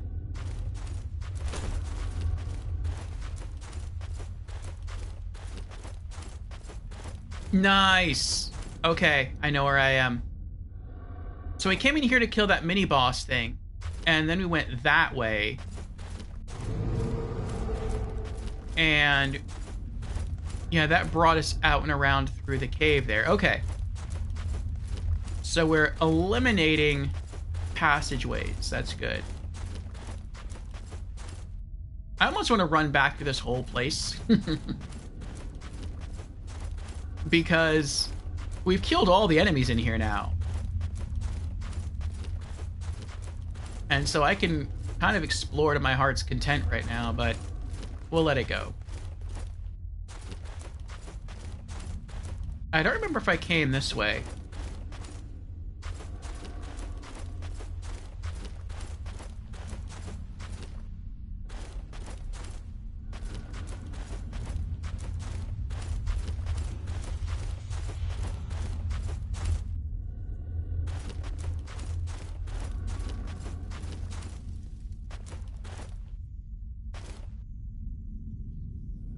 I feel like we did. This feels like way too much ground that we've just covered without having encountered an enemy.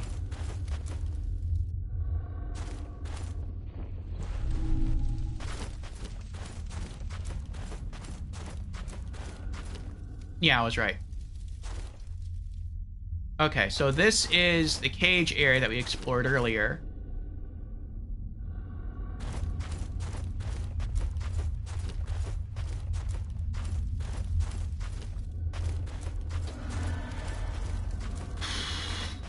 Did we fully explore the cage area? I don't remember now.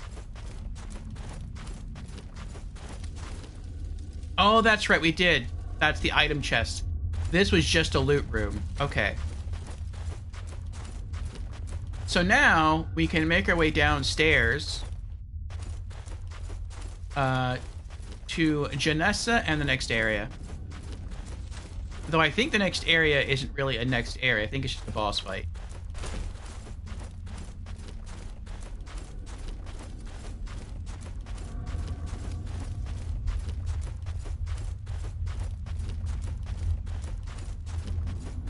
I hope if it is a boss fight,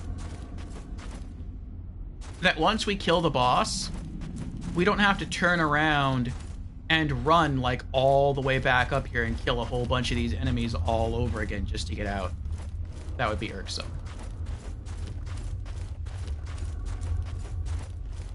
Hopefully there's like a fast travel elevator or something.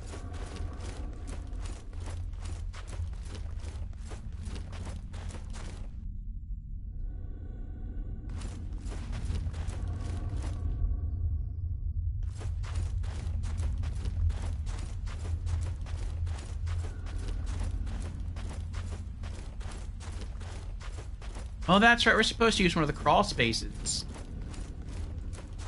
So what happens if I ignore the crawl space and just keep going down?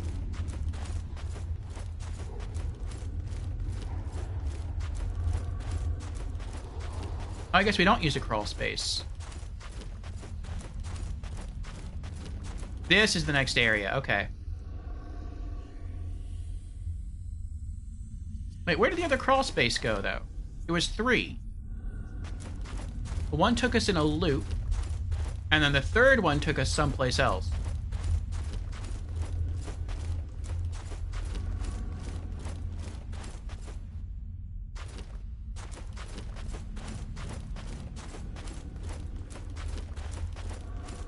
I think it took us to a loot room.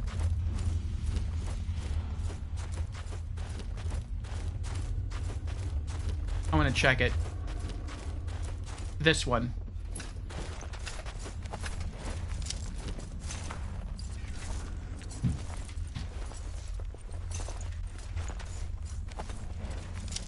Yeah, it did. Okay. This took us to the loot room with the invisible vampires. Alright, let's get out of here. Next area.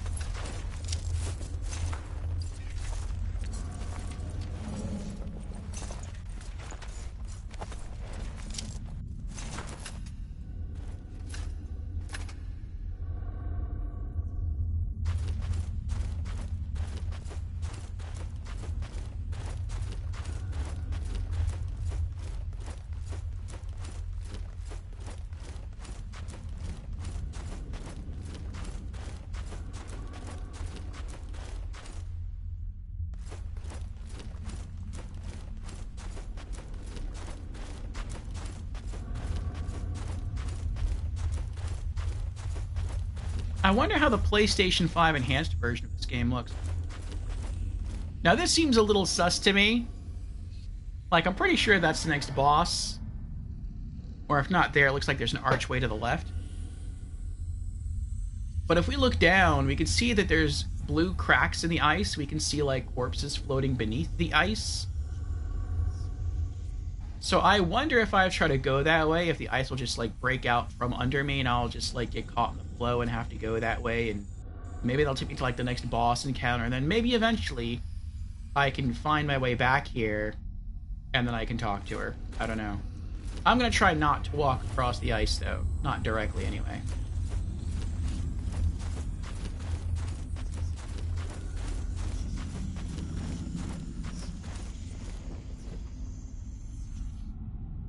Do you feel them? The enshrined weight, watching the Immaculate for thousands of years. They will not stir until the Ascension. They wait for her to deliver them. Here, drink fully, warm your bones. I see. Not yet.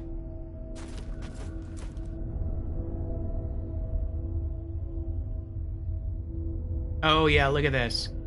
A large open room with loot down there. That's probably the reward for killing the boss.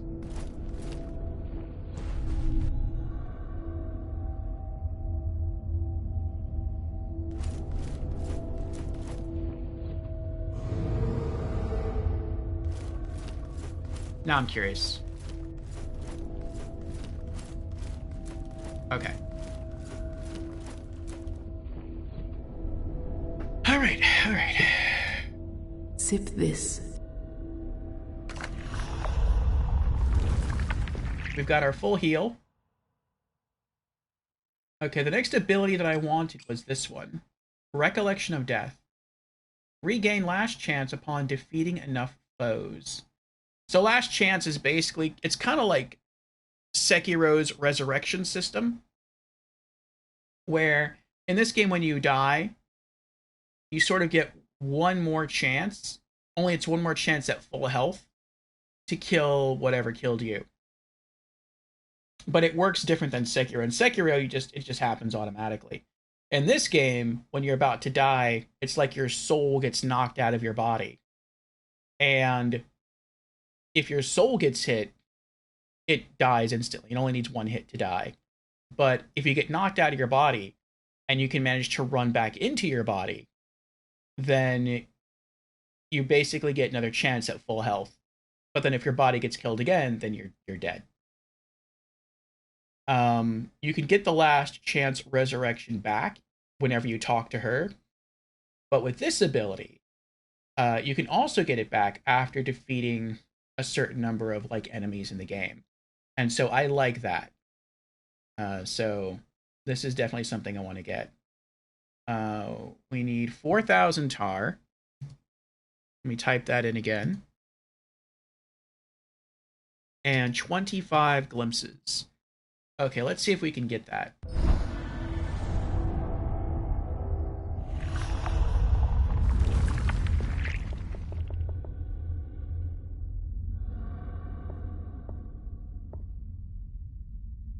Alright, glimpses of affection. Glimpse into your shell when consumed. Use 3 more times to reveal further detail about this item. We're going to use all 3.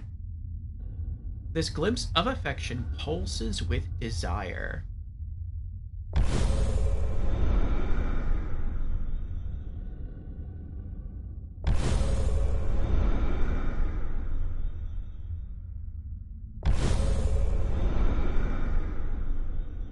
All right. The forms of 2 lovers take shape and embrace. The vision fills the bearer with the warmth of remembered passion. Such fleeting reveres are easy to get lost in.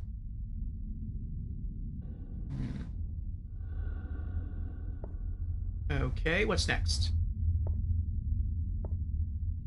Let's use our one glimpse of revere.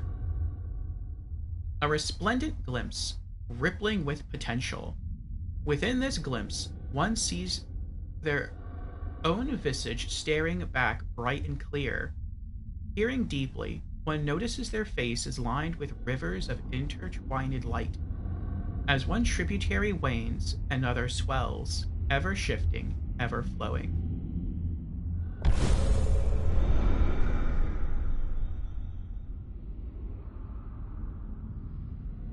Oh, it's completely gone. Interesting, it completely disappeared. It's not even there as a... I guess maybe once you use it, you can never get it back. It's probably something like that. It's probably still in my compendium, though. That's interesting.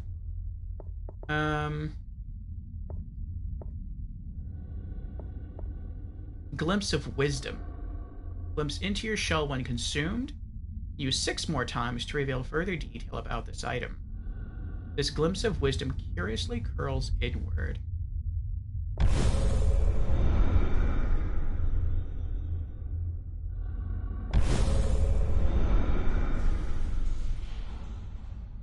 Alright, we have enough glimpses.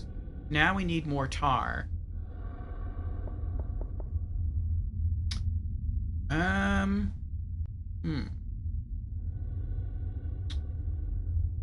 Let's try an unguent tar.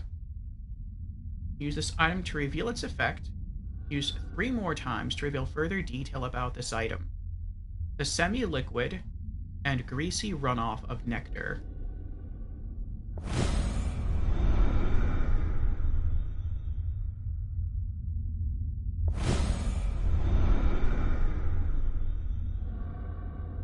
Almost there.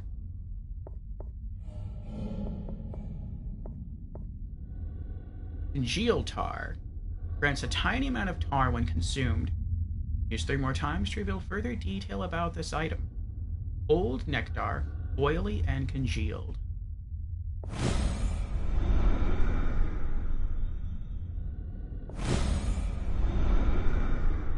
Alright, we did it.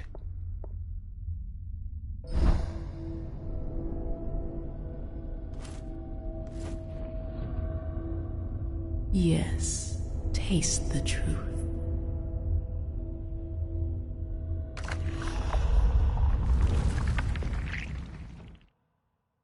Nougat says, this game has mixed reviews on Steam. How do you rate it? I like it a lot. So far, I would probably score it like an 8 out of 10, maybe a 7 out of 10. By playing it, you can tell it's a low-budget Souls-like in terms of its graphics.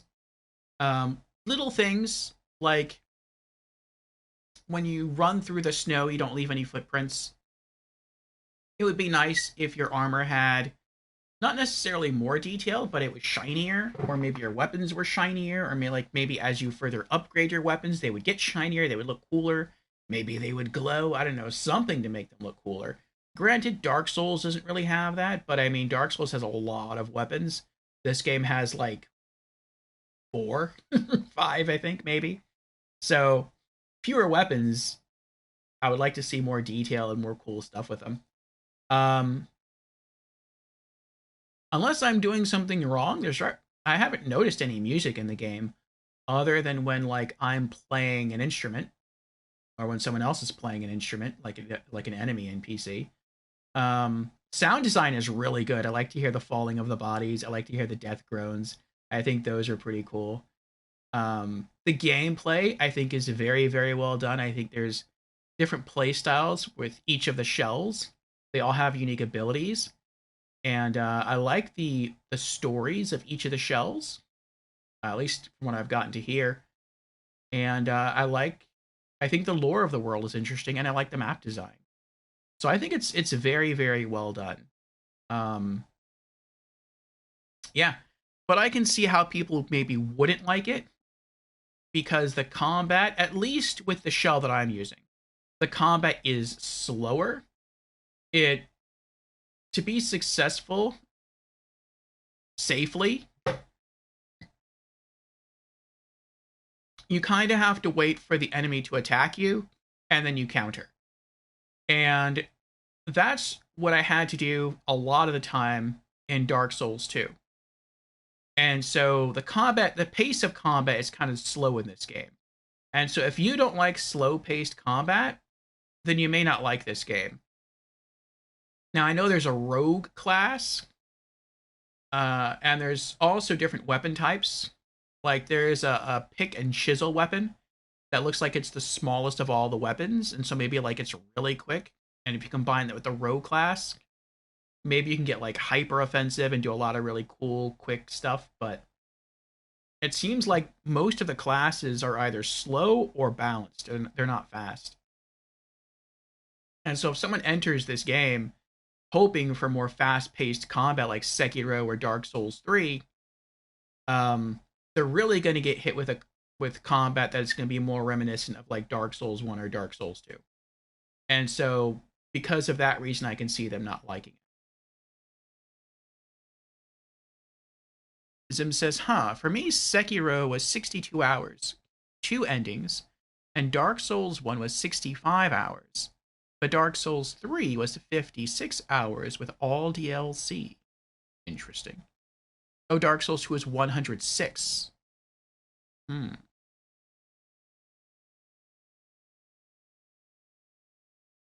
think it also depends. Well, Dark Souls 2 is massive. Dark Souls 2, I think, is the biggest of the Dark Souls trilogy.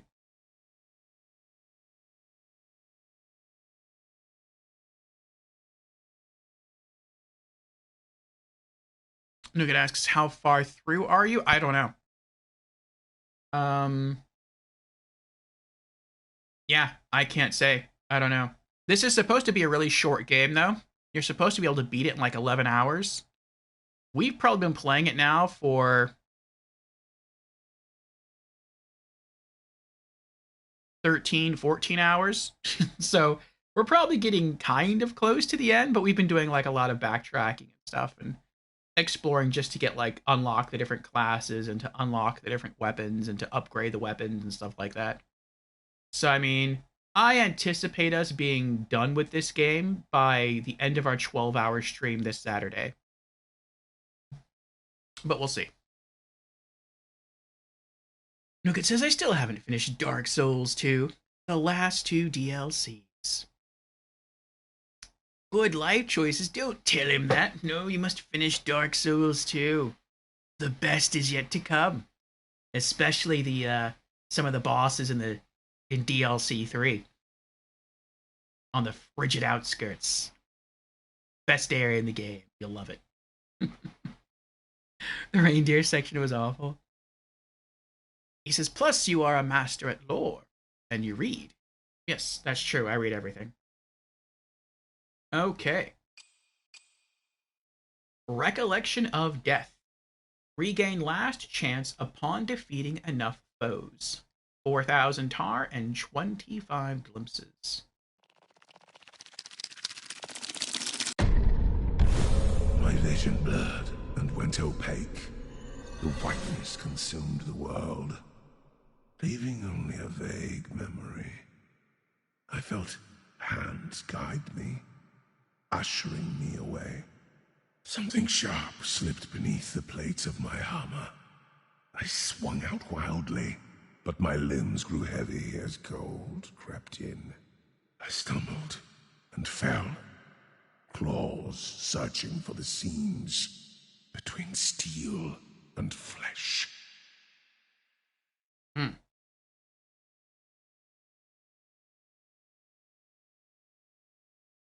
All right. What is our next savings goal? We have Accretion of Endurance. Increases max HP by 15%. Or upon jumping back into your body, your next attack will deal massive damage, sometimes exploding your enemies into a bloody mist. Sounds kind of cool. Pretty expensive, though. On kill, you gain a buff which reduces damage taken by 5% for 10 seconds. That seems like the worst skill he can purchase. You're occasionally able to resist being knocked down. I'm not sure I've ever been knocked down. Put your enemies off balance with a powerful kick. I think the kick uses up... I don't know if the kick uses up your special weapon meter. If it does, it's not even worth it. Like, I'll buy it just to buy it eventually, but it's not even worth it. If it's a free move, maybe. Oh, harden the air to drop and do an AoE. I think the next thing I'll go for is the extra HP.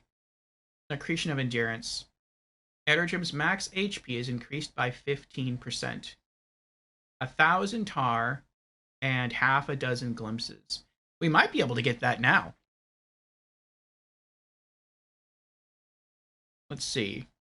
1,000 tar. I know we can get the glimpses now.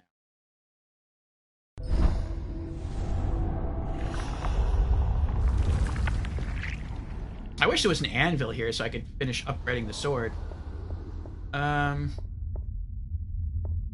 That might be 1,000 right there.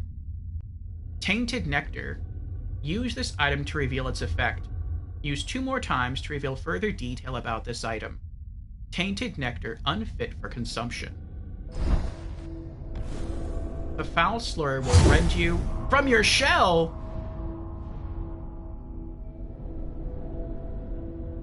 Oh no! I just lost my weapon buff. I just lost my 100 stacks of damage.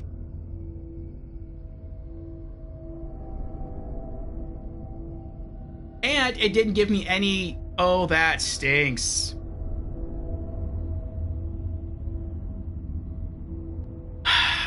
Not only did it kick me out, but I didn't gain any glimpses for that at all. Man, I lost a lot of damage potential right there. That stinks. Alright, well, I guess I can't use that tar. I guess you would use that when you think your body's about to die. You would use that to, like, pop out, so maybe you wouldn't take damage? I don't know.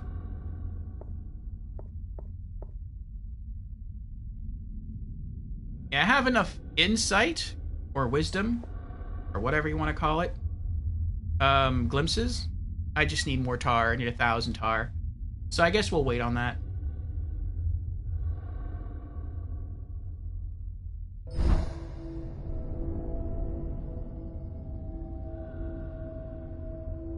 Reload? What do you mean reload?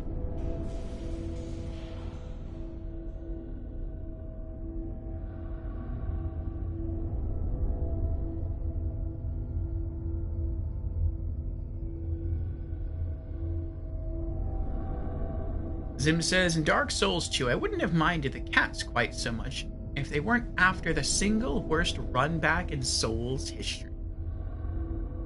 But that's part of what makes beating them so much of a reward.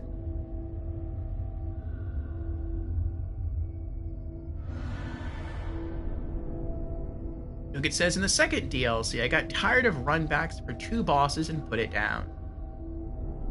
I'm guessing you mean the Blue Flame Smelter Demon? And...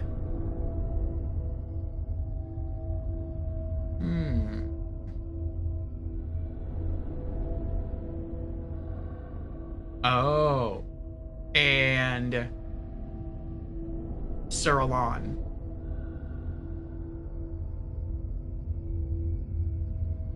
Yeah, those are some of the worst runbacks in the game.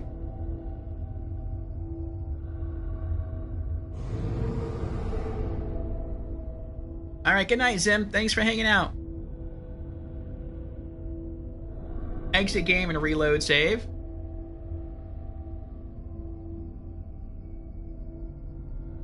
What do you mean reload save? Like dashboard quit? Because if I, like, try to exit the game, it's just gonna save.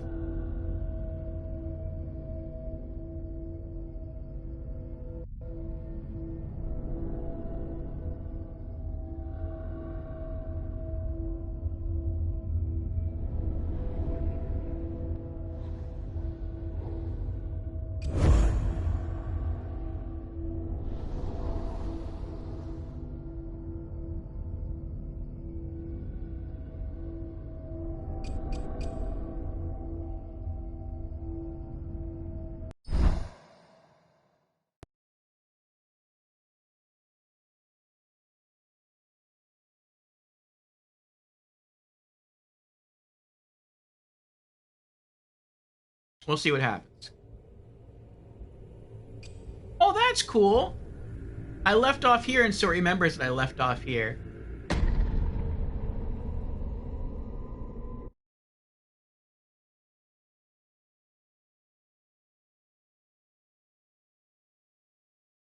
Normally on the load screen, it has the forest setting or the swamp setting. But I guess since I left off in this ice dungeon, you spawn in with the ice dungeon. No, we're still missing the buffs. You probably meant to, like, dashboard quit and then reload our save. It's fine. We'll just kill 100 people again eventually. It just stinks that we're about to probably roll into a boss fight. And, we're missing, like, a big stack of extra damage potential. But, I mean, we'll wing it.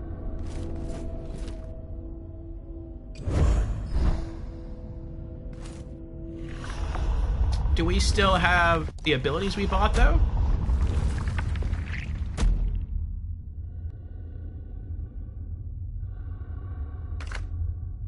We do. Okay.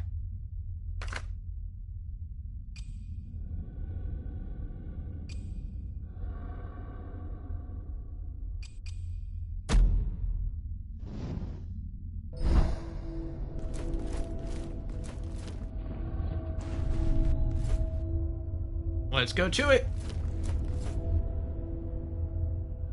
I hope if we die, we spawn where she's standing.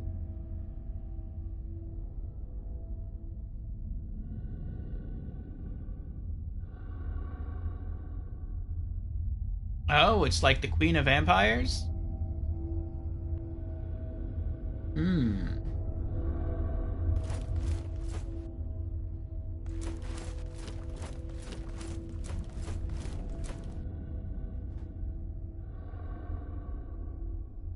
I hope she's not summoning minions. That would be horrible.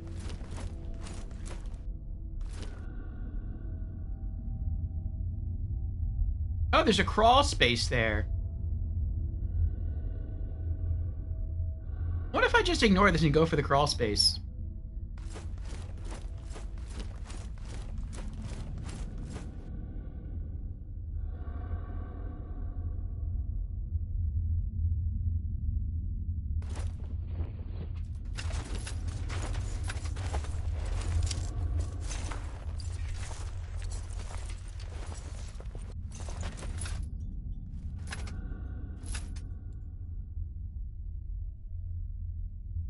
That was too cinematic. I don't trust this. There's a loot chest in here, though. I thought this might lead to, like, an alternate exit. Like, maybe you beat that boss, and then you crawl through here, and there's a stairway, and it leads out of here. But I guess I was wrong. I bet there's more invisible bat people in here.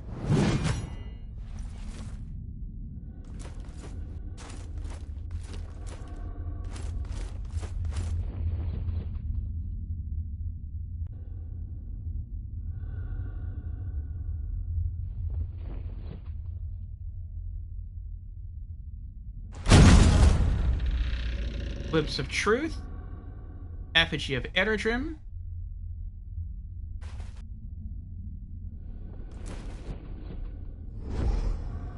kneel before the Immaculate. Place your palm upon the deathless doctrine. Surrender your pride, your vanity, or as you call it, your will. This is the first sin. Let go. Allow her eternal wisdom, untouched and unspoiled, guide you. Your spirit will not falter if it is hers to command.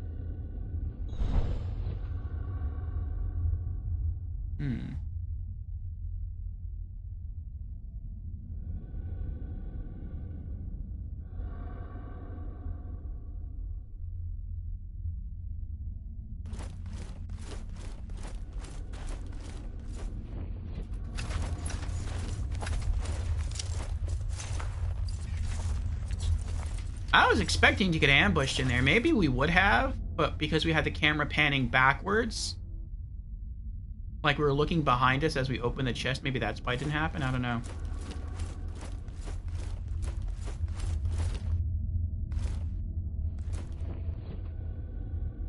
Let us drink nectar from the cup.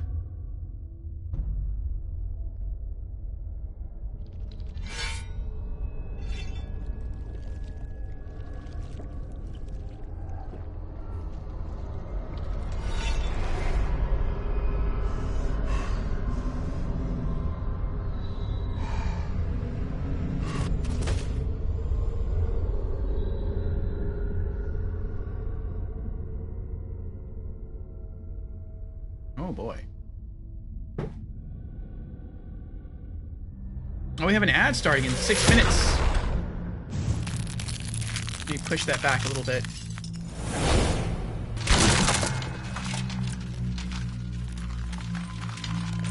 I like her sword. Oh no, she can go invisible? Tarsus the First Martyr.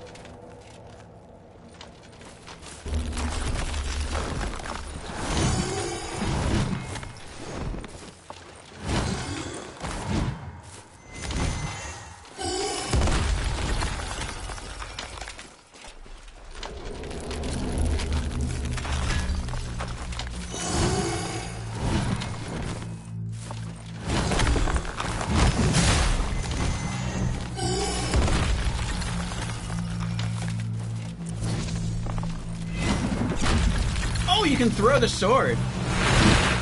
That's kind of cool. That's kind of cool.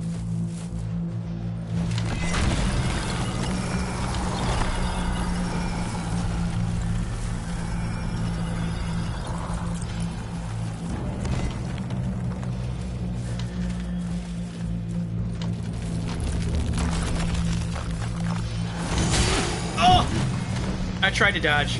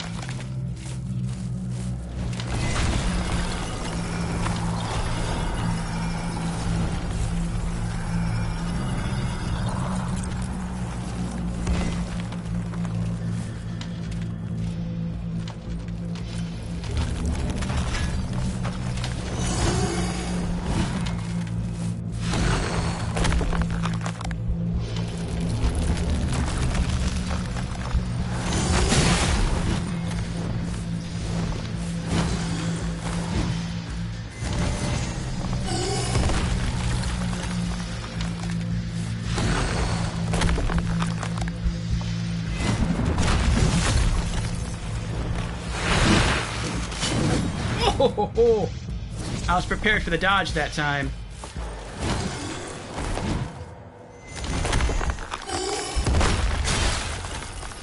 Halfway.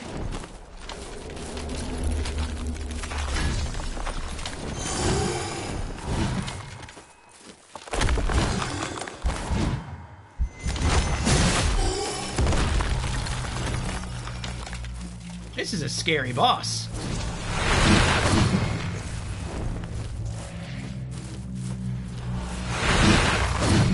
Oh.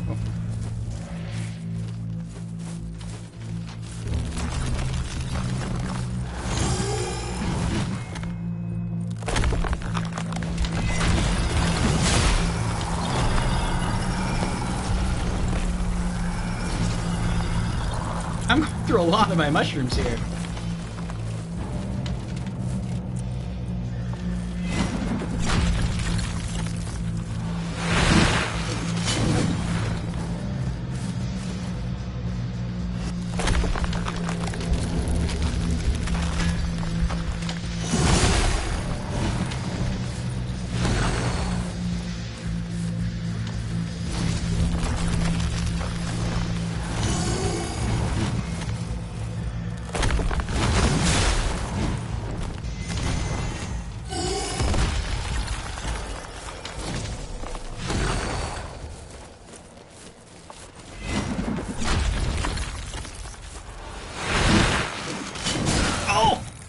I tried to dash. I think maybe I did dash through it, so that's why I didn't take full damage.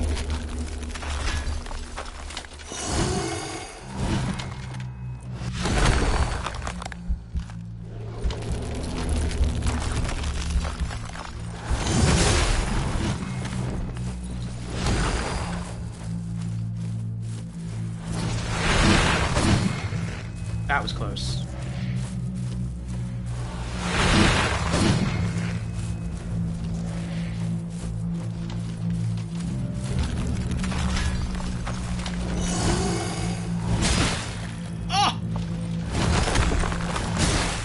Oh, this is bad. This is bad.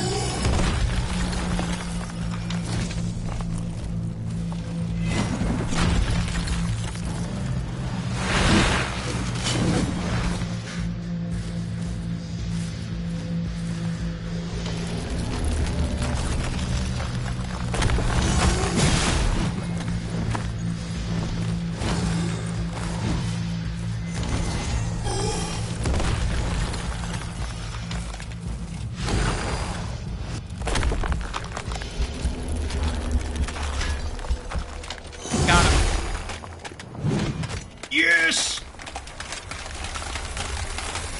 You're not gonna explode, are you? What?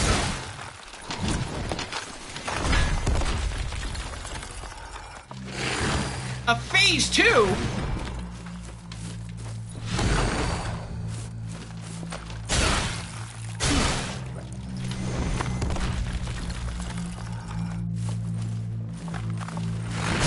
Oh my gosh!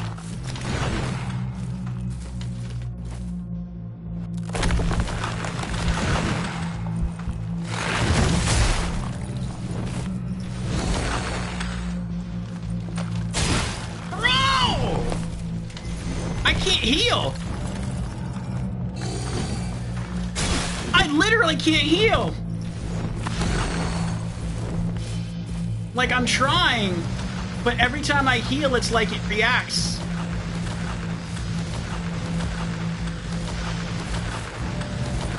Oh my gosh. I'm taking infinite damage right now.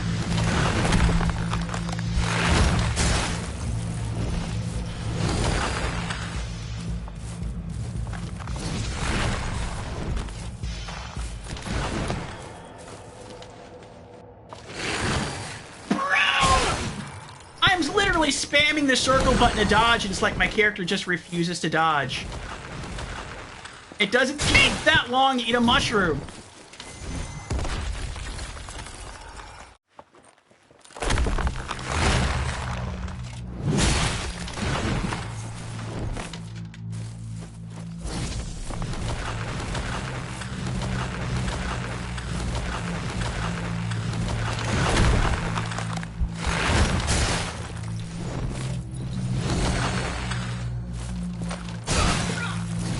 I hit the dodge button. I hit it. Nothing happened.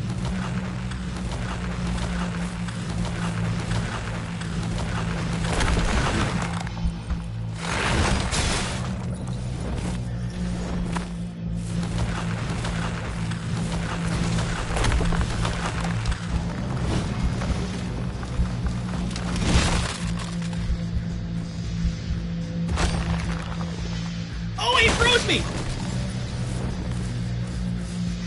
I lost lock on. See if I can heal. Still lost lock on. Okay.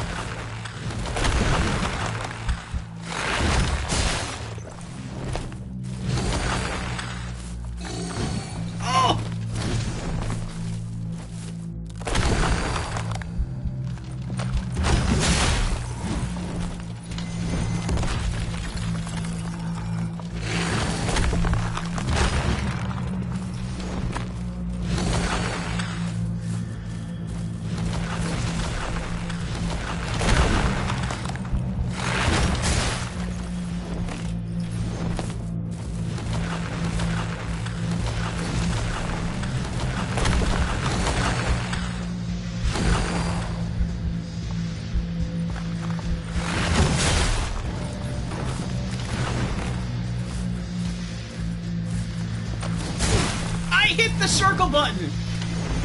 As soon as I saw him running towards me, I hit the circle button to dodge. And like it didn't matter.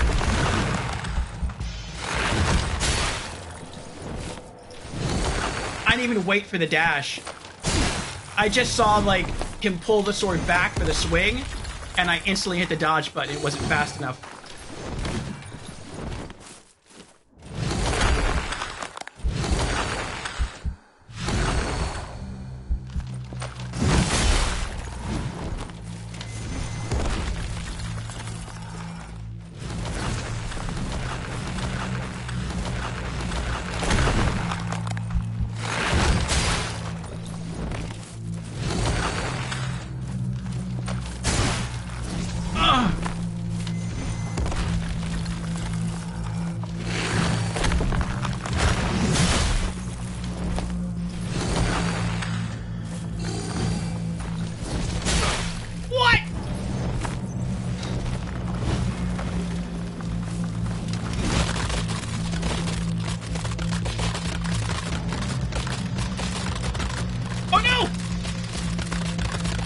rolling.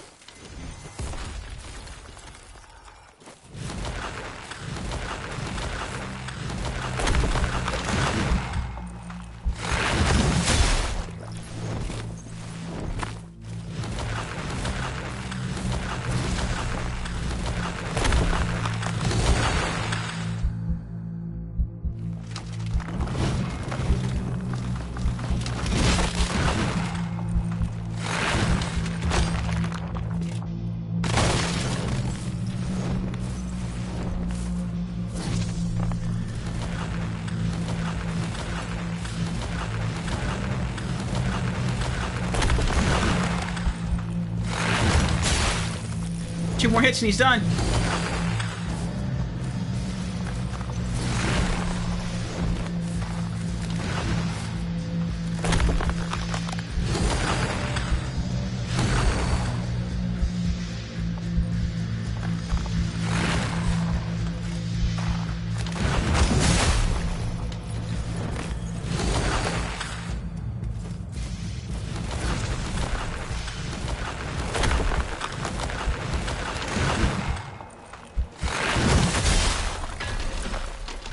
Now die!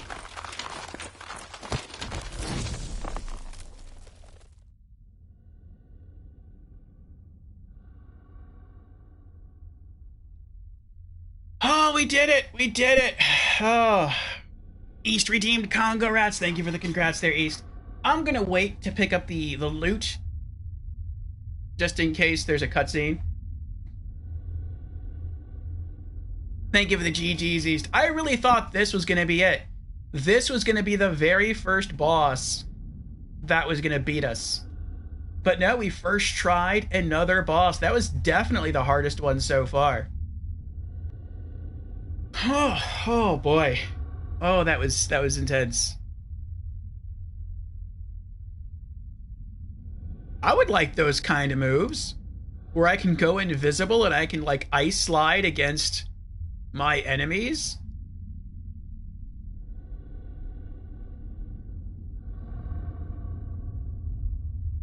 Welcome back, everyone, from the ads. Thank you for the multiple GG's, East. We just beat the hardest boss we fought so far, and we beat him first try. I think we had to burn through like over half of our healing mushrooms, but we did it.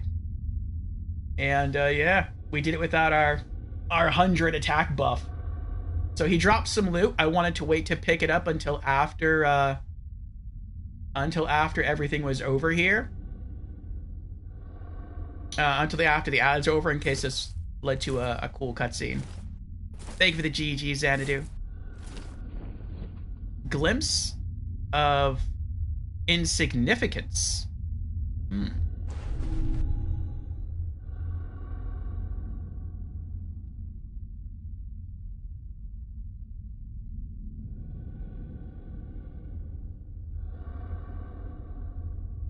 Now what happens?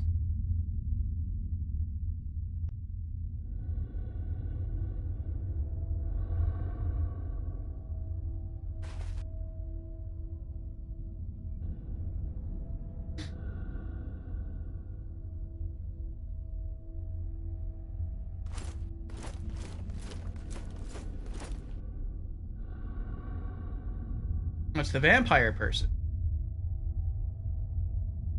He says, hey, you're on your way. You got 199 more. It's worth 15? Nice. What is this? Extract gland. Give me that gland. We just like ripped out their throat.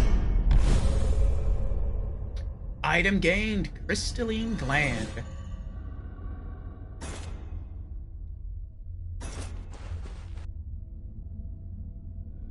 And nascent tar. Nascent tar separated from pure nectar. Uh-oh. Where'd all the light go? Maybe the vampire's power is keeping this place lit up? Could be. Oh, we're wearing it like an item. Oh, maybe that's what it was.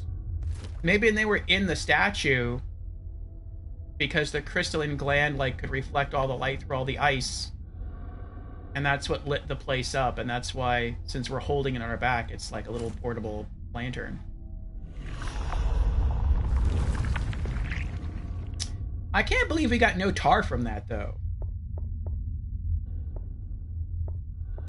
Whatever. Oh, yeah, we did. Nascent tar. Use this item to reveal its effect. Use one more time to reveal further detail about this item. Nascent tar separated from pure nectar.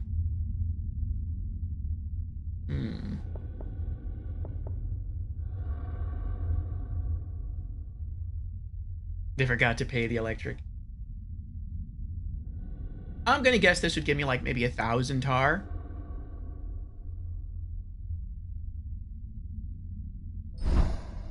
Alright.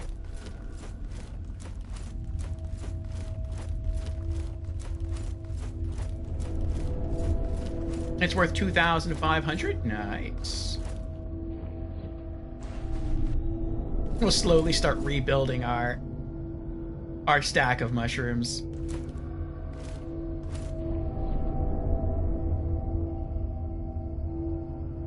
A sacred gland.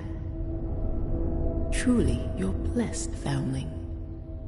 That gland contains the true nectar, the most precious sacrament.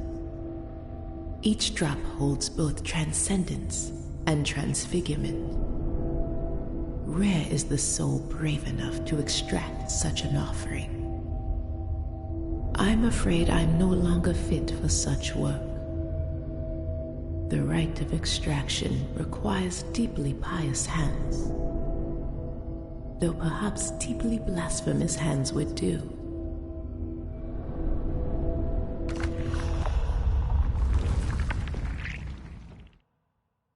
Okay.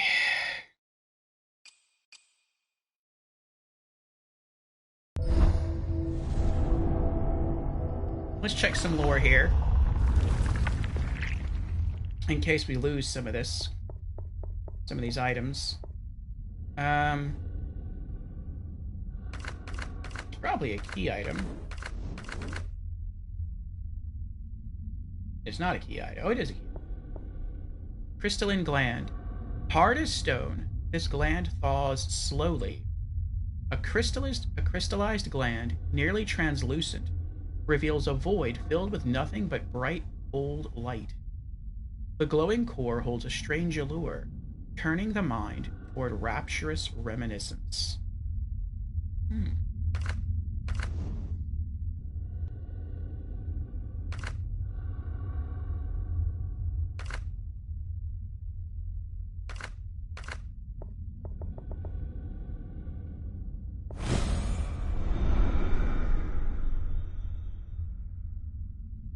Nascent tar grants innumerable tar when consumed. Those familiar extract more tar. Nascent tar separated from pure nectar. This tar is still warm, as if just extracted. The dark, splotchy color shimmers with a liminal essence. Such a rare gift is almost as potent as pure nectar, though it contains all the venom found in the sacred gland it was excised from.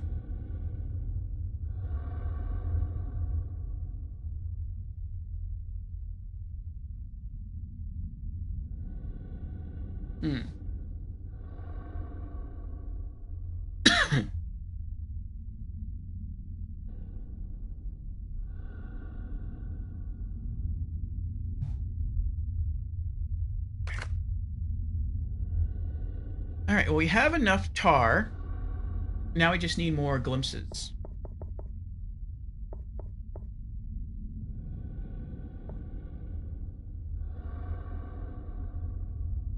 What was the one that I need for the last costume?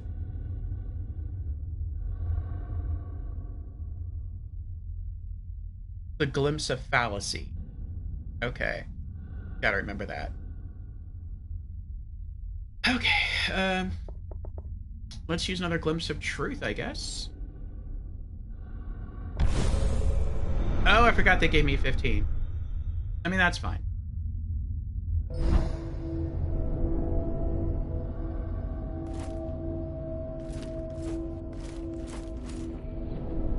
Sip this.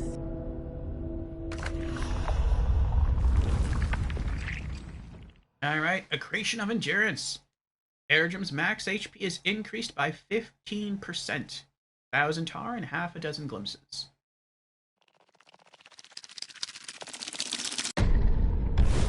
They say that beyond the ice, the old world is preserved.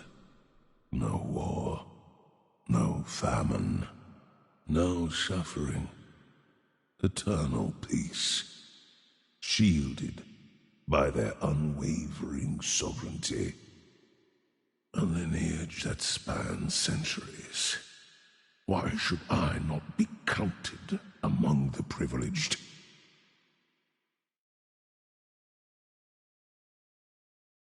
Alright, what's next?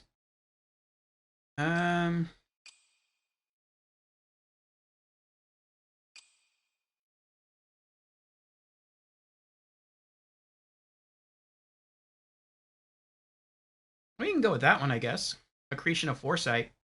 On kill, Airdrum gains a buff, which reduces damage taken by 5% for 10 seconds.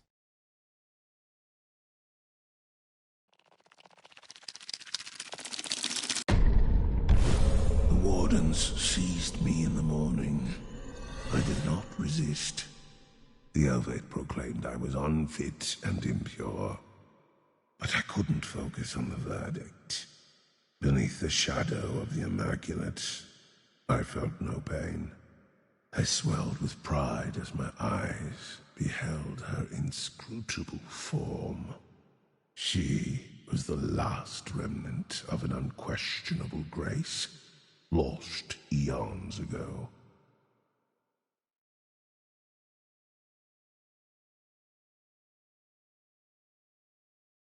The voice sounds like an old Kratos. A little bit, yeah. Alright, what else?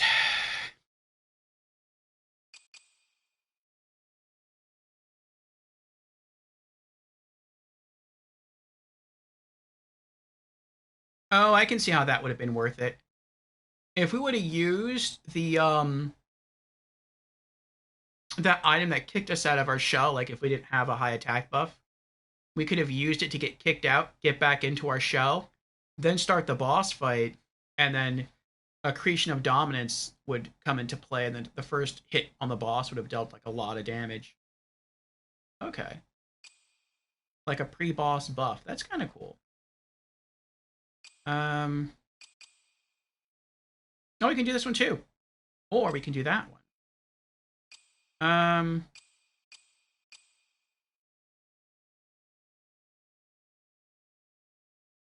Let's see what the kick is about. Recollection of strength. Put your enemies off balance with a powerful kick. 1,000 tar and half a dozen glimpses.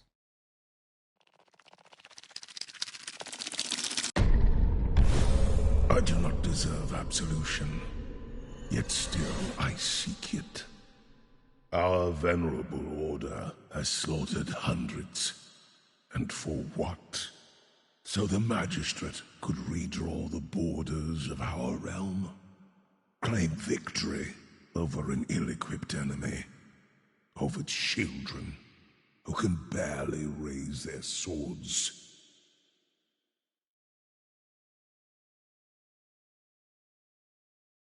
3 left.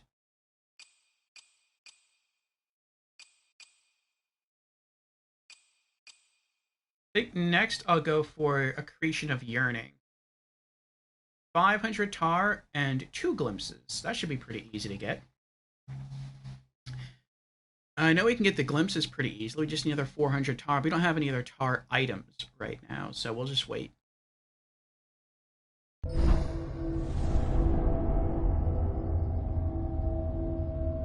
Alright. So now how do I get out of here? Do I literally have to fight my way all the way back out?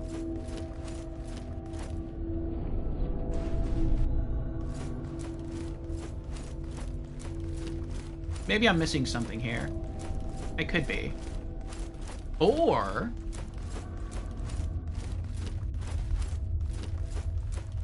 maybe I have to go back through that crawl space.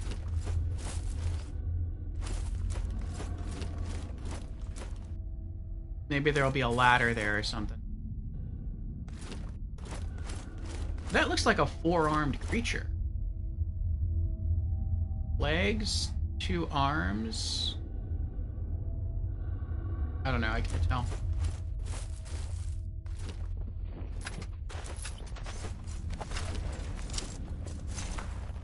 I mean, fighting our way all the way back upstairs and exiting this place is one option, but I'm hoping there's another option.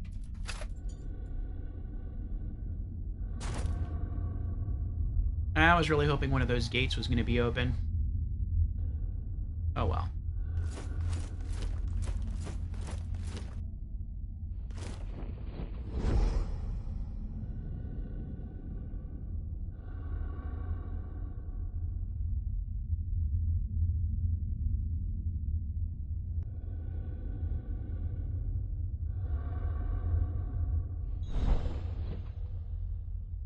Hey, Dread.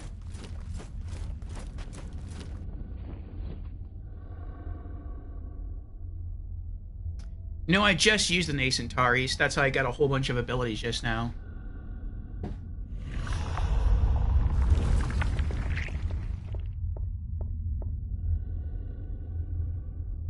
Yeah, I popped and gained like 3 or 4 abilities. I have the Tainted Nectar, but I know that I don't get anything from that.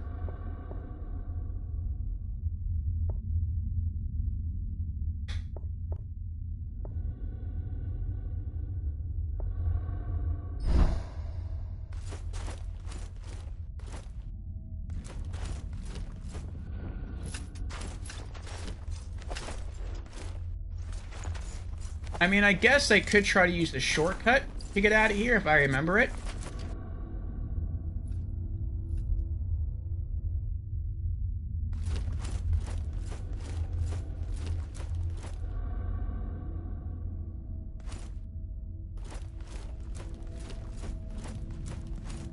How's it going? It's going pretty well. Dread, we just beat the hardest boss we fought in the game so far. We beat it first try. And I really thought it was going to be the first boss that we were not going to be able to first try. But no, we pulled it off. And now, unfortunately, we have to fight our way out of the dungeon. So we fought our way all the way down to the deepest floor. We beat the boss. And now, we have to fight our way all the way back up out of the dungeon to get back to the hub area. Martyr's Altar. Uh-oh.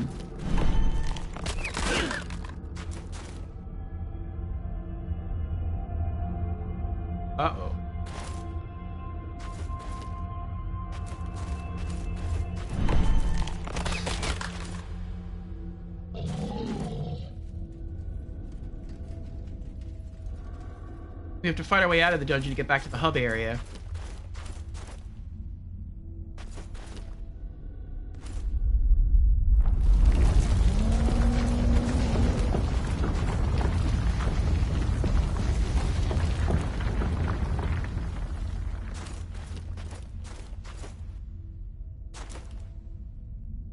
And I think we kind of stole the light source of this world. We're kind of wearing it now on our hip.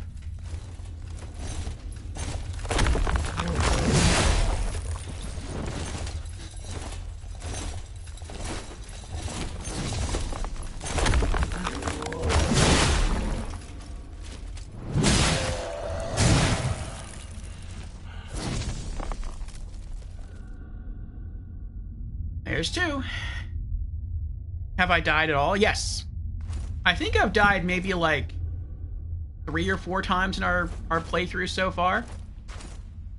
Not very much at all. What's this? Oh, nice. We got our second glimpse.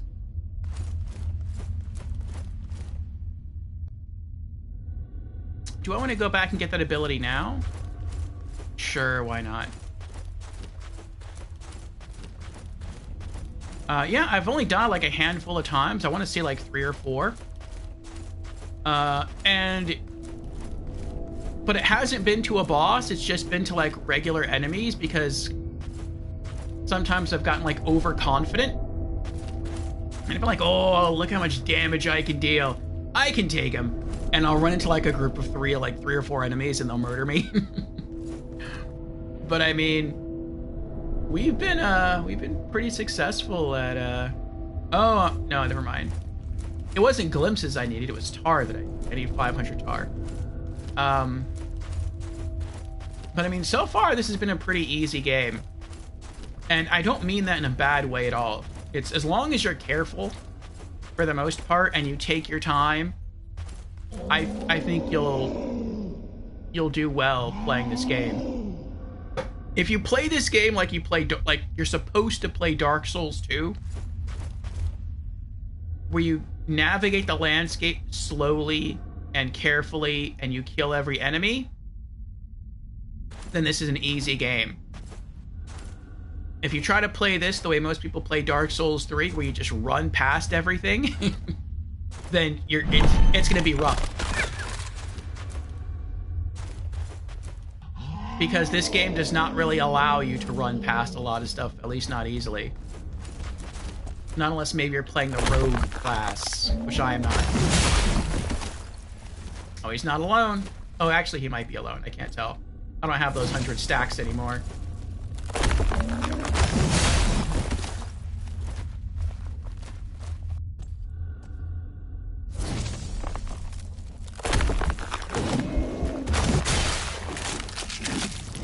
No!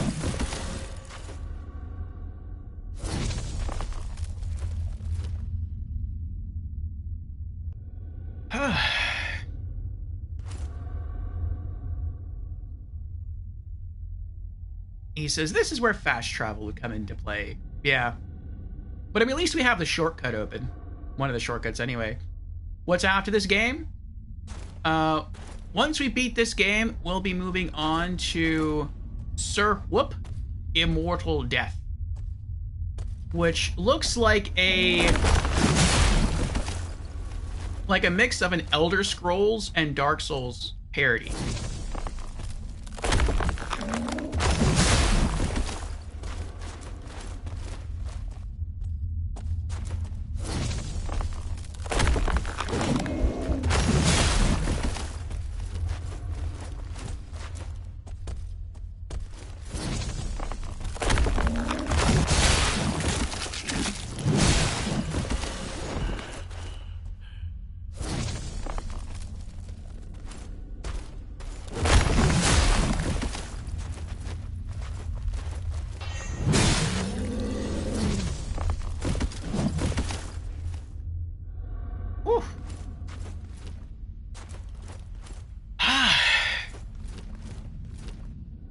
Then after that, I was thinking of a turn-based RPG called Beer Babes and Dragons.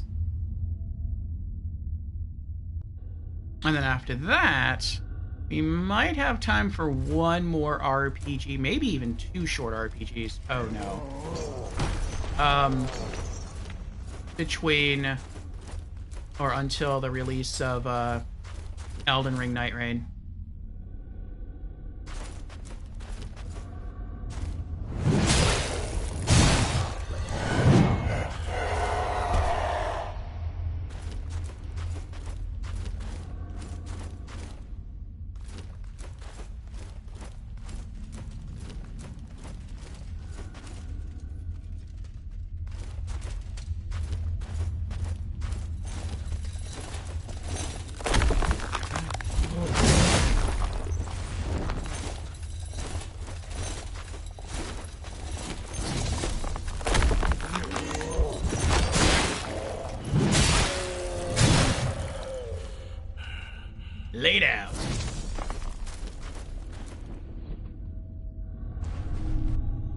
remnant of tar.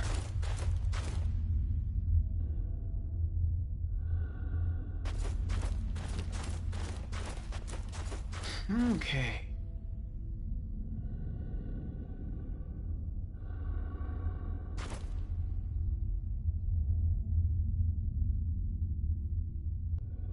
Not that way. That's treasure room. I think we just have to keep going up the stairs all the way, and that takes a shortcut.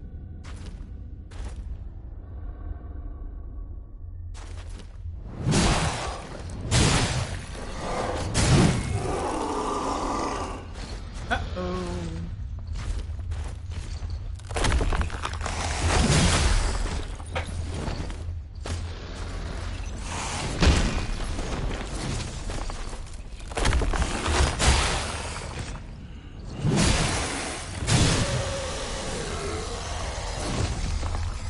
Nice. I wasn't sure if that was going to work. I just wanted to try it because I wasn't aware, like, I don't remember what exactly was behind me.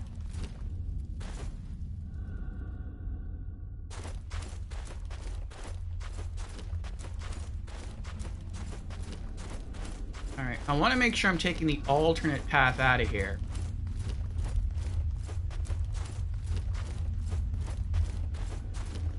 One path takes us the long, normal way with a ton of enemies to fight.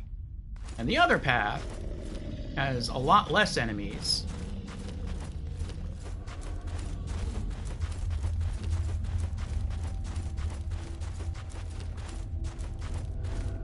I mean, we're back in. I'm not going to talk to her. I'm not going to respawn the enemies. I will get the free mushrooms, though.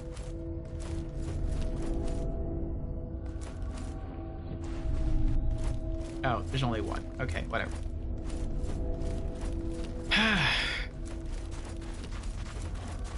And Beer Babes and Dragons is also supposed to be a parody. So we have some comical RPGs coming up. Though I do still have to run some tests with, what is it called? With Sir Whoop. It's on PC, and it is Steam Deck verified, so I should have no problem playing it. But the question is, will I be able to stream it? Will I be able to both play it and stream it directly from the Steam Deck? That I don't know. And so, we'll see.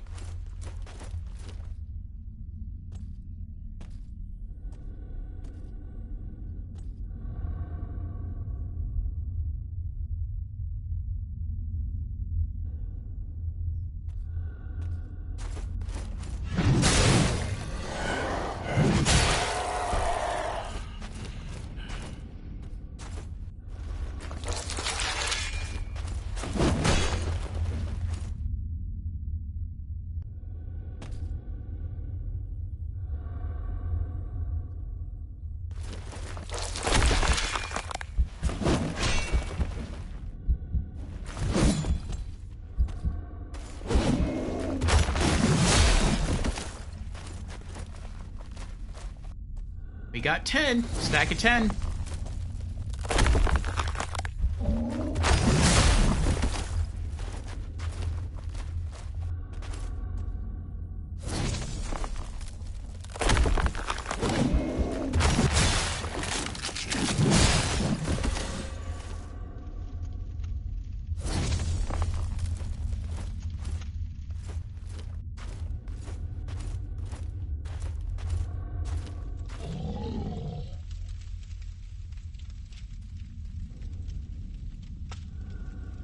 I see an item up there. Probably just a poison mushroom. That's the shortcut right there where that guy came from. That's actually probably... Uh-oh.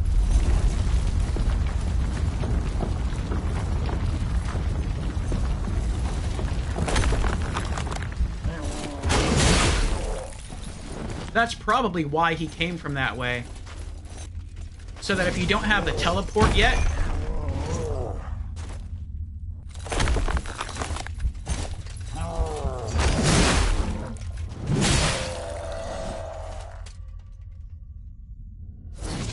If you don't have the teleport yet, which we don't, that would probably be to signal the player, like, hey, you don't have to take the stairs all the way back up. There is an alternate path. Maybe you should check that out if you didn't see it the first time.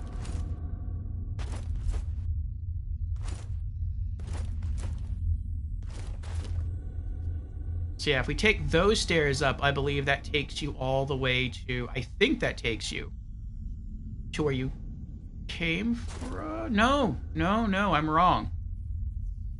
I think that... Yeah, that takes you the normal route. Yeah, I remember that, because we came down here, we saw that path, we ignored it, and then we went up here. This is how you get back to the shortcut. Okay. Yeah, let's go this way. There's even an item up there. Okay.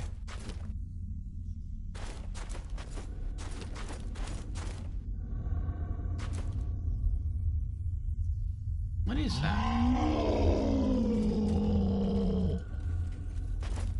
Oh. Hi.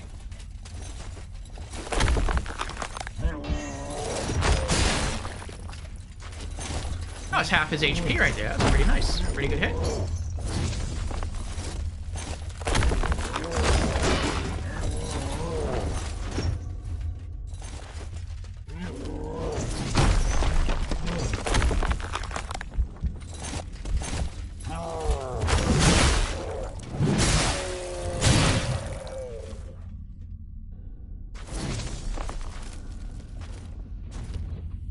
Slurry of tar.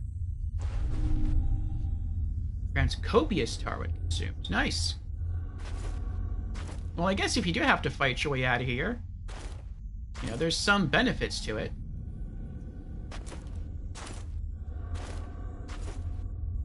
There's more... oh no. There's more loot.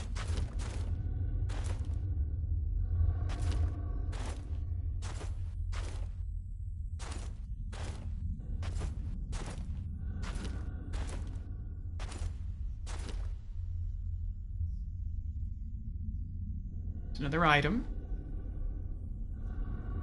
And at least one other enemy.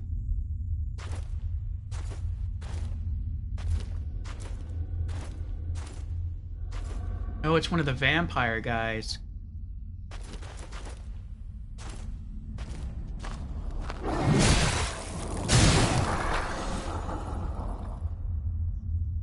Oh, he killed one of the guys with the shields. That's cool. What is this? Okay.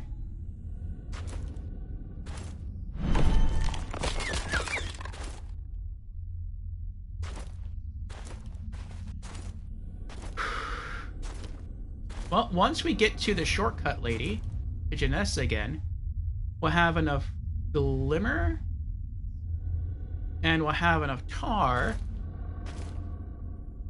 to buy our next character ability.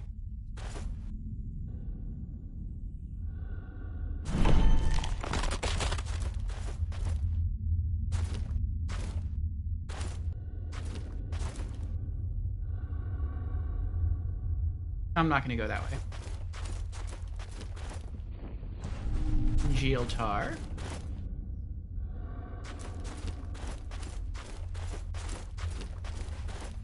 Almost there.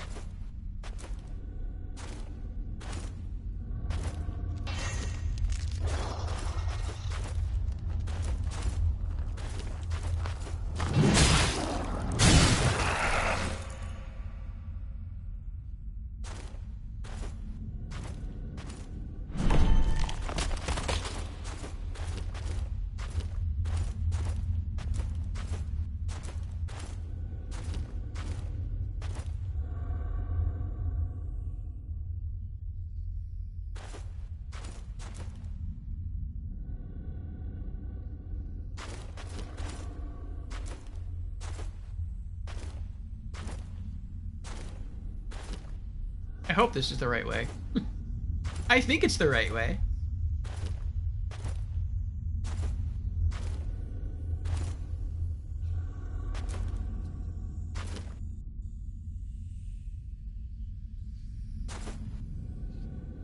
I see a light over there.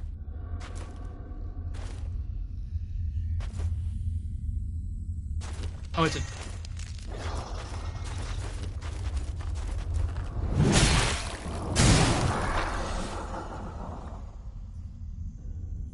There's another vampire boy.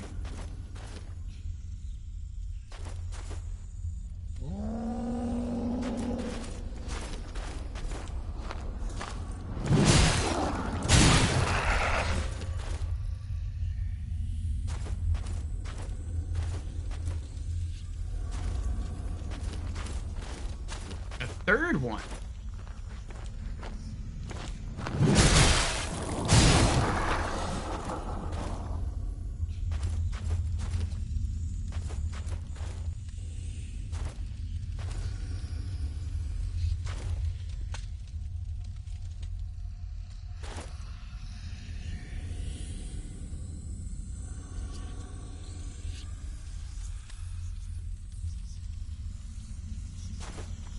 I don't like these sounds.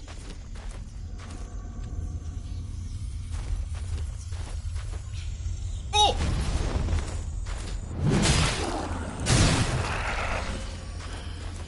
He was luring me into a trap.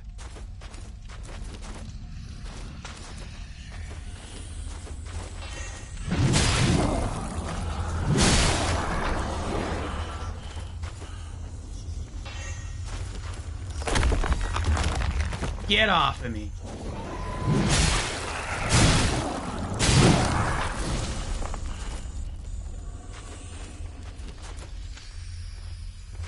I guess since I took the light away, there's more like supernatural enemies in here now.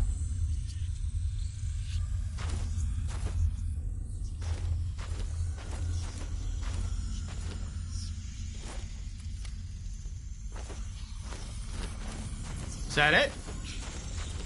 That's it. We're out.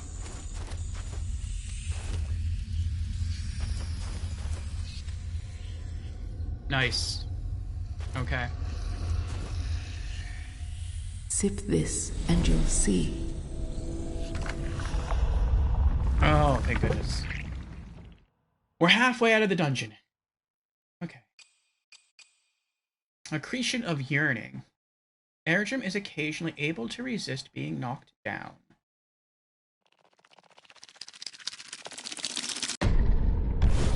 The sacred rites remain closed to me. I'm unworthy of the venerated nectar. But I will prove myself. These sniveling rats who bow and scrape will never be enshrined. They have neither the will nor the strength to accept the deathless doctrine.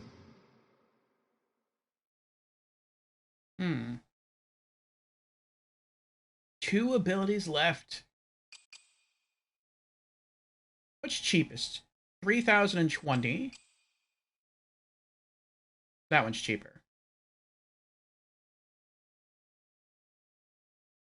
I guess we'll go for that one, yeah. 2,500 tar and 15 glimpses. Alright. Let me write that down. Alright, take care, East. Thanks for being here. Sleep well. See you again. And 2,500.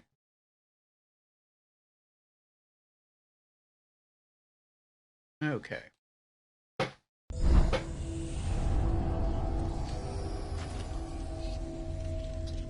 We're up to a kill stack of 23.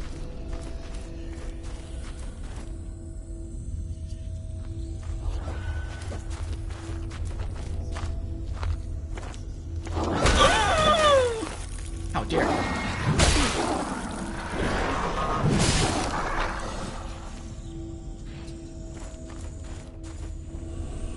Sip this.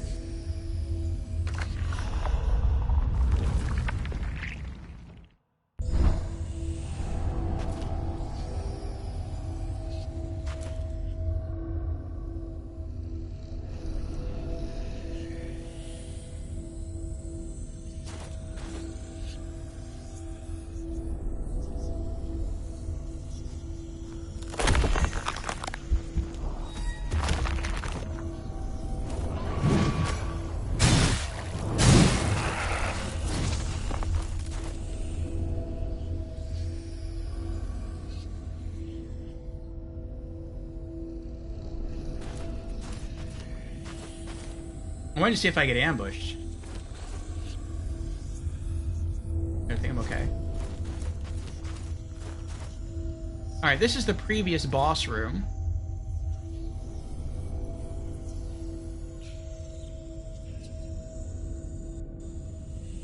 Oh my goodness. There's a lot of enemies in here.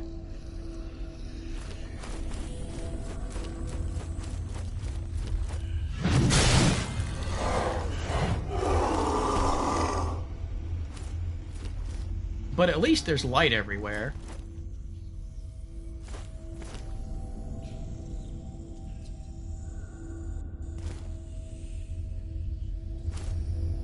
So now, we just have to fight our way through the last half of the dungeon.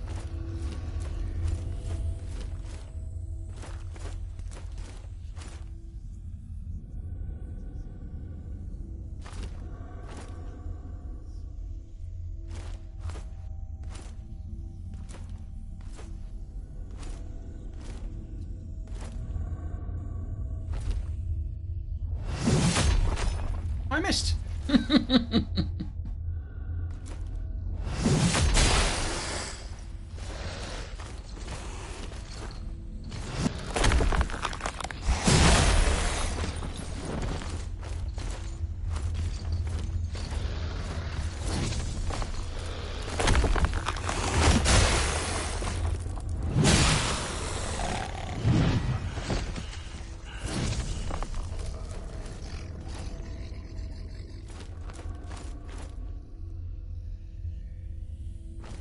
Okay. Let's see if we can do that on the other side.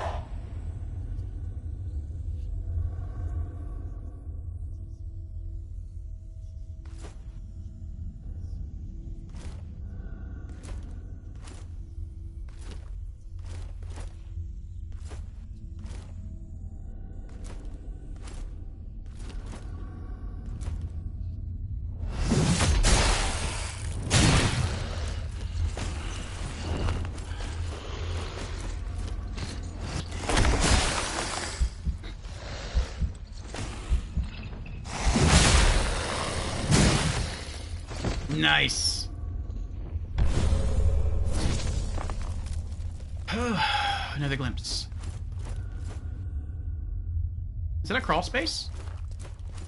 Not a crawl space. Okay.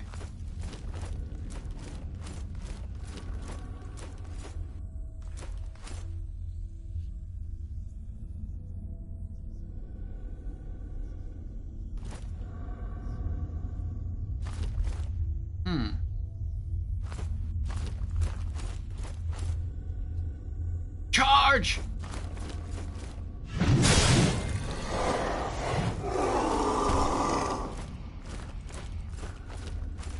I'm surprised he didn't attack me. Oh. Something's trying to attack me.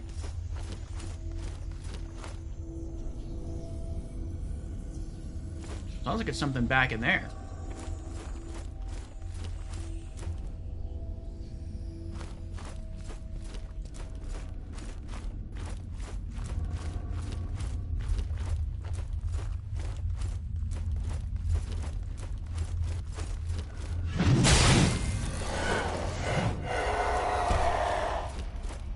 Kill stack of 30.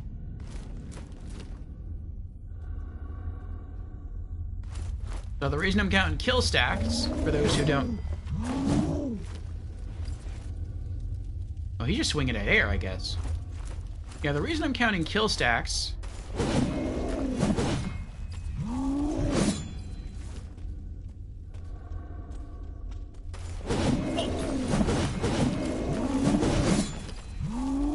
Oh, I see. He was just having a hard time getting down.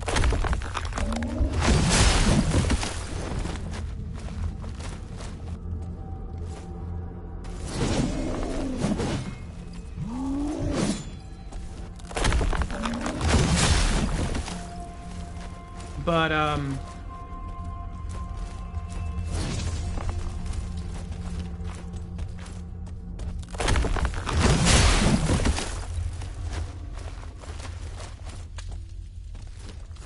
the reason I'm counting kill stacks is because my character has a special ability.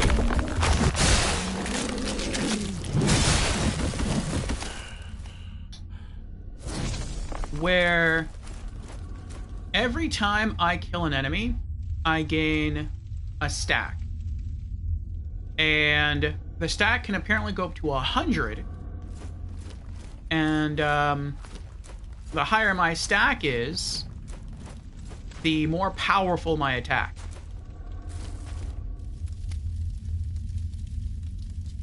And in order to keep the attack, all I have to do is not die. Well, or exit this shell. I can't switch classes either. And I had a full stack, but then there was an item in my inventory, and I was curious what it did. And so I used the item, and the item kicked me outside of my body, and so I lost my full stack. So now I have to re-earn it.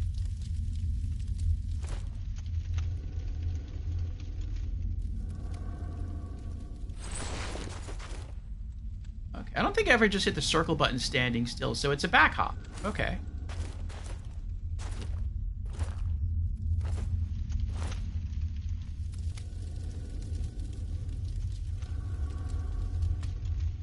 Will they just ignore me?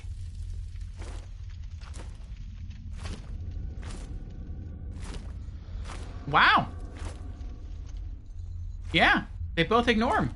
Or ignore me. Sweet. Okay, I'll take it. Thank you. Oh!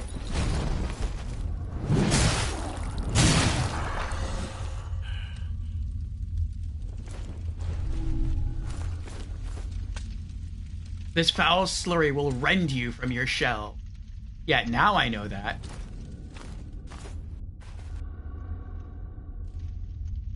Now I kind of want to fight him.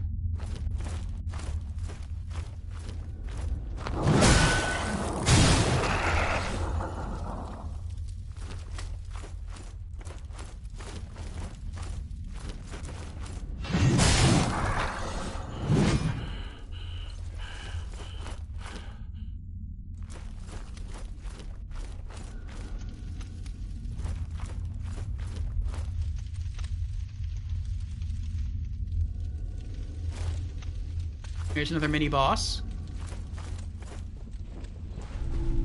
Good. Healing mushroom. Alright, let's do this.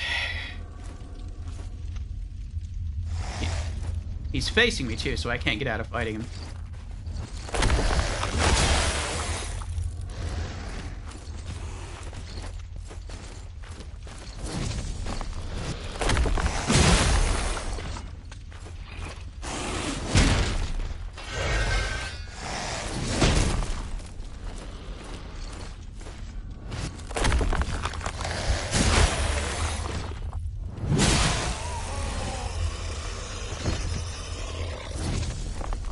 Nice.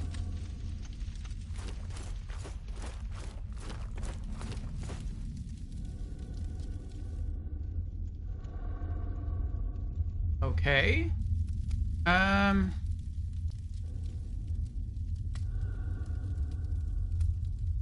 If I go that way, I'm gonna have to fight another one of those guys. If I go this way, I think I'm gonna have to fight like 3 or 4 vampire boys. I think I'd rather go this way.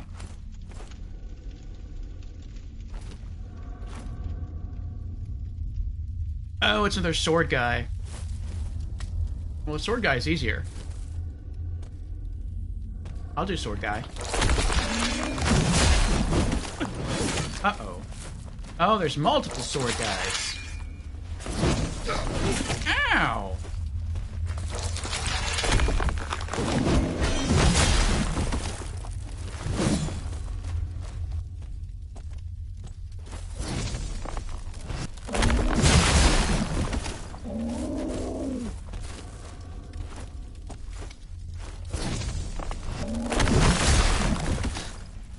They're trying to back me up into the other Bat Boy.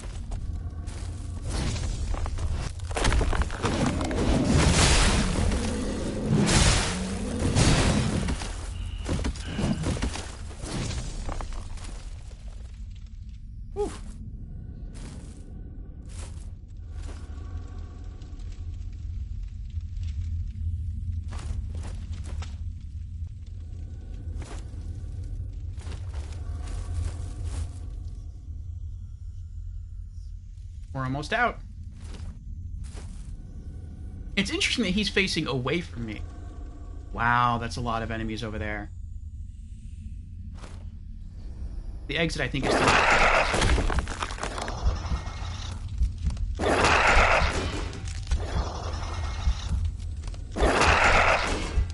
Oh, he's spitting at me. That's weird. I didn't know they had a spit attack. Probably poison.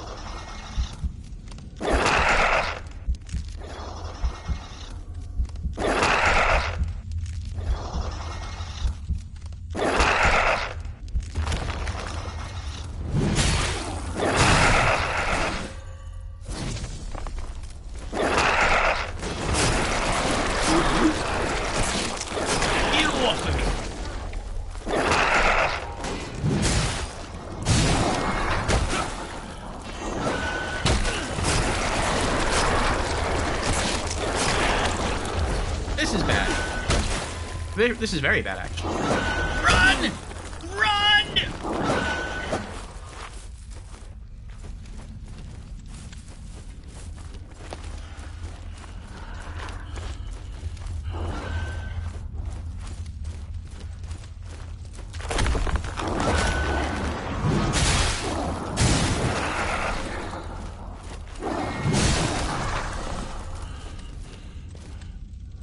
Oh my goodness, that was scary.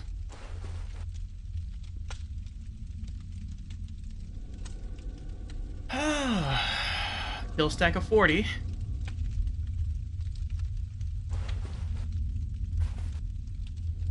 After I get done with the Sekiro edit, I'm probably just gonna sit in game for a while. Just leave it running and just pick a lot of mushrooms.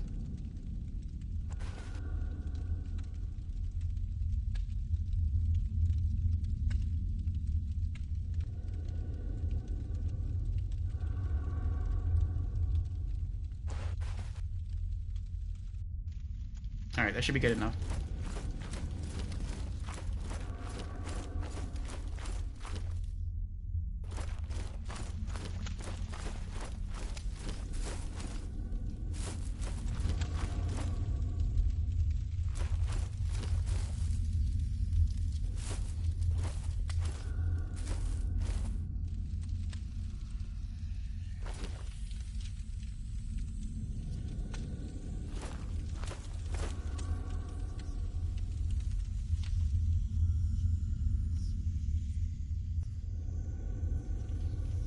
Okay, that's where I got my weapon upgrade.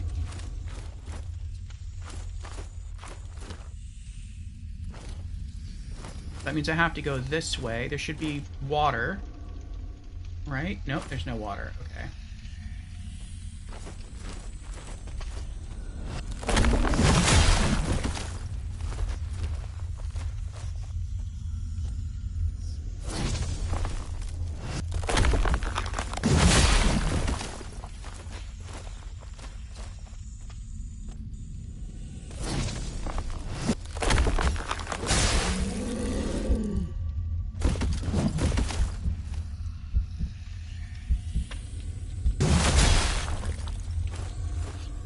He just touched my sword and got hurt. That's something else I think is pretty cool about the stone technique in this game. Where if you go to attack, and then you freeze yourself in stone as your blade is extended in an attack, if an enemy walks up to you, they'll get hit with the attack. Even though, and you'll still stay frozen. Which basically means you get a free hit. You just have to learn to time it right. Are you the only one in there? I'm gonna eat the mushroom just to be safe.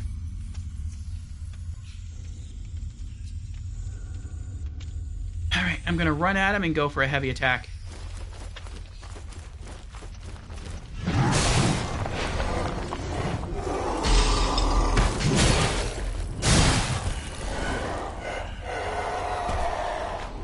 Uh-oh.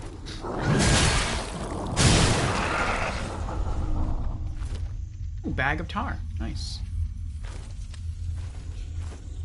We're getting close. Here's a small pool of water I was thinking about.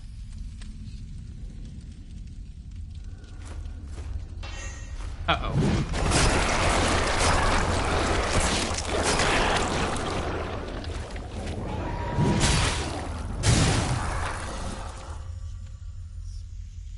I hit the stone button, but it was too late. I think I was too far into the animations here.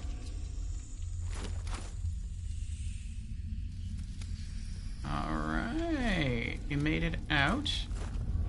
Use anvil. Apply weapon enhancement. Rare winterglass can be applied to the blade. Radiant winterglass. Alright, let's get some lore on this before we plug it in.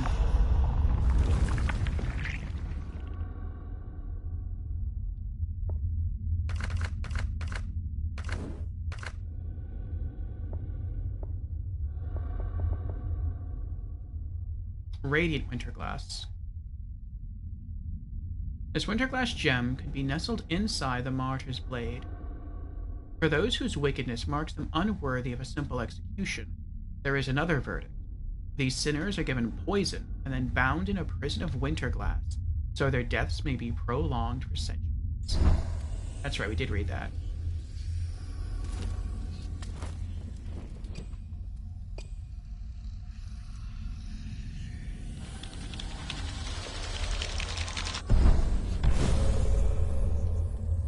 Weapon ability acquired. I think we now have all weapon upgrades. Not upgrades, but our sword has all abilities, basically. Jamera has redeemed Hydrate. Very well, Jamera. Cheers. Also, we have an ad starting in about 40 seconds. It'll last 3 minutes, and then we should have another hour of uninterrupted stream time.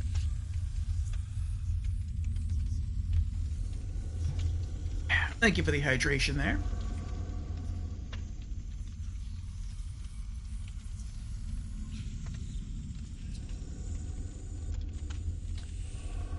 Let's see who else is streaming right now.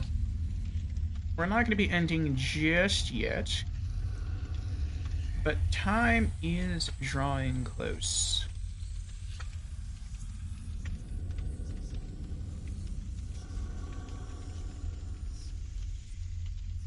Okay. Almost dropped my controller there. And we have another upgrade here.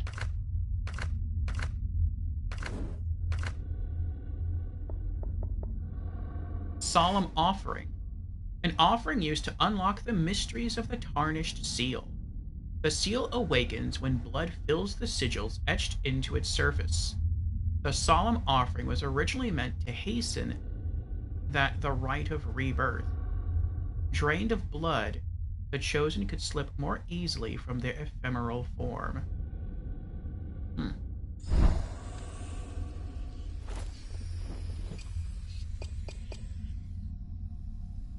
Boost the healing effects of empowered ripostes. Oh, nice. Okay.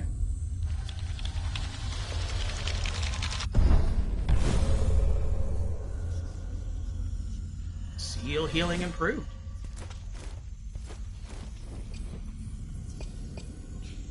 And apply our final quenching acid.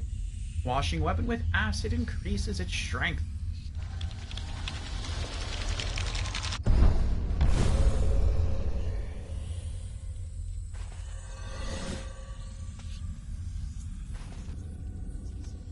Nice. Alright, once we get back to the hub area, and we can switch into other weapons. Actually, we might be able to upgrade this sword right now. Let's swap it real quick. Equip Hollowed Sword.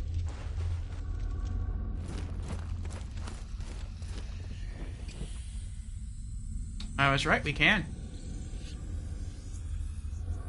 Apply weapon enhancement. The Hollowed Sword has an empty channel in the center. Acquired item, Mechanical Spike. Let's read that before we lose it.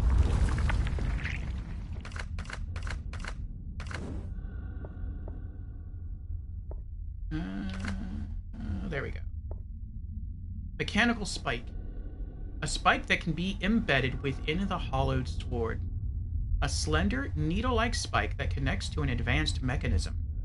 With the press of a hidden button, the spike springs forth with vicious force. Cool.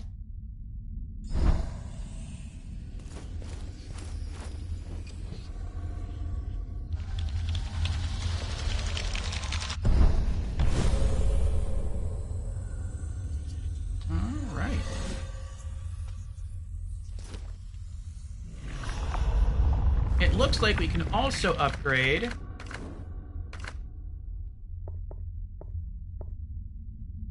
Yeah, we can use the Foundry Stone to upgrade the mace once we get back to base. Alright, let's get back our Martyr Blade.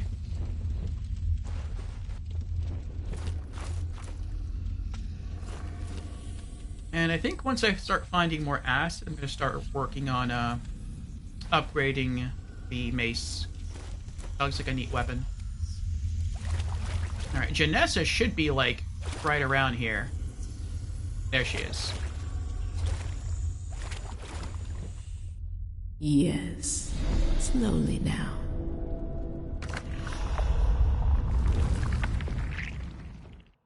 Alright.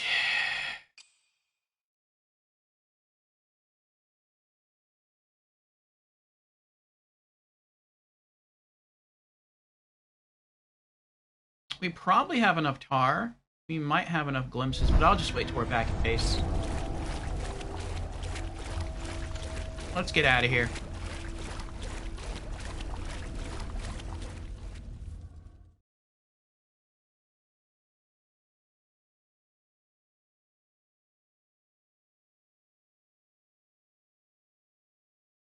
Well, actually, if I'm right, all the enemies out here should still be dead. I mean, not the enemies, like, immediately outside. But once we get back into, like, the forest area, they should all still be dead.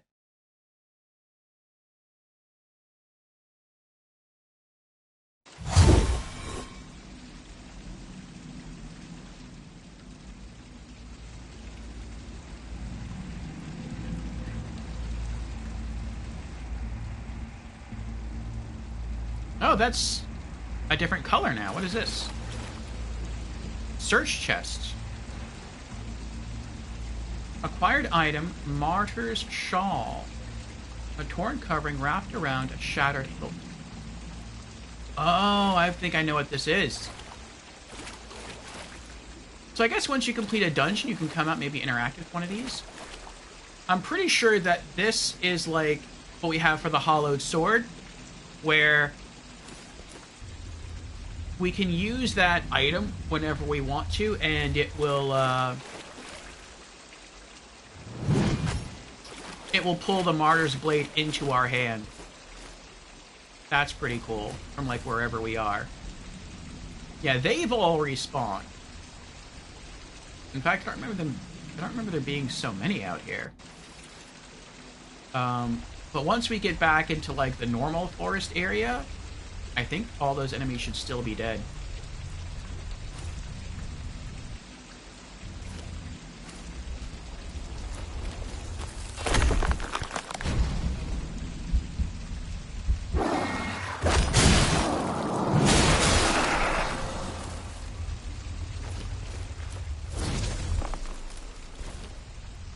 Alright, kill stack of 50.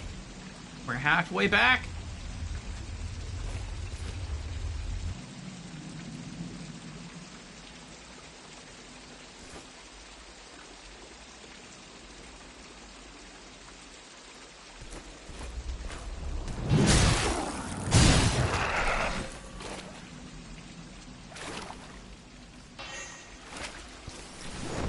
Uh-huh.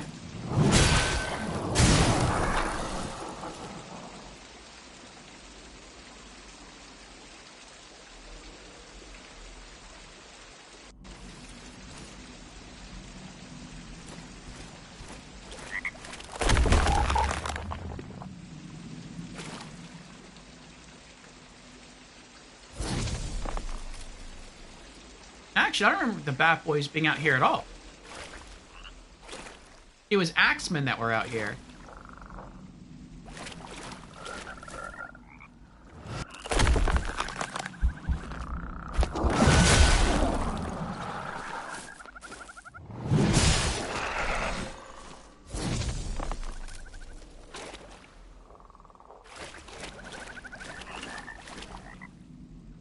Oh, has the mist gotten thicker? Oh boy.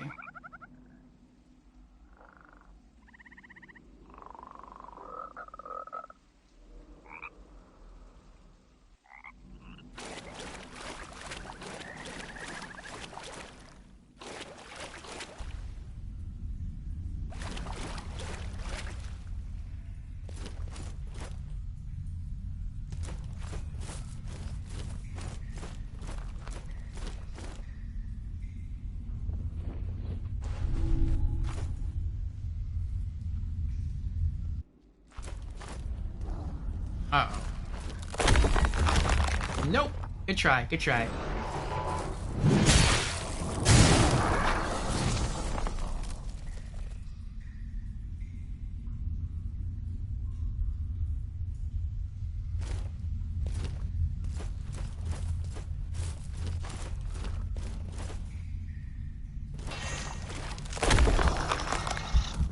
I stoned up at the wrong time.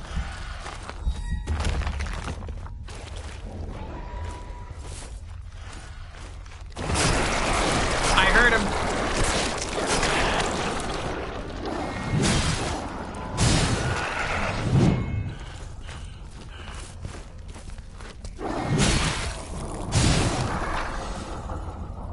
Whew.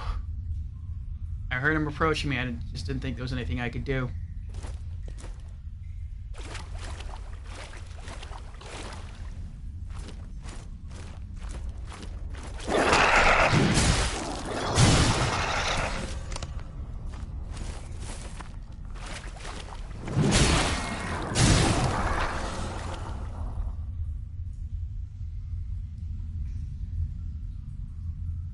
Yeah, the enemies here didn't respawn. There's all new enemies here.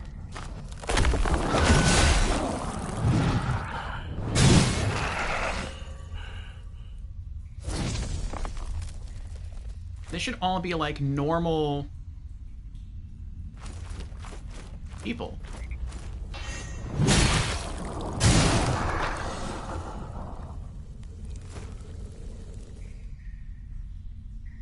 Maybe me taking away the gem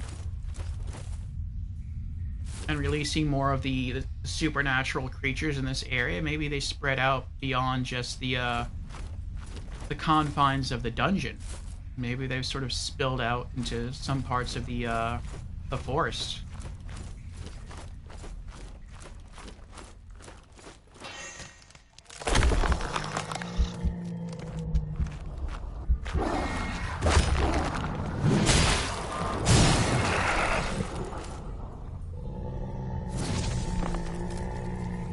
Oh, man.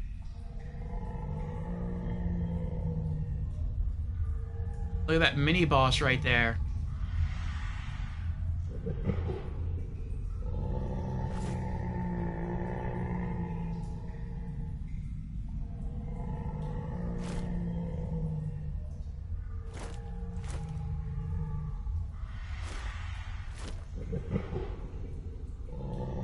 Dude, that was the first boss of the game right there. Well, the main game. I gotta fight him again?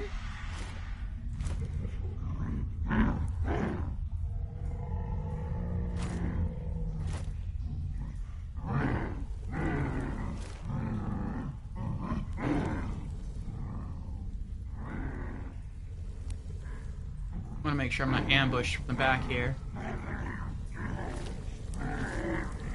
Oh, there's another statue lit up. I can get something from there.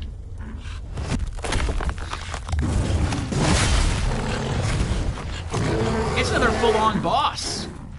I have to fight Grisha again.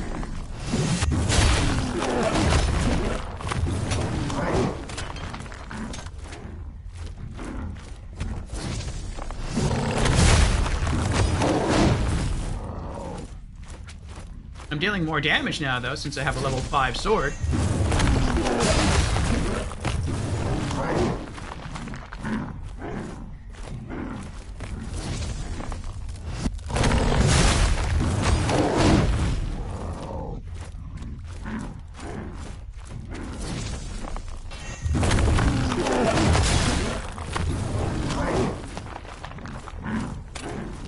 I just don't have a lot of room to, like, move around right now.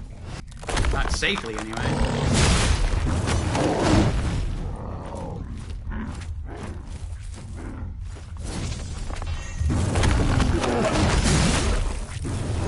Like, 2, maybe 3 more hits and he's done.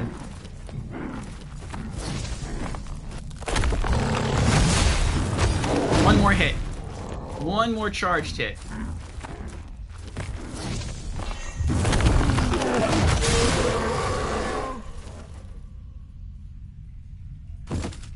Nice. Plus 6 glimpses. Ooh. Very nice.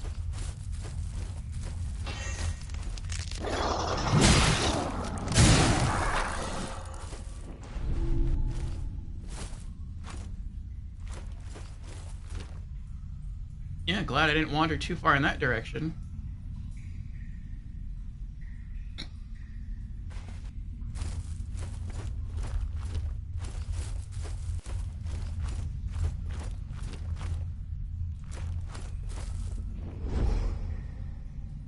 She rests within a tomb, the most venerable of the unborn. His protection is all he has left to offer. A loyal husk, he prays for her birth, refusing to rest no matter how tiresome his watch.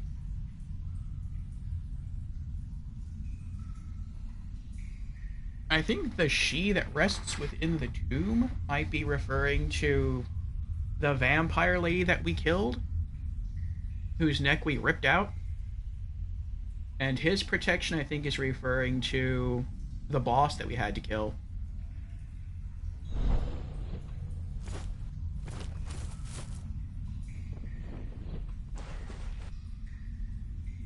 Glimpse of courage. Swirls with vague promise.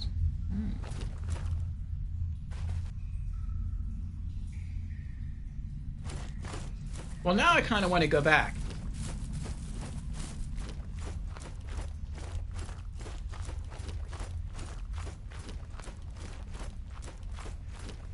Because maybe there's more fish statues like this that have cool extra loot in them, and I just don't know it because I didn't fully explore around this area.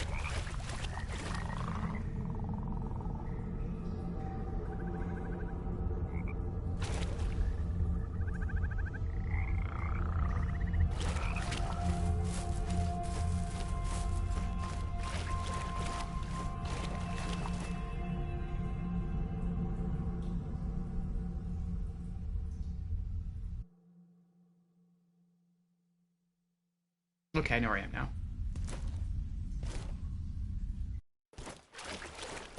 It's amazing how much the presence of the fog is throwing me off.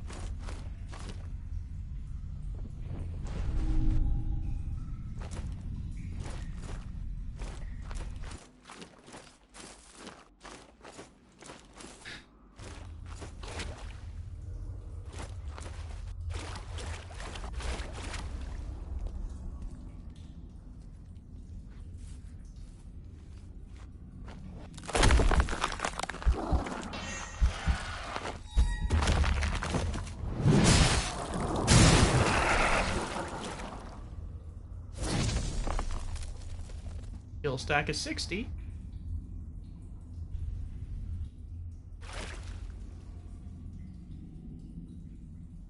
I don't know if there are any fish statues this way, though.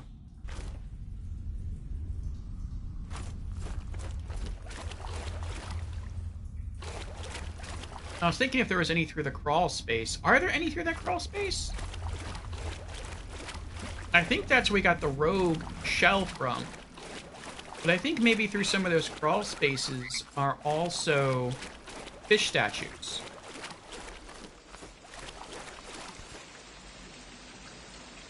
Oh man, I went the wrong way again.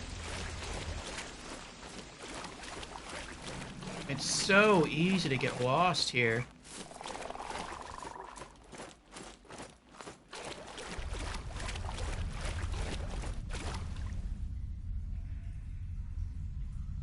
I think maybe I'm a building person. I never got lost in Dark Souls 1. Or like Dark Souls 3.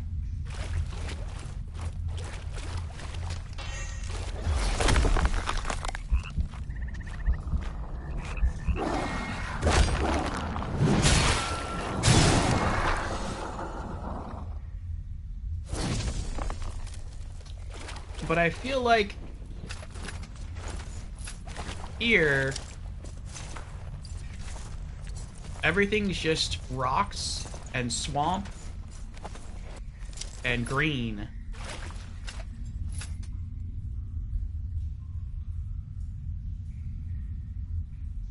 Alright, I don't see any fish statues in here, so I'm out.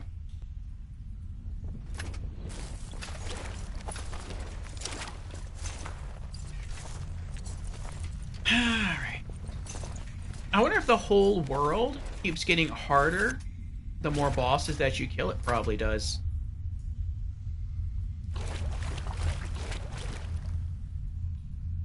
Let's just get out of here. Let's just go back to base. Let's just do that.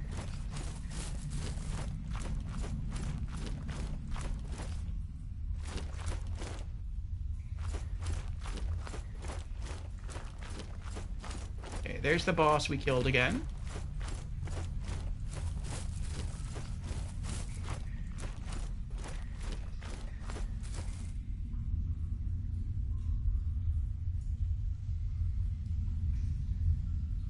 Go that way.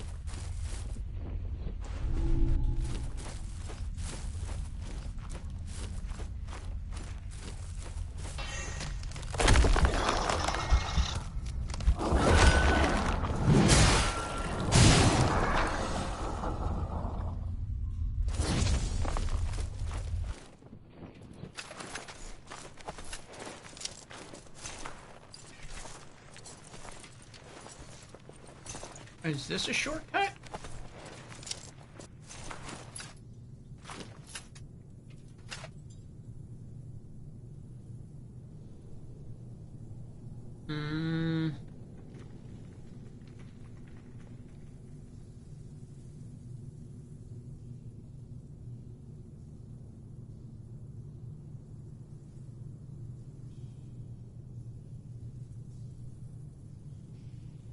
I don't know.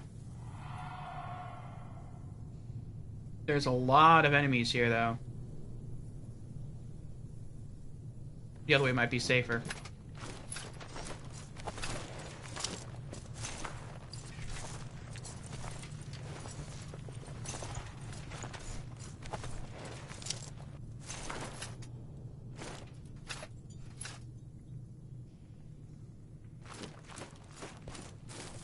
So it's either through the crawl space,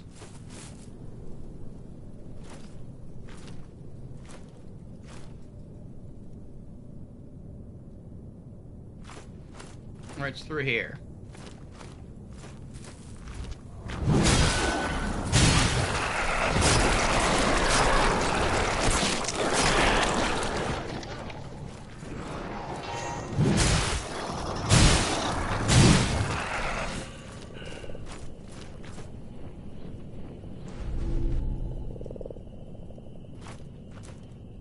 Kill stack is 70. That I didn't like. So, similar to sometimes in Sekiro, where I would do things like I would hit the buttons in a certain order because I wanted to trigger something to happen. I did kind of the same thing here. Like in Sekiro, sometimes I would know I would be attacked after 2 slashes of my sword. So I would hit attack, attack, deflect. And out, like, the character just wouldn't deflect. Like, it kind of felt that way here. I hit attack, attack, and then stone, and I still got bit anyway. That's probably because the jump attack, though, in this game was initiated. Like, I can't see it, but it probably happened like my attack, the jump, and then my stone defense. And it's just... I wasn't able to activate it in time.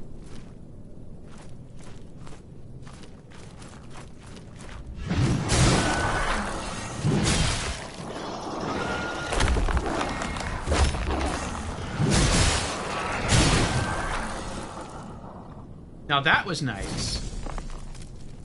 I was able to, like,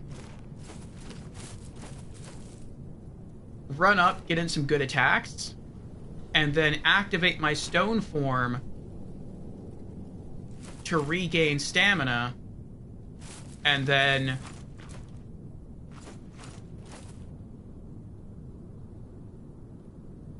okay. And then finish off the other two.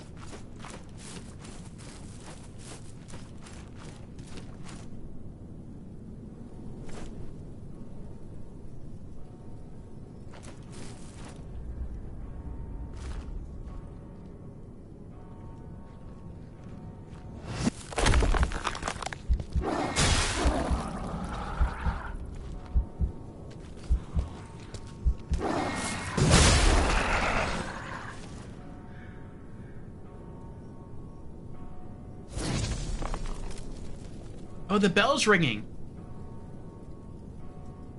We're back at base. This is it. So the whole world has been further overrun. That stinks.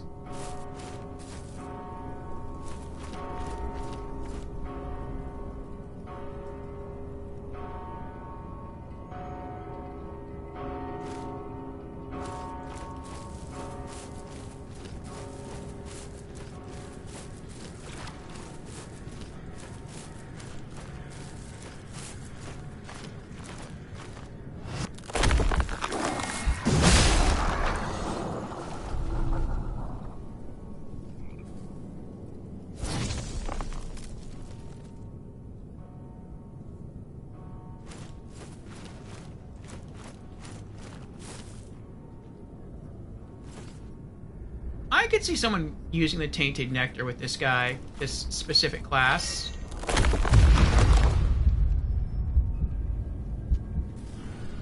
To deal some awesome combos.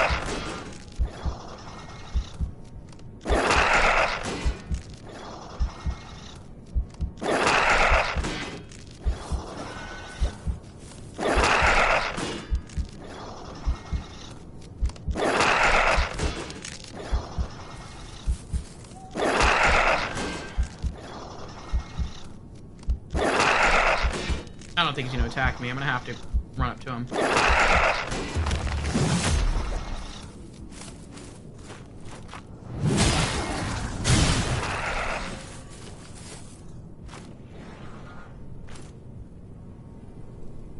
It looks like all the fish statues have become active. Alright, well, that's pretty cool.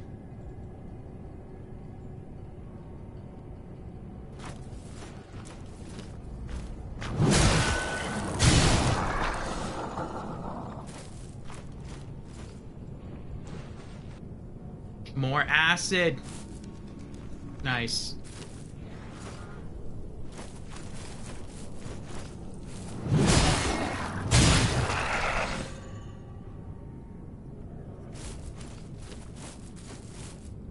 I wonder if there's any way to reverse what's been done.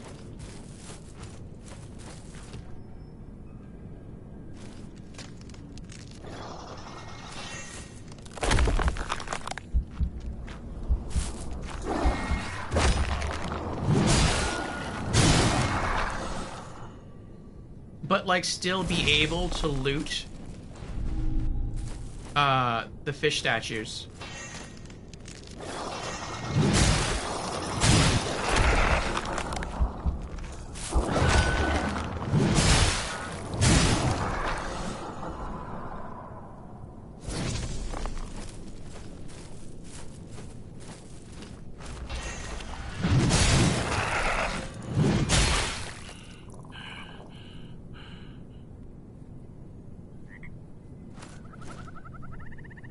That's why there's all these traps here.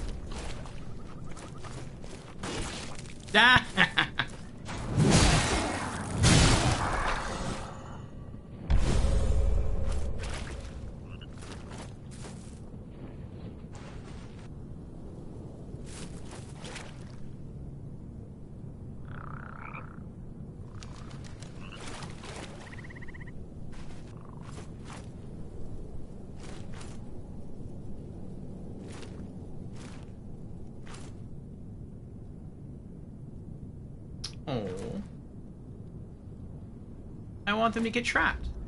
Here we go.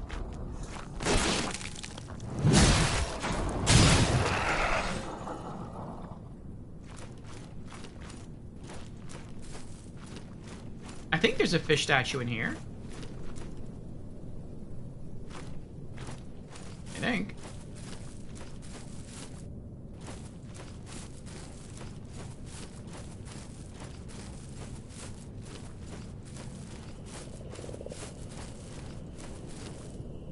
No, I guess not. Maybe one of those crawl spaces leads to one. I don't want to explore that tonight, though. We've already done more than I thought we would tonight. We've also been streaming for longer than I thought we would tonight.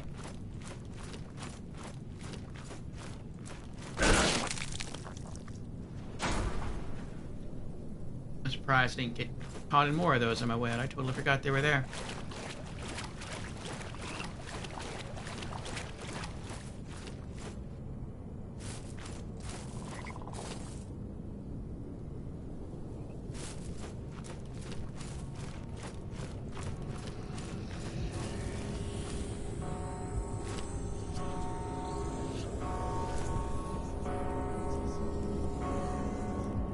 Yes, slowly now.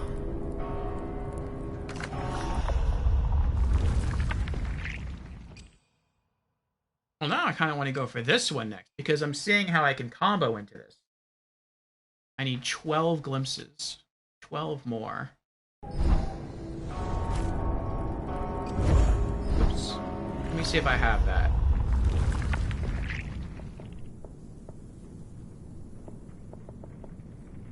Glimpse of Courage. Use this item to reveal its effect. Use one more time to reveal further detail about this item. The Glimpse of Courage swirls with a vague promise. And let's give it a try. Plus 10. An image of an innocent child comes to mind. The child charges unafraid into the dark. The vision granted by this essence reminds the holder of their bravery. And what did I say? We need 20? We need 2 more?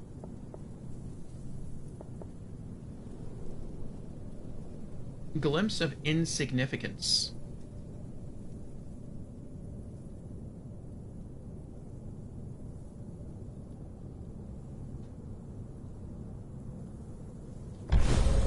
Plus 15? Oh my goodness. That was a waste. I don't think I even, like, can buy anything. Well, maybe not. Well, I hope. Yes, taste the truth. Like, I want to get all the upgrades for all the shells, so I'm hoping I didn't just, like, waste glimpses. 15. 20. I need 35. Okay, awesome. Awesome. I didn't waste any. I need, like, 2 more glimpses. So yeah, let's do it. Accretion of Dominance. Upon reclaiming Erigim, your next attack will deal massive damage, sometimes exploding your enemies into a bloody mist. 3,000 tar and 20 glimpses. The infirm must be removed from our ranks. The poison of dissent and the frailty of flesh cannot be permitted within our sanctuary. This is a small price for unity, but I'm certain they will go willingly to their deaths. If not, I shall aid them. This guy's kind of dark. Recollection of Knowledge. 2 more glimpses and 2,500 tar. We now have a kill stack of 80.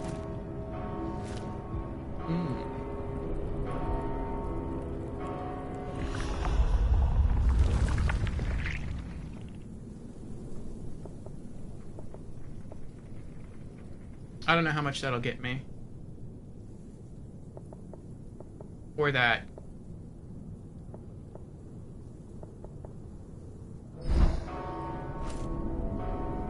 how much do I need? Yes. Slowly now.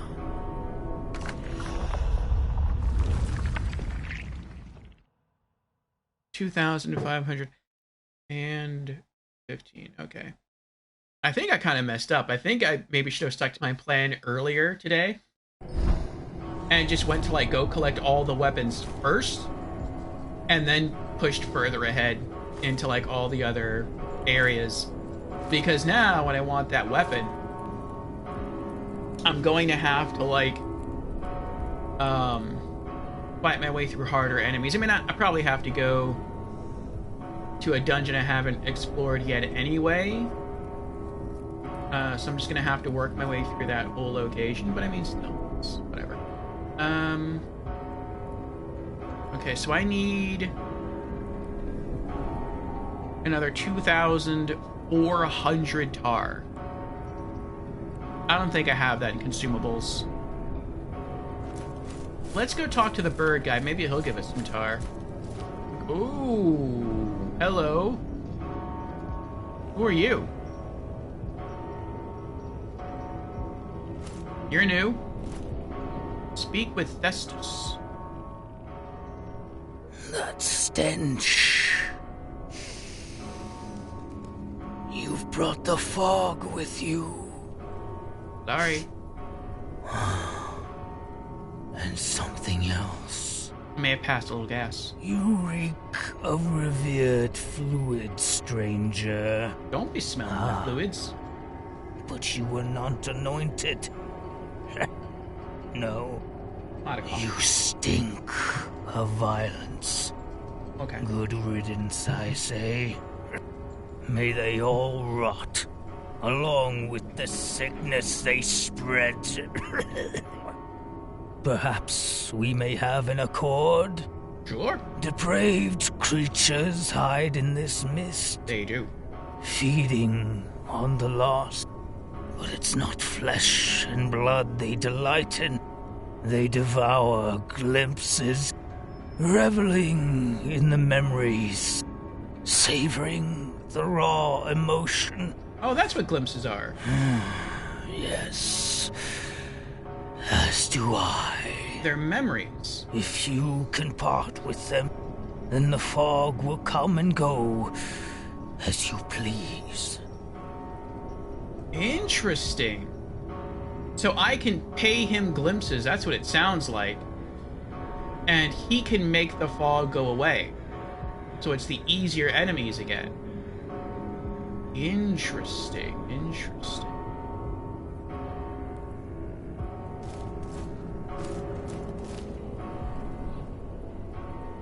That stench. You've brought the fog with you.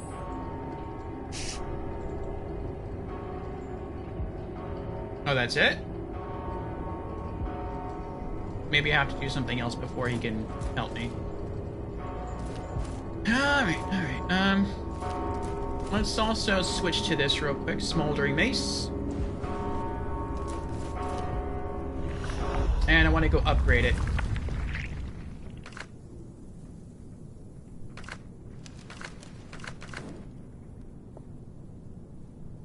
Smoldering Mace. Ashes drift from the mace's smoldering head. This mace bears an inscription. Righteous fire may only be wielded by a disciple consecrated by wrath and fury. And Foundry Stone. This Foundry Stone was once meant to alight a smoldering mace. Before it was repurposed, the Shrine of Ash served as a foundry where great weapons were forged by the metallurgists. They sought rare ores and precious gems, attuning them with the essence of fire.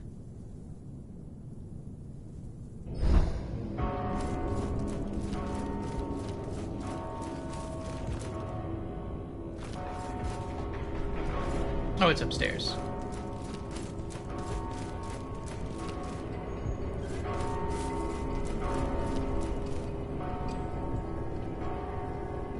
My weapon enhancement. The smoldering mace seems to be missing an ignition switch.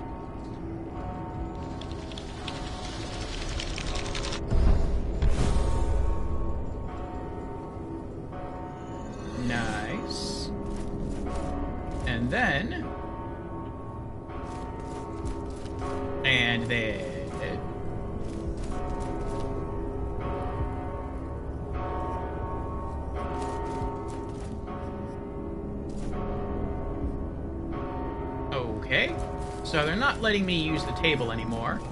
Let me try talking to Janessa. Maybe that'll reset the world. Yes, taste the truth.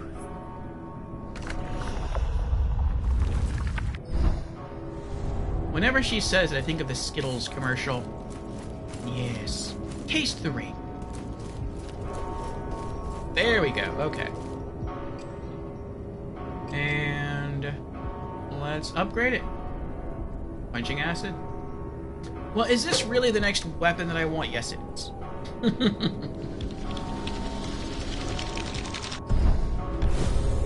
I was thinking about maybe further upgrading the hollowed sword since that was our first weapon, but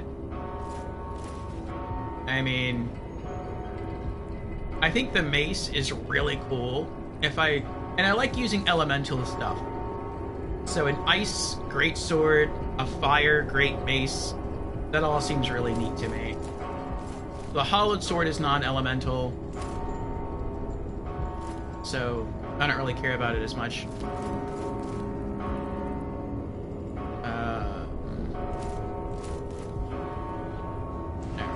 Swap back to our Martyr's Blade. And I guess... Actually, I want to go talk to the other guy real quick. The merchant guy. Maybe he'll have new dialogue. And then we'll talk to the bird. The bird's probably one causing the bell to ring.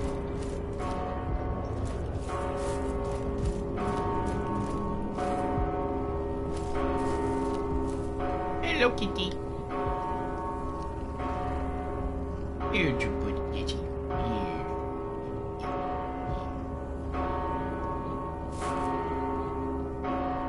Welcome back, my splendid friend.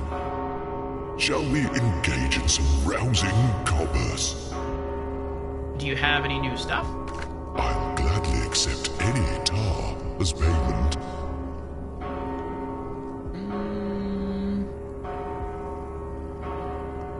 No. He has infinite large bolts.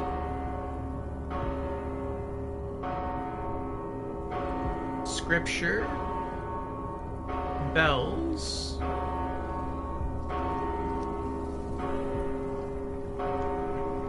A simple loot, but I'm holding a lot of them. I wonder if I could sell those. Maybe. He has no more acid. No more effigies.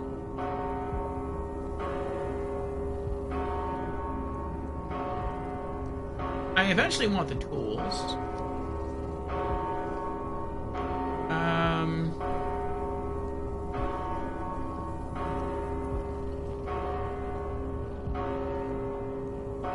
I'll probably save up for the tools once I finish fully upgrading my character. Like, unlock the rest of his abilities.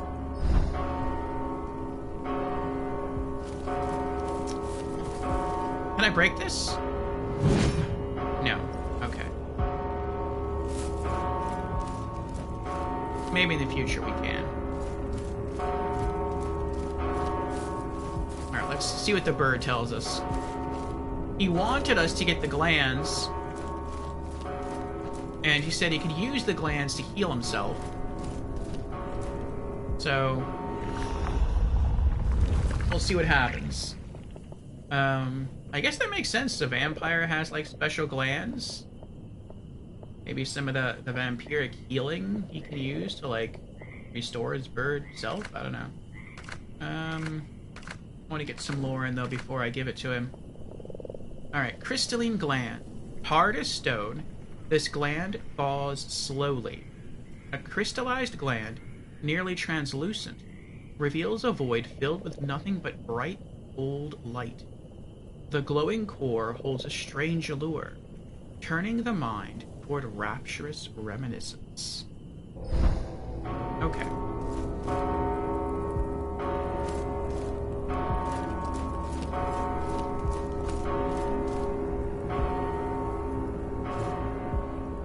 Listen to the old prisoner. You found it. The sacred gland. I knew you would. Careful now.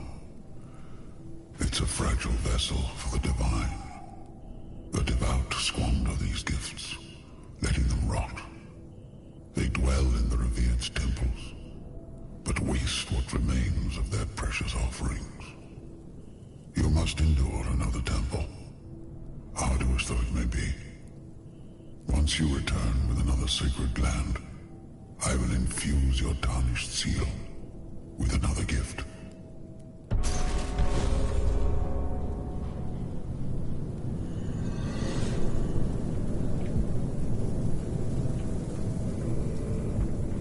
Alright. Oh, the mist went away!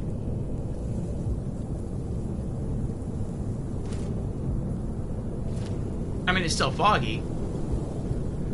But, like, the super green mist went away. You're back, empty-handed. I'm afraid I have little to offer you without a gland to prepare.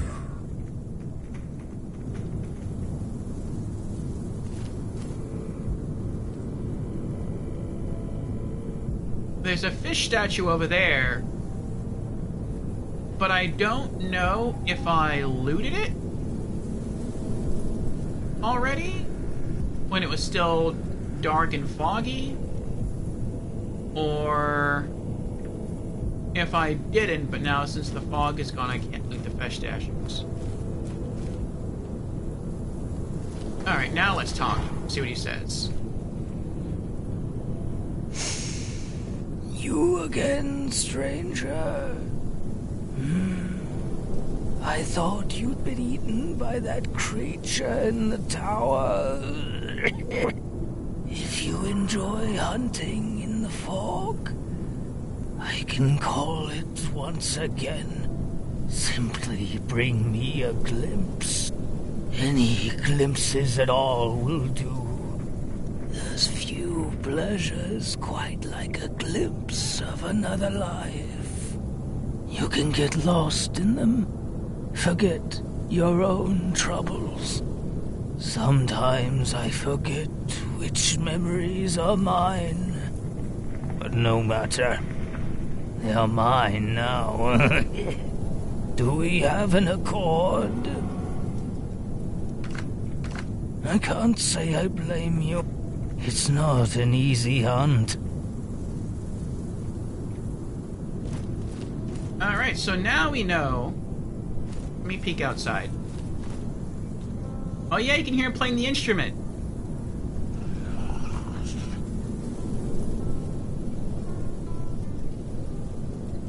They're back. So now we know that whenever we beat a temple, I guess a temple boss, it's gonna get scary foggy. And we're gonna have to fight a lot of vampire boys, or maybe worse. But East said that once we buy all the abilities for a specific shell class, we can then spend a lot more currency. I'm not sure if it's going to be tar or glimpses or whatever. And we can buy a mask from her, and we can use that to warp to any place we've seen her before. And so if that's the case, if we can just beat another temple boss and then instantly warp back here, it wouldn't matter if it was foggy or not. So that's pretty awesome. And it sounds like all we have to do is offer this guy a single glimpse and he'll bring the fog back. We can fight harder enemies for more experience points and more glimpses. So, okay. I'm liking the way this game is working out. I am. Alright. So, I think our next plan is going to be to try hunting down this weapon. It's the only one we're missing.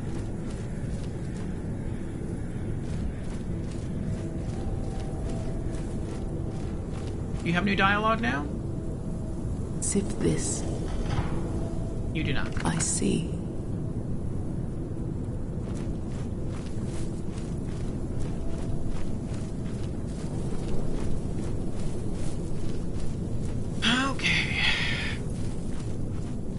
But yeah, we'll work on that next time.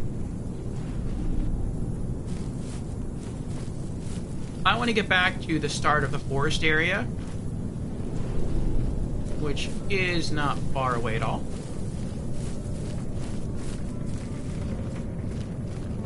Let's see how much damage we hit for now.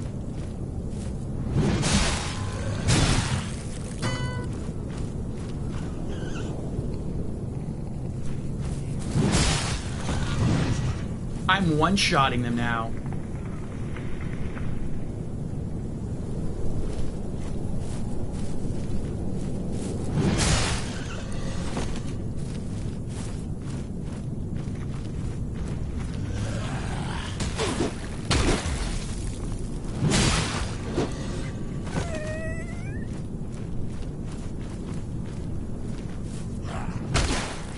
Ooh.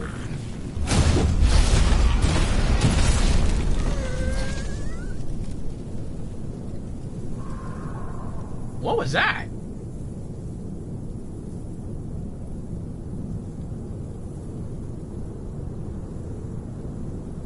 I didn't get any health back. And I hopped out of my shell. Luckily, I still kept my attack stack, though. I thought that was going to be like a riposte. I mean, it was kind of a riposte.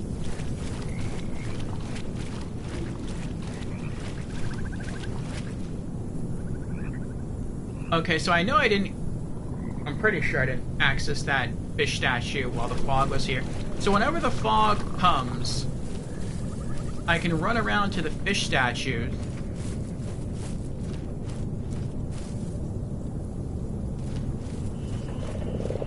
And I can get really good loot. Okay. But only when the green fog is around.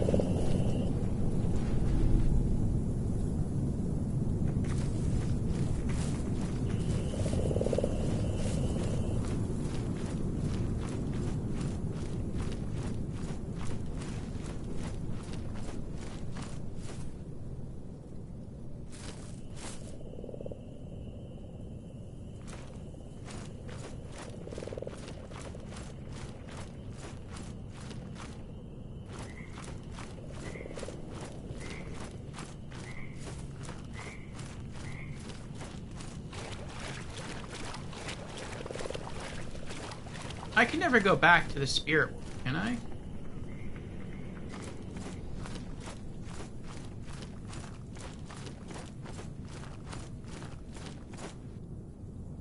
No, okay.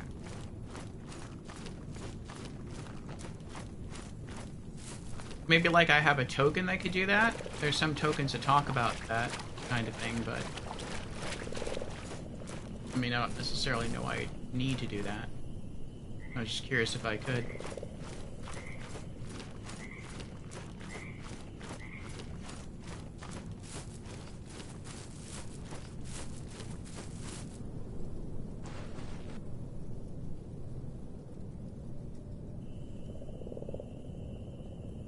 Yeah, the symbol in my thing is different now.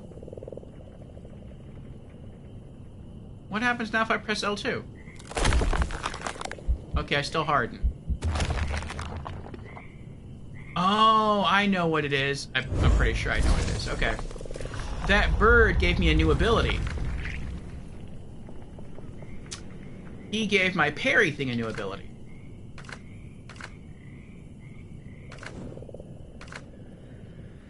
This thing.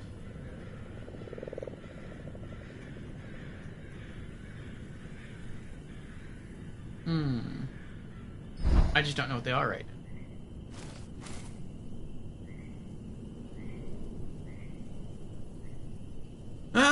Okay. So yeah, tomorrow we will work on getting more tar and another 2 glimpses, though we have definitely enough glimpses and consumables. And we'll unlock our final character ability. And then we'll try to get that last weapon. And maybe we'll also just go around and explore And I would like to try to see if we can get enough tar to get the teleportation mask. And yeah, I guess we would just kind of go from there.